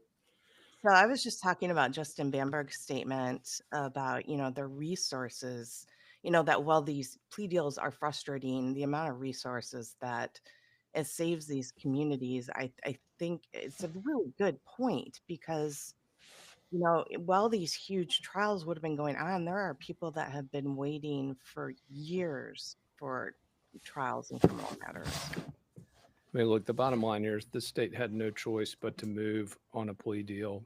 There's a reason that we saw the state for the very first time this month move off of its life without parole, demand on these financial crimes, and agree to a much lower plea. And the reason was exactly what you just said, that there's no way this trial was going to take place. No way. Too much money. And again, as you mentioned, just too many other cases out there. And also you're dealing with the guys we just mentioned who, even assuming that this conviction is overturned, the double homicide, which again, I think we're a long way from a new trial, let alone that conviction being overturned. So yeah, I mean, the efficacy of holding this trial just simply didn't make sense from a financial perspective. And it certainly didn't make sense, as it relates to the fact we've already got a federal verdict. We've already got a federal sentencing coming up. So I think it was the right move by the state to make this plea. I think they got a good deal given those circumstances. And I think you saw that in the fact that as aggressive as Eric Bland is, as aggressive as Justin Bamberg is, neither of those gentlemen expressed any problem with the plea. I think Eric at one point said he thought it should have been more. I think we all probably think that, but again, under the circumstances, I think it's a good deal for the state. I did feel Mark Tinsley's frustration when he said, when he was talking about how the people that enabled all of this to happen aren't being held accountable. And I feel the same way today. Well, I'm glad that there's some closure for all of these charges and these victims. The fact that this went on for 16 plus years, 10 plus millions of dollars, and the only 3 people being held accountable thus far is Corey Fleming, Alex Murdaugh, and Russell Lafitte. I'm struggling with that. Well, you saw one of the guilty parties' portrait hanging in the background there. I think a bunch of folks were pointing that out on social media. There are a lot of folks here who have accountability, and we are nowhere near the end of the accountability phase of this. Unfortunately, I think we're going to have to rely on the feds as it relates to the investigation of the corrupt judges. We've reported on FITSNews.com a number of different potential avenues where we could start seeing that accountability. Obviously, there's a big case out of Charleston involving former attorney David Ayler related to some judges down there in Charleston, but certainly Carmen Mullen, certainly Perry Buckner. These are judges whose decisions need to be scrutinized. At the very least, these people are guilty of criminal neglect. And at worst, they could perhaps be complicit in some of these schemes that Alec Murdaugh pulled off. But yeah, to see Carmen Mullen's portrait hanging in that courtroom, it really is a slap in the face to all of those victims. And I certainly hope that everybody who is calling out those judges continues to do so, because again, as we've seen, being a very lonely voice calling for judicial reform in South Carolina, until that chorus gets going, the hope for real reform really, is always going to be lacking. It takes a chorus of people And clamoring for these reforms. I feel like we're finally starting to hear that chorus. But yeah, I mean, but in the meantime, Judge Mullen and Judge Buckner, they're still presiding over cases. They're still sitting on the bench. They're still making these decisions. So it's hard, and I know justice takes time, but it's hard. No, you're right. And again, we got to rely on those federal investigators, federal prosecutors clearly at this point, because it doesn't look like the state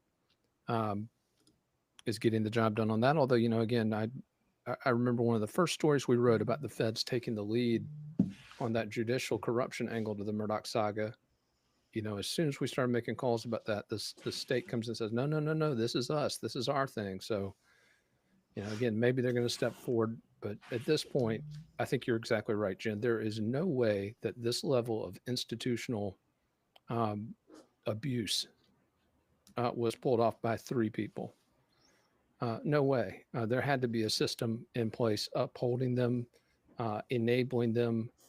And yeah, I think there's, until we get that full accountability for this, we're still going to be in a situation where this could happen again to other people. Because you can, again, take care of these symptoms. The symptoms being Alec Murdaugh, the symptom being Corey Fleming, Russell Laffitte, these little probate deals. And you've done such great work on that, Jen. But until you get to the heart of it, again, it's going to happen again. That's the sad reality. Right. And one example of that, like likelihood of recurrence that I found very interesting is, Jen, you did a lot of reporting on the probate courts. You put a lot of light on that. And a couple of weeks later, Chief Justice Beatty puts out an order saying there's going to be random probate court audits. What I thought was very interesting is that these are, from what I understand, a one-time thing. To me, if you were serious about stopping this as a policy, you would say that there will in perpetuity be random audits, just like there is in the private sector. Well, yeah, I mean, I was going back while I was researching all of these probate stories, I was going back and looking for audits of probate courts. And, from what I could find, the last time there was an audit was the last time where there was major indictments within the probate court system. So why aren't we auditing these systems more regularly? I mean, at the very least, that could prevent some of the fraud from occurring. I don't know. It's frustrating. As we talk about this, though, I want to go back and, obviously we just watched Alec Murdaugh speak for about 50 minutes. I think that was my clock on his remarks. A lot of folks on our feed seemed to indicate they felt he was speaking much longer than that. But let's talk a little bit about this, last stand of Alec Murdaugh. His attempt for absolution here, as he addressed his victims, he addressed his family members, he addressed pretty much everybody under the sun, addressed his critics on social media and in the legacy media. One of the things I felt was interesting is that you have this guy admitting all these things on the financial front, but then vigorously protesting his innocence of the double homicide, and then sort of conflating that with the allegations against his son, Buster Murdaugh. And it was almost like Alec Murdaugh was trying to cloak himself and his son Buster's apparent innocence as it relates to these allegations in the Stephen Smith case. Obviously, we still don't have a resolution on Stephen Smith. We still don't know exactly who is guilty of that homicide, but we know who the investigators are focused on. But guys, I mean, what did you make of Alec Murdaugh trying to sort of cloak himself in his son's innocence on that front as he addressed his victims? Indignant on behalf of his son. First of all, was Buster in the courtroom? No, I didn't see him. He was not. Okay, all right. I just wanted to make sure I didn't miss him. I mean, Buster. To this point in time, Buster is a victim. He is a victim of Alex Murdaugh. He lost his mom. He lost his brother. He lost life as he knows it. And, there was all these things implicating him in the death of Stephen Smith in the investigative file. But, it's all rumors. He hasn't been indicted. They're saying he was out of the county. But his indignance and his statement to the victims, it was weird. I mean, it's all about him. I mean, Yeah, it this was was like a I. this was a repeat of the testimony that we saw. I mean, it was almost like, we know this guy's lying. We've seen him do this before. We've seen him get caught in the act of lying before. How is anybody going to believe a word of what this guy said? And I think that was more, honestly, my listening of it, that was more for Alec Murdaugh than it was for his victims. In fact, he kept saying, he kept going back to it at the very end. Here's what I need from this. I need you to know this. I need you to recognize this. It's all about Yeah, him. what he needs. I mean, it's classic narcissist behavior.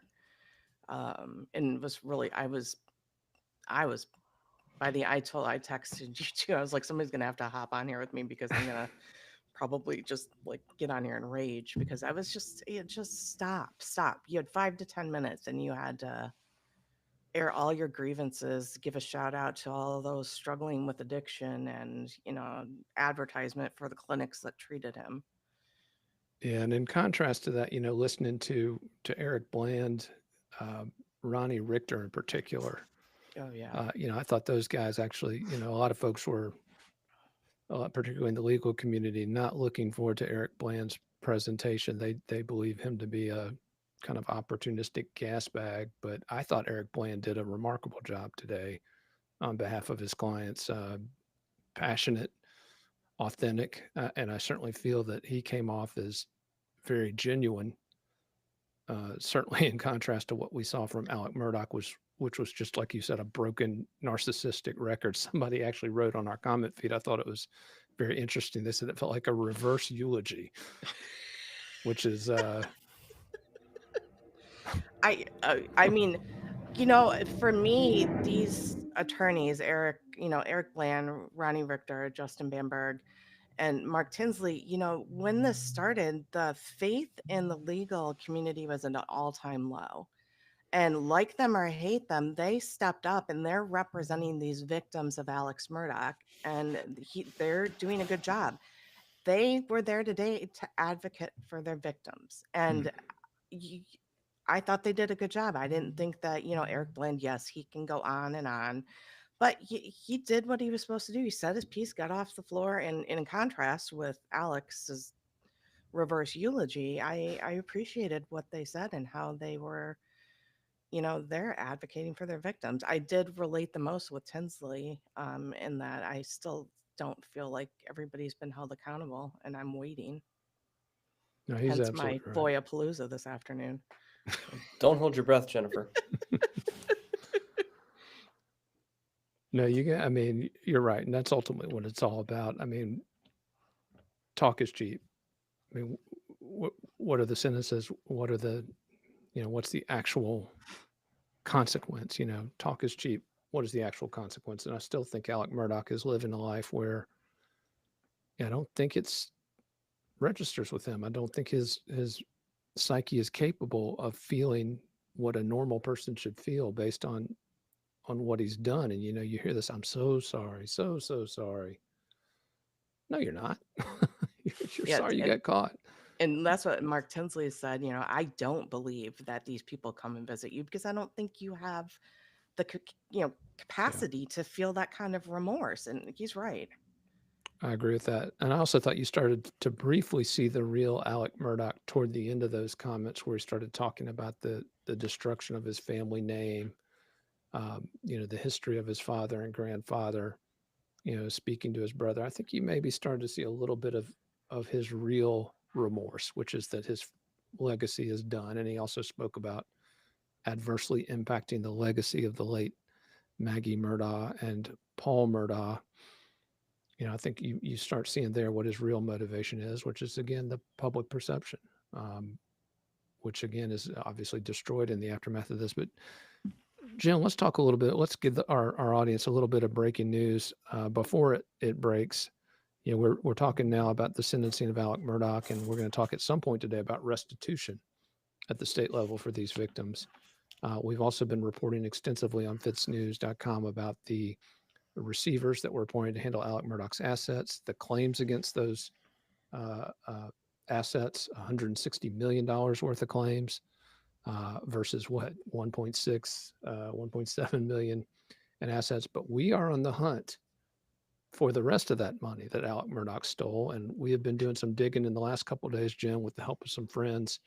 And we are going to be filing a report here in the next couple hours related to efforts by Murdaugh's former law partners to find those assets. And Jim, what are we looking at here? Where are we looking for the rest of Alec Murdaugh's money? Well, I mean, you sounded just a little bit more surprised than I thought you should. But yeah, I mean, in offshore accounts. I mean, that's where I've been digging. Where's the money? I have dreams about finding that money. I mean, I do. I wake up and I'm like, I know I just found it. I like what happened. But yeah, there I think I offshore accounts, and I think that tracks with his activities after the homicides. Right. And one of the places that we're looking particularly, Murdaugh made several trips to the Bahamas and at least one trip to South America in the months leading up to the double homicide. One of those trips, his late wife Maggie actually joined him on. So one of those may have been a vacation, but several of those trips we are told, were made to those locations, and very possible that on those trips, could have formed some accounts, could have lodged some money. There's a ton of places down there where you can park money, park assets. Very difficult to find, number one. And then even if they're found, if you park your money in the Bank of China on Grand Cayman, guess what? Not even the feds can get that money. Yeah, China isn't going to play ball with the United States federal government. That's correct. So I have been digging in offshore data leaks for years now, looking for it. Well, let me throw this to you guys. Do we believe that money is out there somewhere? Do we believe that there are Murdaugh assets that have not been found? Yes, he did not spend all that money on drugs, and the implication that he did is preposterous. Dylan, where are you on that? Did I speak for you? Unless he had a severe gambling addiction, I think you can blow a lot of money gambling very fast. Unless he blew it in that way, because I agree, like just humanly, it's hard to consume the amount of drugs that would correspond with the amount of money that we don't know where it went. So maybe gambling and it's gone. Maybe PVC pipes and his brothers have already picked it up, or maybe it's in the Bahamas, and we'll have to see if any members of the Murdaugh families take any suspicious vacations over the coming years. Well, now, Dylan, you can't say anything about the brother because, again, I think Alec Murdaugh just challenged you to find any negative person, a negative-minded person as it pertains to Randy. I was going to say, which brother are we talking about? Yeah, well, you can find some negative-minded people here. Well, let me ask you guys, speaking of that, let's talk about that a little bit. Alec Murdaugh was very clearly targeting social media, targeting the media, accusing them of all manner of things and conflating and misrepresenting. Were you guys surprised to see him take after us, basically, those in the press? I have really mixed feelings about that, in that, first of all, from him, whatever, I don't want to hear a word from him, but I do think Buster took some hits early on that were unnecessary, and some of them were from us. And but how many times did Murdaugh come up in that investigation? I know, but who put that name in the investigation? Not us. Right. I know. I don't know. I mean, that's just my own personal opinion. I think in terms of Buster, yeah, I think we did play into that a little bit, but in terms of coverage of Alex, bite me. Well, and let's talk about the Buster thing for a minute, because I think that is a story where a lot of folks' minds were going in one direction based on what they were seeing and what we were seeing, certainly. And Dylan mentioned earlier, the Murdaugh name being referenced, I think, 40 times in the investigative report of Stephen Smith's death, released in 2015. That is a ton of Murdaugh. But even more than that, I think when it began to certainly enter the realm of possibility in my mind is when you saw the state law enforcement division literally 2 weeks after the double homicide announced that they were opening a homicide investigation into the Stephen Smith death based on information obtained in the aftermath of the murders. And so we all think, well, wait a minute, there's got to be a clear Murdaugh connection. Then it turned out that was just when SLED managed to pick up the initial report. So there was no new evidence. It was simply that But they they were didn't forwarded. clarify that until right. They didn't clarify that. And also, by the way, SLED still has not cleared Buster Murdaugh in connection with the Stephen Smith matter. And we're told by sources very close to that investigation that the reason for that is simply that Buster has not agreed to sit down with them, and that all it would take apparently is, a quick round Why of should questions. he be? Why should he have to sit down for them to clear him? That's an excellent question. I don't know. I hope that's Is that not the a, I mean, standard is if that a I'm ever game? accused. I mean, all right, let's have a phone call. I mean, I don't know, like, clear them. These are people's lives. Why are we playing a game with it? No, that's true. Well, and You I know, think Buster. poor Sandy Smith, all she wants is answers, how her son died. And, if SLED has the ability to clear Buster, if he was indeed out of the county the night Stephen died, Yeah, it should be a what's the no-brainer. holdup? Come on. It should be a no-brainer. And also, I mean, as we've reported extensively, early October, I filed a big report on FITSNews.com. Callie Lyons, our researcher, a few days later did a great follow-up detailing who they're looking at. And once again, it's exactly what investigator Steve Peterson, who we interviewed a year ago, exactly what he said happened. And so I think a lot of folks who played into that speculation, certainly owe Buster an apology. And Jen, you're right. We were part of that. We were absolutely part of that. But here's my question. Alec Murdaugh using that, as he did in this court hearing, to try and get himself off the hook, a little bit over the top, don't you think? Yeah. And for that to be the lead, I mean, I felt like that was like his lead in. Like, come on, dude. Like you ripped off countless individuals. They're all here in this courtroom. And you want to talk about public perception of baby Buster? Come on.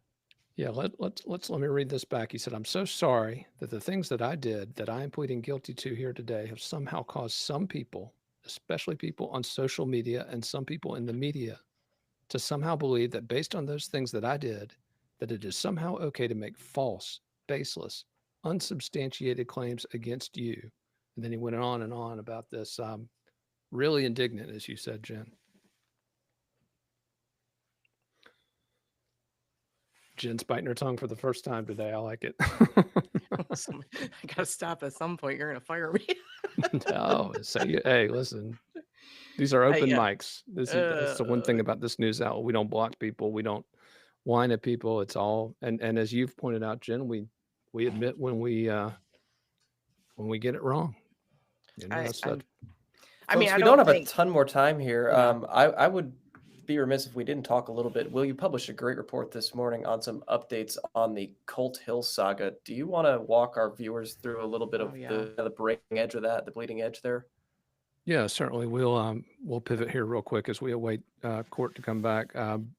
If you followed FITSNews for the last couple of weeks, you know that in early November, our reporter Andy Fancher broke a big report about a SLED investigation into Colt Hill, Jeffrey Hill, the son of Colleton County Clerk of Court Becky Hill. And then right before Thanksgiving, the real bombshell in that investigation, SLED announced that it had arrested Jeffrey Hill on one charge of wiretapping. We have since learned that that is tied to two different ethics investigations into Clerk Becky Hill, investigations which we are told are very likely to be referred for criminal prosecution. And again, we've talked about Becky Hill. Jen and I talked about her extensively on the latest show. And, I was very defensive of Becky Hill in that episode. I still find it very hard to believe that she could have done some of these things that she's being accused of, but it's not looking good right now as it relates to her alleged conduct. And certainly the investigation into her son is unrelated to the Murdaughs, but there's a very clear nexus in that it was Hill, apparently, according to our sources anyway, attempting to keep tabs on the investigations into her book, her Murdaugh book, trying to keep tabs on that. That's what led to the snooping. That's what led to the wiretapping. And that's what's now landed Becky in some serious hot water, which includes her phone being seized by SLED agents in connection with the investigation into her son. So a lot of big news on the Becky Hill front. Obviously, we've been the tip of the spear on that. We'll continue to keep our audience up to speed on the latest as it relates to Clerk Becky Hill, but not looking good for her. And Jen, as you've mentioned, anything that impacts her in the case involving her son could have serious implications on the evidentiary hearing as Alec Murdaugh seeks a new trial. Yeah, for me, it's personally, this one's been hard to cover just because we did, being there for 6 weeks, Becky was kind of our, who we went to in terms of, if we had questions about court or the process, getting our badges to get in. So yeah, we did get to know her, and it's hard to see all of this, and like you said, everybody's innocent until proven guilty. She hasn't even been faced any criminal charges yet. So, we're just going off what unfortunately our usually very good sources are telling us. Absolutely. And we're going to keep a very close eye on that moving forward, because it definitely impacts this bid for a new trial for Alec Murdaugh. And certainly his attorneys are going to continue to make Becky Hill a focus of that bid, as they did back in September when they first revealed these allegations of jury tampering, which have now are now going to fall in the lap of a new judge. We got to remember that too. Clifton Newman will not be handling this. He has recused himself from hearing Right. further murder matters. And when we get to an evidentiary hearing, if we get to an evidentiary hearing, we don't even know if that will be, if the new judge will determine that's necessary. They're going to hear testimony, and it's going to, come down to credibility. And, these things that are happening in the clerk of court's office with Becky, that we're hearing definitely is not helping her credibility. No, that's right. It's all connected. It's all connected. And unfortunately, I think all of us, especially after watching that 50-minute spectacle a minute ago, I'm more convinced now than ever that Alec Murdaugh was at the very least aware of and knows who was responsible for the murders of his wife and son, and certainly more likely participated or was solely responsible. But yeah, when he spoke that person or persons line, the person or persons responsible for the death of Maggie and Paul, that really pricked my ears up. And, I was thinking about the kennel video and the fact that he obviously was there. He was obviously very close to the murder scene at the time of the murders. And I almost think, Alex, if you know something, now is the time. You've tried your hand at walking away from this thing scot-free. It's not going to happen. If you want some justice, if you're honest in that pursuit of justice, now's the time to talk. Because I don't believe it's inconceivable. I don't believe it's even not likely that there were other people involved in some way. The question is just, why is he holding that so tight to the vest if that's the case? Right. That's a really good point. That's a really good point. Yeah, that perked my ears up too. I was like, whoa, what? And the longer we go, and every time we hear from him and he fails to offer some sort of explanation, it just raises the doubt even more. Because, come on, guy. You like I said at the beginning of this, it's clear you're lying. We know you're lying. Again, we've seen it unfold on live TV during the trial. This guy's lucky Creighton Waters wasn't there to, or at least wasn't allowed to interject during that lengthy monologue, because I'm sure Creighton was having to hold himself back in the chair while Murdaugh talked. I would have loved to be inside his brain during that. But I also don't, I don't think that we've even scratched the level of corruption, systemic corruption, that has persisted in the 14th Circuit for decades. Whatever he was tied up in was bad, and it was big. Absolutely. Absolutely. And again, he knows something. He knows something. And at this point, if you're not going to say what you know, that's selfish. That's even more selfish than, if he's the one that in fact acted alone in doing this. And again, I don't think there's any way he, certainly after the fact, I think he had help after the fact for sure. Whether he had help in the execution of the crime or its planning, that's something we still don't know, but I believe he had One help. thing that I find very interesting, we just spoke about Buster extensively at the beginning of this segment, is thinking about what Buster would do in the event of a second trial. Because in my mind, at least, he really went to bat for his dad during the first trial. And I think that he, in doing so, earned a lot of the disrespect that people give towards him now. Do you think that he would double down and go to bat for his dad twice? And I mean, at that point, whatever negative public perception there is of him, barring that he himself is a murderer, I think he's earned. No, I think you're right. And here's another question. In addition to what does Buster do, who in their right mind would put Alec Murdaugh on the stand again after what we witnessed in the first trial? Alex would put Alex on the stand He's again. the only one who put himself on the stand the first time, but I would argue he's not in his right mind. Yeah. Well, if he takes the stand again, my God, I think I think at that point they could probably go for an insanity plea. I mean, let's. maybe that's the he could next perjure Harpootlian chess himself. move. I mean, they can take that whole first testimony. He can perjure himself like that. And maybe that is Dick Harpootlian's first chess move. By the way, Harpootlian coming out hot today at this hearing, going after the the plaintiff's attorneys on the civil side, going after Eric Bland with the bobbleheads and the coffee mugs and T-shirts. Wow. Don't make me start making Dick Harpootlian bobbleheads. And in fact, Harpootlian even interrupted Bland during his remarks and asked the judge to make him confine himself to addressing his own defendants. Some definite tension there between Bland and Harpootlian, but of course that's nothing new. They've been at each other's throats since 2021. Jen, let me ask you this, and Dylan, I want to ask you this too. As we start looking at this case and what's left on the accountability front, the institutional accountability, and I'm so glad we're talking about this again because it's so important, and seeing that picture of Carmen Mullen hanging behind Alec Murdaugh, let's not forget it was Alec Murdaugh who pushed the Trial Lawyers Association to commission that painting. It was Alec Murdaugh who, again, is responsible in a lot of ways for Mullen being where she was. What are the chances, you guys? Are we going to see these judges brought down? Jen? So I think if we don't see them brought down, it's going to say a lot about how high this goes, how long this has been going on, and what people are afraid of the public finding out. So to me, accountability on the judge front is critical. I mean, if they're trying to restore the faith of the judicial system in South Carolina, they have got to start holding these judges accountable. Dylan, what do you think? We're going to see these judges go down or no?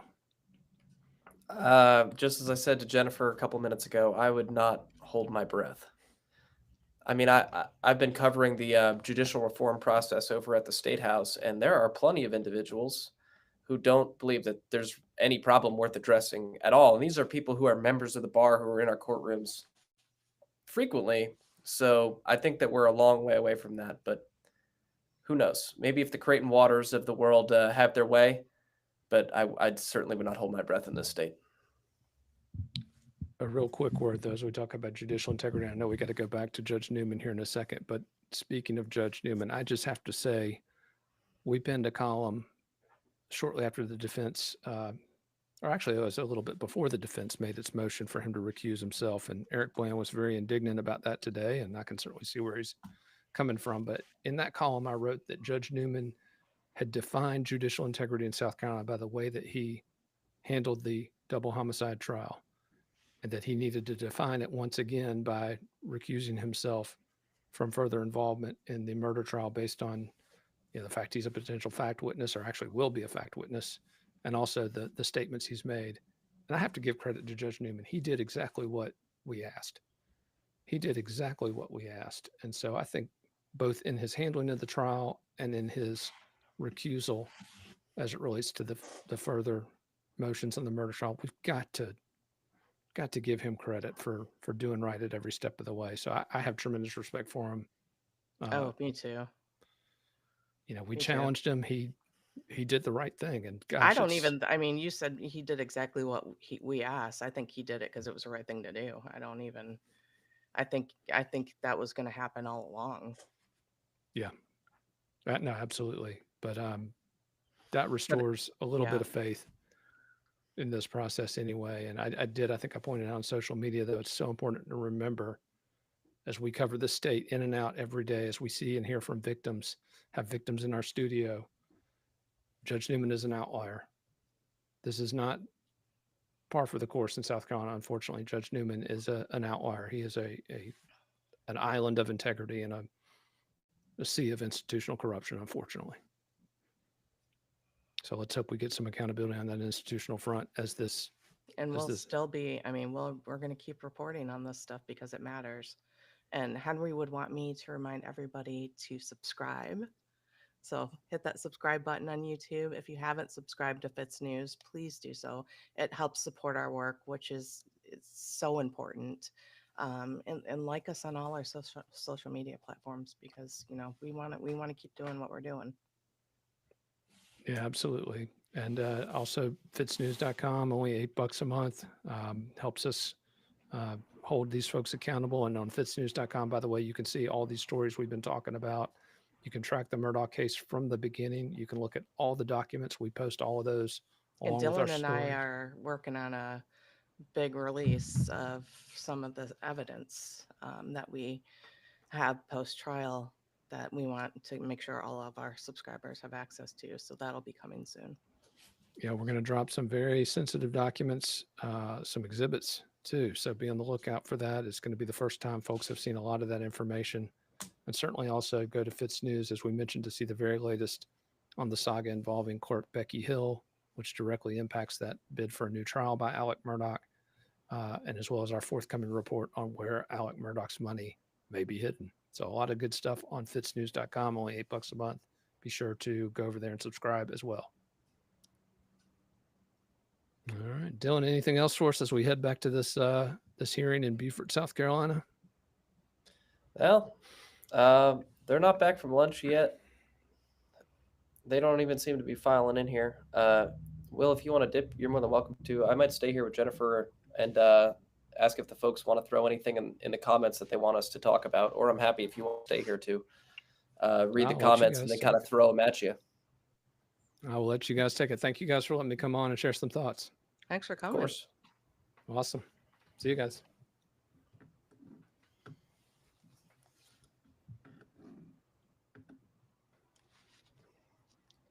Alrighty, y'all, just Jennifer and I.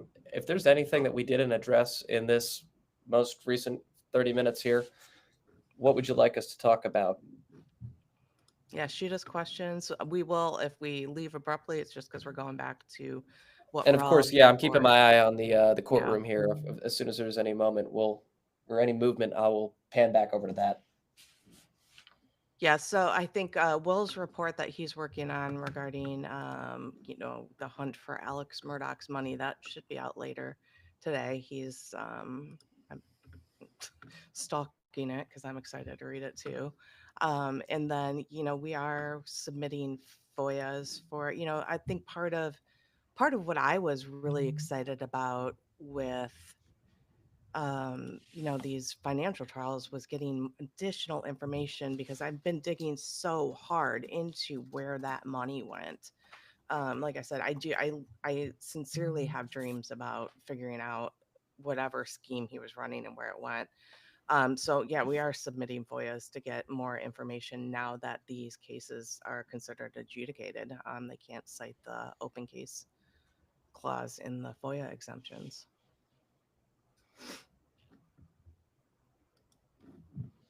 Oh, Dylan just threw a pull up. Do you think there will be a new murder trial? Oh. I'm interested to see what our audience thinks. I think that they're probably going to have a bit lower of a percentage assessment of the likelihood of a new trial. And I can understand that, just given the fact set that is publicly accessible at the moment. I think that you and I are both privy to things that we've seen with our own eyes, just being at that trial for 6 weeks and kind of watching how the courthouse operated, that I don't think is easy to even put into words, but that I think might increase our likelihood of predicting there being a new trial. Yeah, this one, I think this has been the hardest thing that I've had to cover since starting at FITSNews, and I've covered some tough subjects. just because, I do know Becky and I'm struggling with everything that I'm hearing. Um, but then because I was there for 6 weeks, do I know? I don't know. Yeah, like you Well, you're said, struggling, but were you surprised? that's the problem. Mm-mm. And it seems like we're about 60% here think that there will not be a new trial. And that doesn't surprise me. I think our audience is definitely a Murdaugh negative audience. Somebody That asked, do you think Buster has any possible future as a lawyer? I don't think Buster wants to be a lawyer. I Yeah, if really I would don't. encourage anybody with that on their mind to go listen back to the phone calls that we got that we FOIA'd between Alec and Buster, where he's talking about going to law school, and you can tell that Alec really wants Buster to go back to law school. And for those who aren't aware, he got busted cheating, so to speak, and thrown out.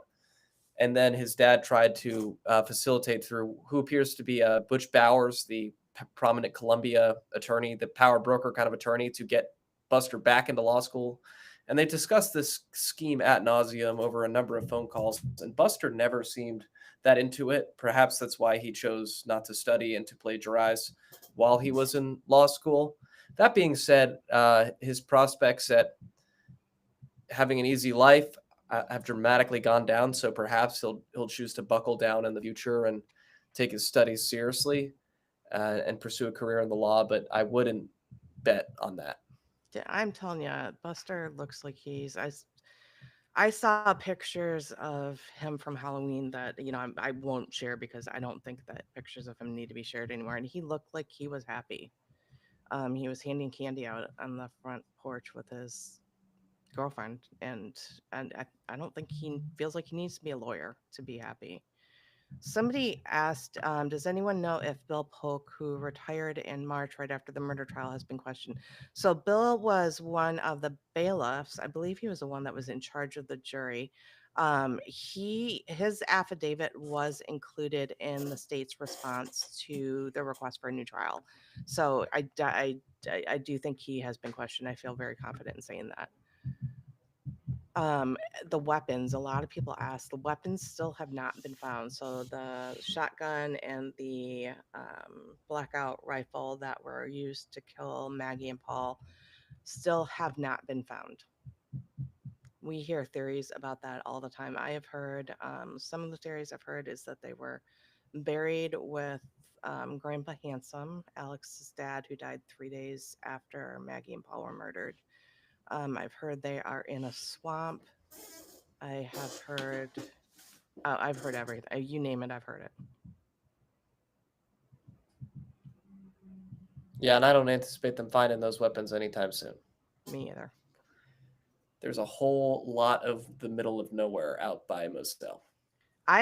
Sometimes I like when I look at, I'm probably one of the very few people that can find Moselle from a satellite image. But when I look at that, it's hard for me to describe just how enormous and remote that property is. I mean, it's huge. Like driving along the road alongside it takes time to get from one end to the other. Yeah, I mean it's a kind of a dream South Carolina hunting property. Aside from all the horrors which we know have gone down there, I mean, I would love to spend time at Moselle, barring all of that. So somebody did purchase Moselle in all of the 1,700 plus acres, and looks like they separated it and are listing the piece of property with the main house on it alone. And they had some really beautiful aerial imagery from drone imagery that was gorgeous of it. If anybody's curious. Drones. I want a drone so bad. Jen Nolan, what do you think about the hunting deer call Alex made from prison? I think that question is asking, do we think that was some sort of directive for Buster to go and retrieve something that was on the property? Oh, Newman's coming back here. All I think right. we might We'll be see what Newman has to say. It was fun being with y'all today.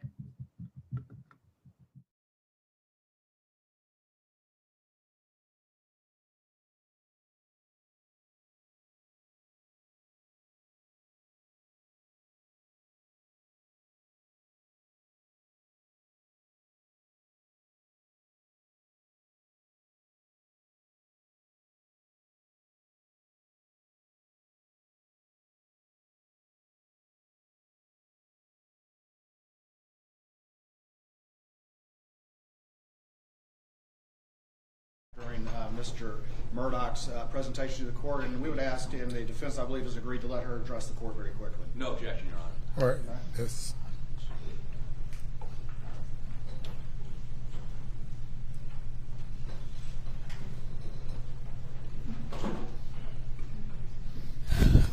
Good afternoon. I want to thank everybody for just, Is that, you know. the mic work, or you're not speaking into it? Yes. Speak a little louder. Speak a little louder.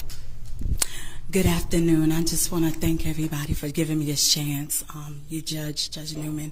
I want to address Mr. Mudaugh. Mr. Mudaugh, it's been years since my mother, Blondell Gary, had passed in an ambulance accident on Old Sheldon Church Road. When he took the case, I trusted you. I really trusted you, like a lot. Like I had a lot of faith in you, because my friend Miss P, she had told me about you, and so I entrusted you. But you know what? Today, I thank God. You know, God gave me this time just to tell you that I forgive you. I forgive you. And I hope and pray that you would look to him and ask him truly in your heart to forgive you of everything that you have done, all of your sins, because what you did to all of the families is just so wrong. It's wrong. So just ask him, just ask him to forgive you. I forgive you. Okay? Just know that I do. Thank you. Thank you, everybody.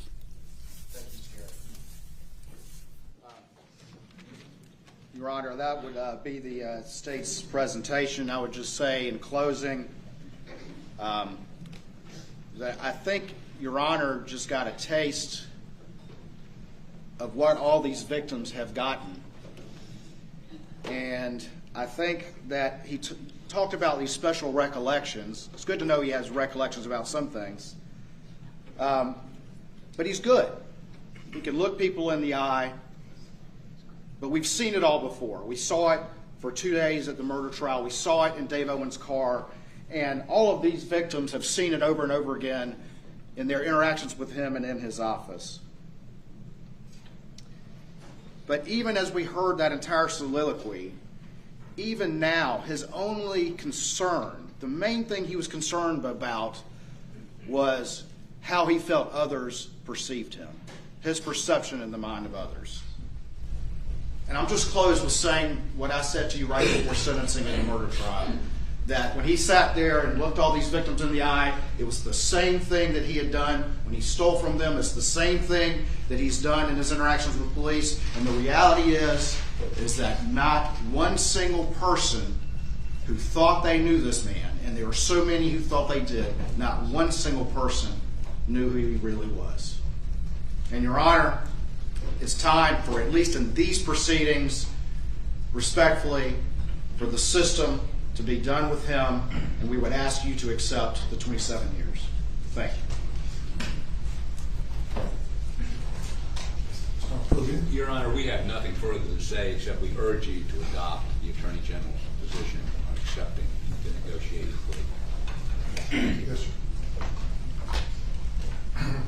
Where there's a negotiated sentence, as I stated earlier, either the court accepts the guilty plea and impose the exact sentence that the parties have negotiated, or the court will not accept the guilty plea.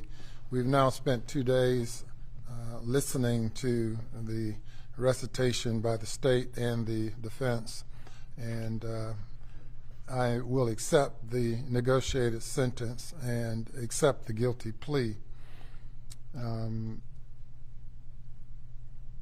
Mr. Murdaugh, if you'll come around for sentencing.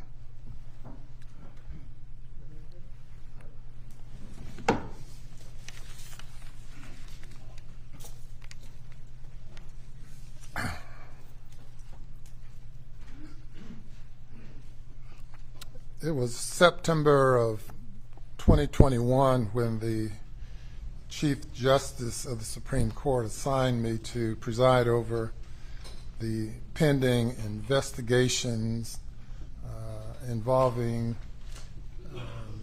the various offenses that you are being investigated for, initially including these financial crimes and the murder cases.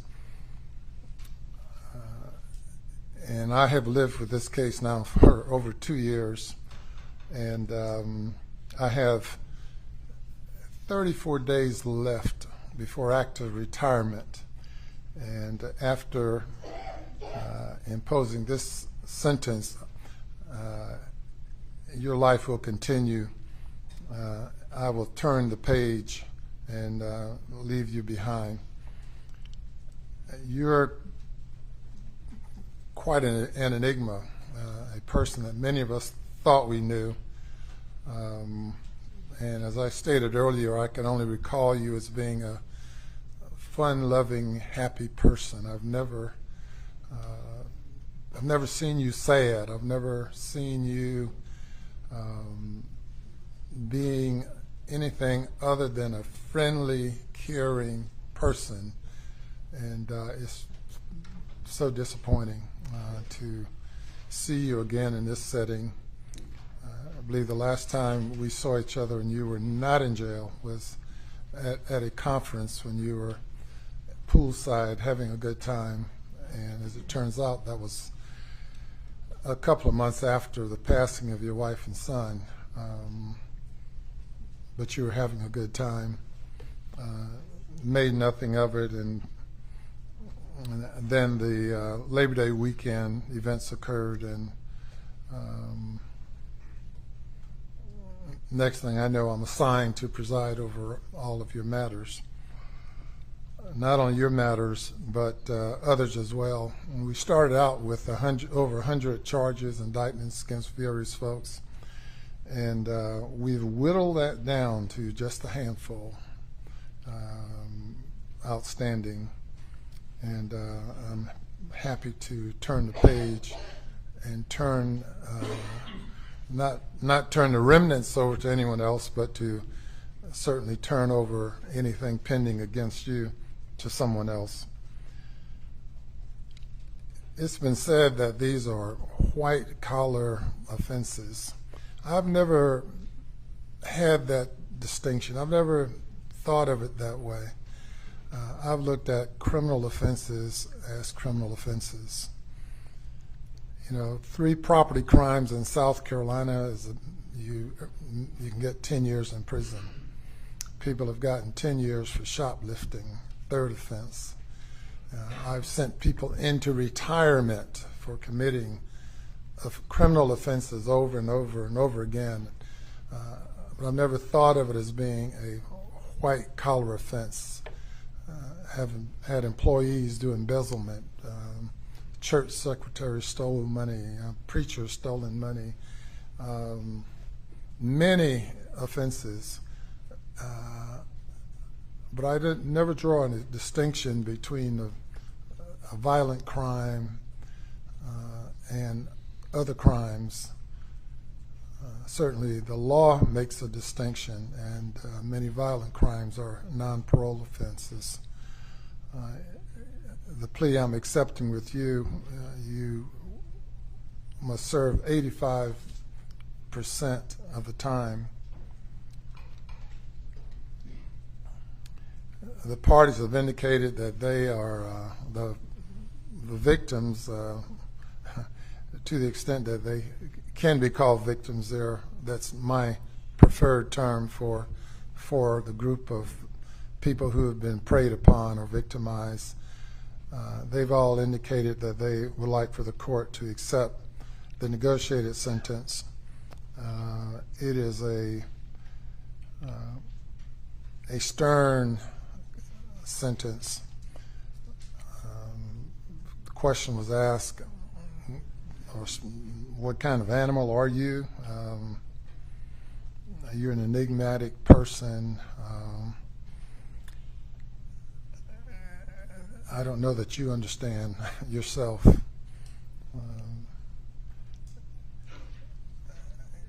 What comes to mind is a young man that I sentenced to death penalty for killing a police officer and setting his body on fire. And though personally I was opposed to capital punishment, he was sentenced to death. And in writing up that sentence report, I concluded that he was heartless. He was just empty. And when I see you and I listen to you and I reflect on all that I've seen since being appointed, assigned to these cases, you come closest to that young man. Being empty, I don't see anything. I tried to reach you at sentencing in the other case. I've listened to you here today, and I don't see anything there. Hopefully something will emerge within your spirit, within your soul.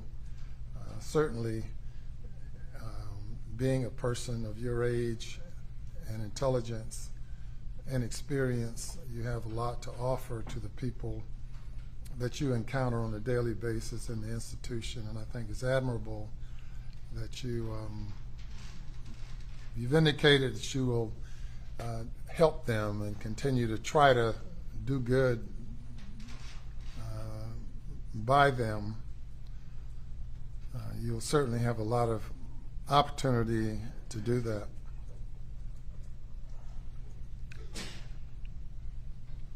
You know, as we look at it, all of us, you know, none of us are perfect. Many of us do things that we shouldn't do. It's just unimaginable to me that you have done some of the things that you've done, and whether it's you or someone you become upon using drugs or through the process of just committing the crimes over and over the period of years. I don't know. I don't even know who I'm speaking to now.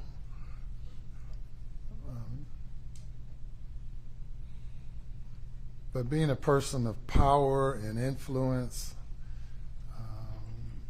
and the question is raised of what type of character do you have? A person who would prey upon folks who are vulnerable and who are of a lower perceived estate than you, how you would prey upon those people who you say you love, and you would capitalize on a disparity of what you have versus what they had and what they need and what they desired. You know, in my years, I know of no greater joy as a lawyer that I've had during my 47 years as a lawyer than the joy of having a satisfied client, of delivering good results for a client and experiencing that joy with them. I can think of no greater joy than I've experienced in being able to deliver on behalf of a client. And I'm sure you've experienced that joy as well, until you decided that the only joy you're concerned about was your own.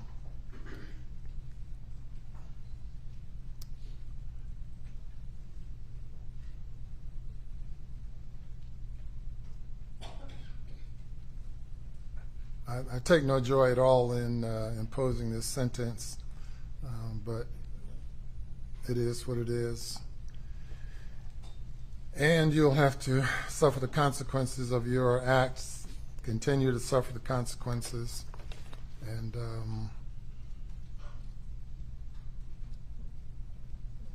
hopefully some good will come out of you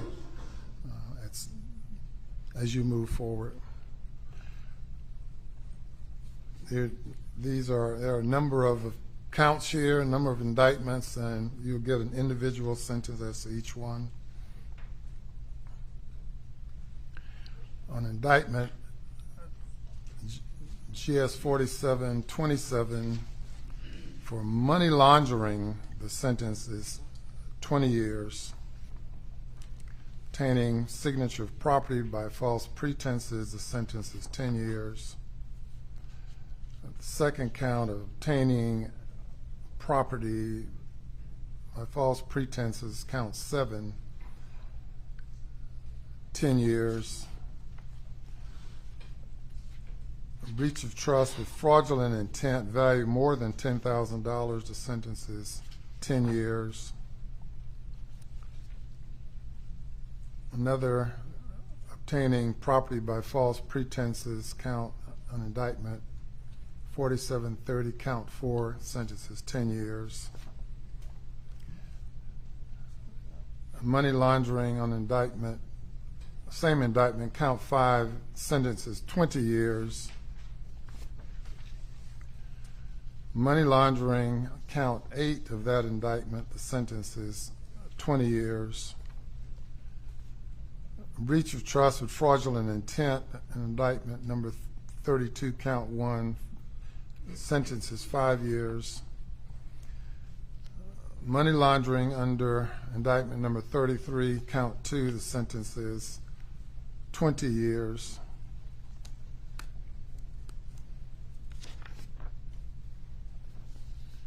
Money laundering under indictment 34, count 2, the sentence is 20 years.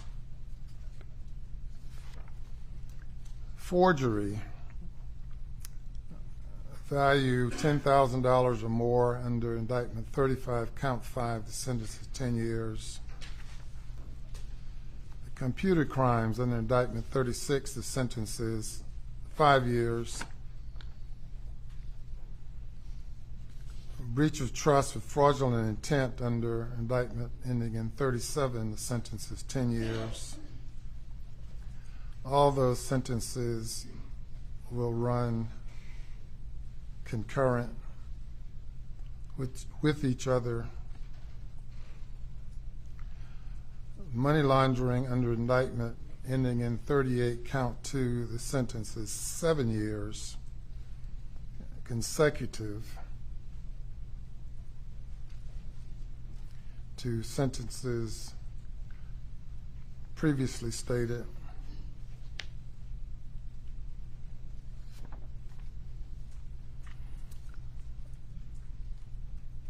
Under indictment 4701, breach of trust with fraudulent intent, the sentence is 10 years concurrent. Breach of trust, fraudulent intent under indictment ending in 02, count 1, sentence is 10 years.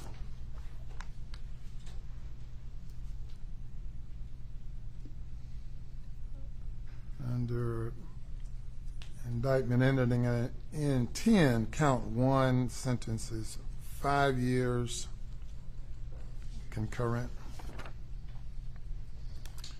Money laundering in indictment ending in 23, count 3, the sentence is 20 years.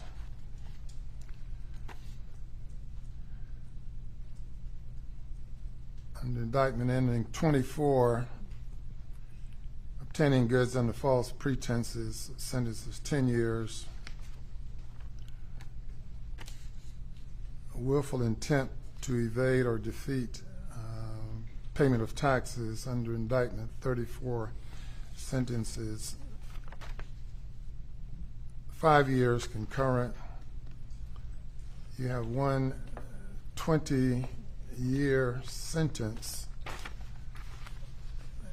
and a consecutive 7-year sentence for a total sentence of 27 years. Most of the offenses pled to are serious offenses under the law. Subjects you to the 3 strikes law. You are given credit for time served pursuant to section 241340 to be calculated by the South Carolina Department of Corrections. I think that completes the sentence. Anything further regarding this sentence? Your Honor, just for clarification, and I think the sentencing sheets reflect this, but he's got all those sentences concurrent for 20, yes. And then there's one 7-year consecutive sentence. So he's got a 27-year sentence, 85% parole yes. eligible. I mean, max out. Yes. Right. And it's reflected on the sentencing sheet. Yes, sir. Any comment about that, Mr. Waters or Mr.? That is correct, Your Honor. There's 20 years at 85% and then a 7 at 85%. And again, those are no parole offenses, meaning got to do 85%. Right. Or more, depending on how he behaves. And that's the sentence of the court. Mr. Murdaugh, any final comments? No, sir. I will just reiterate what I did say to all of you. Thank you, Your Honor. All right. Thank you, Your Honor, and enjoy being with you. Yes, sir. Very well. Enjoyed being with you as well. You're not on the road. All right. Thank you, Judge. Very good. Thank you all for a job well done.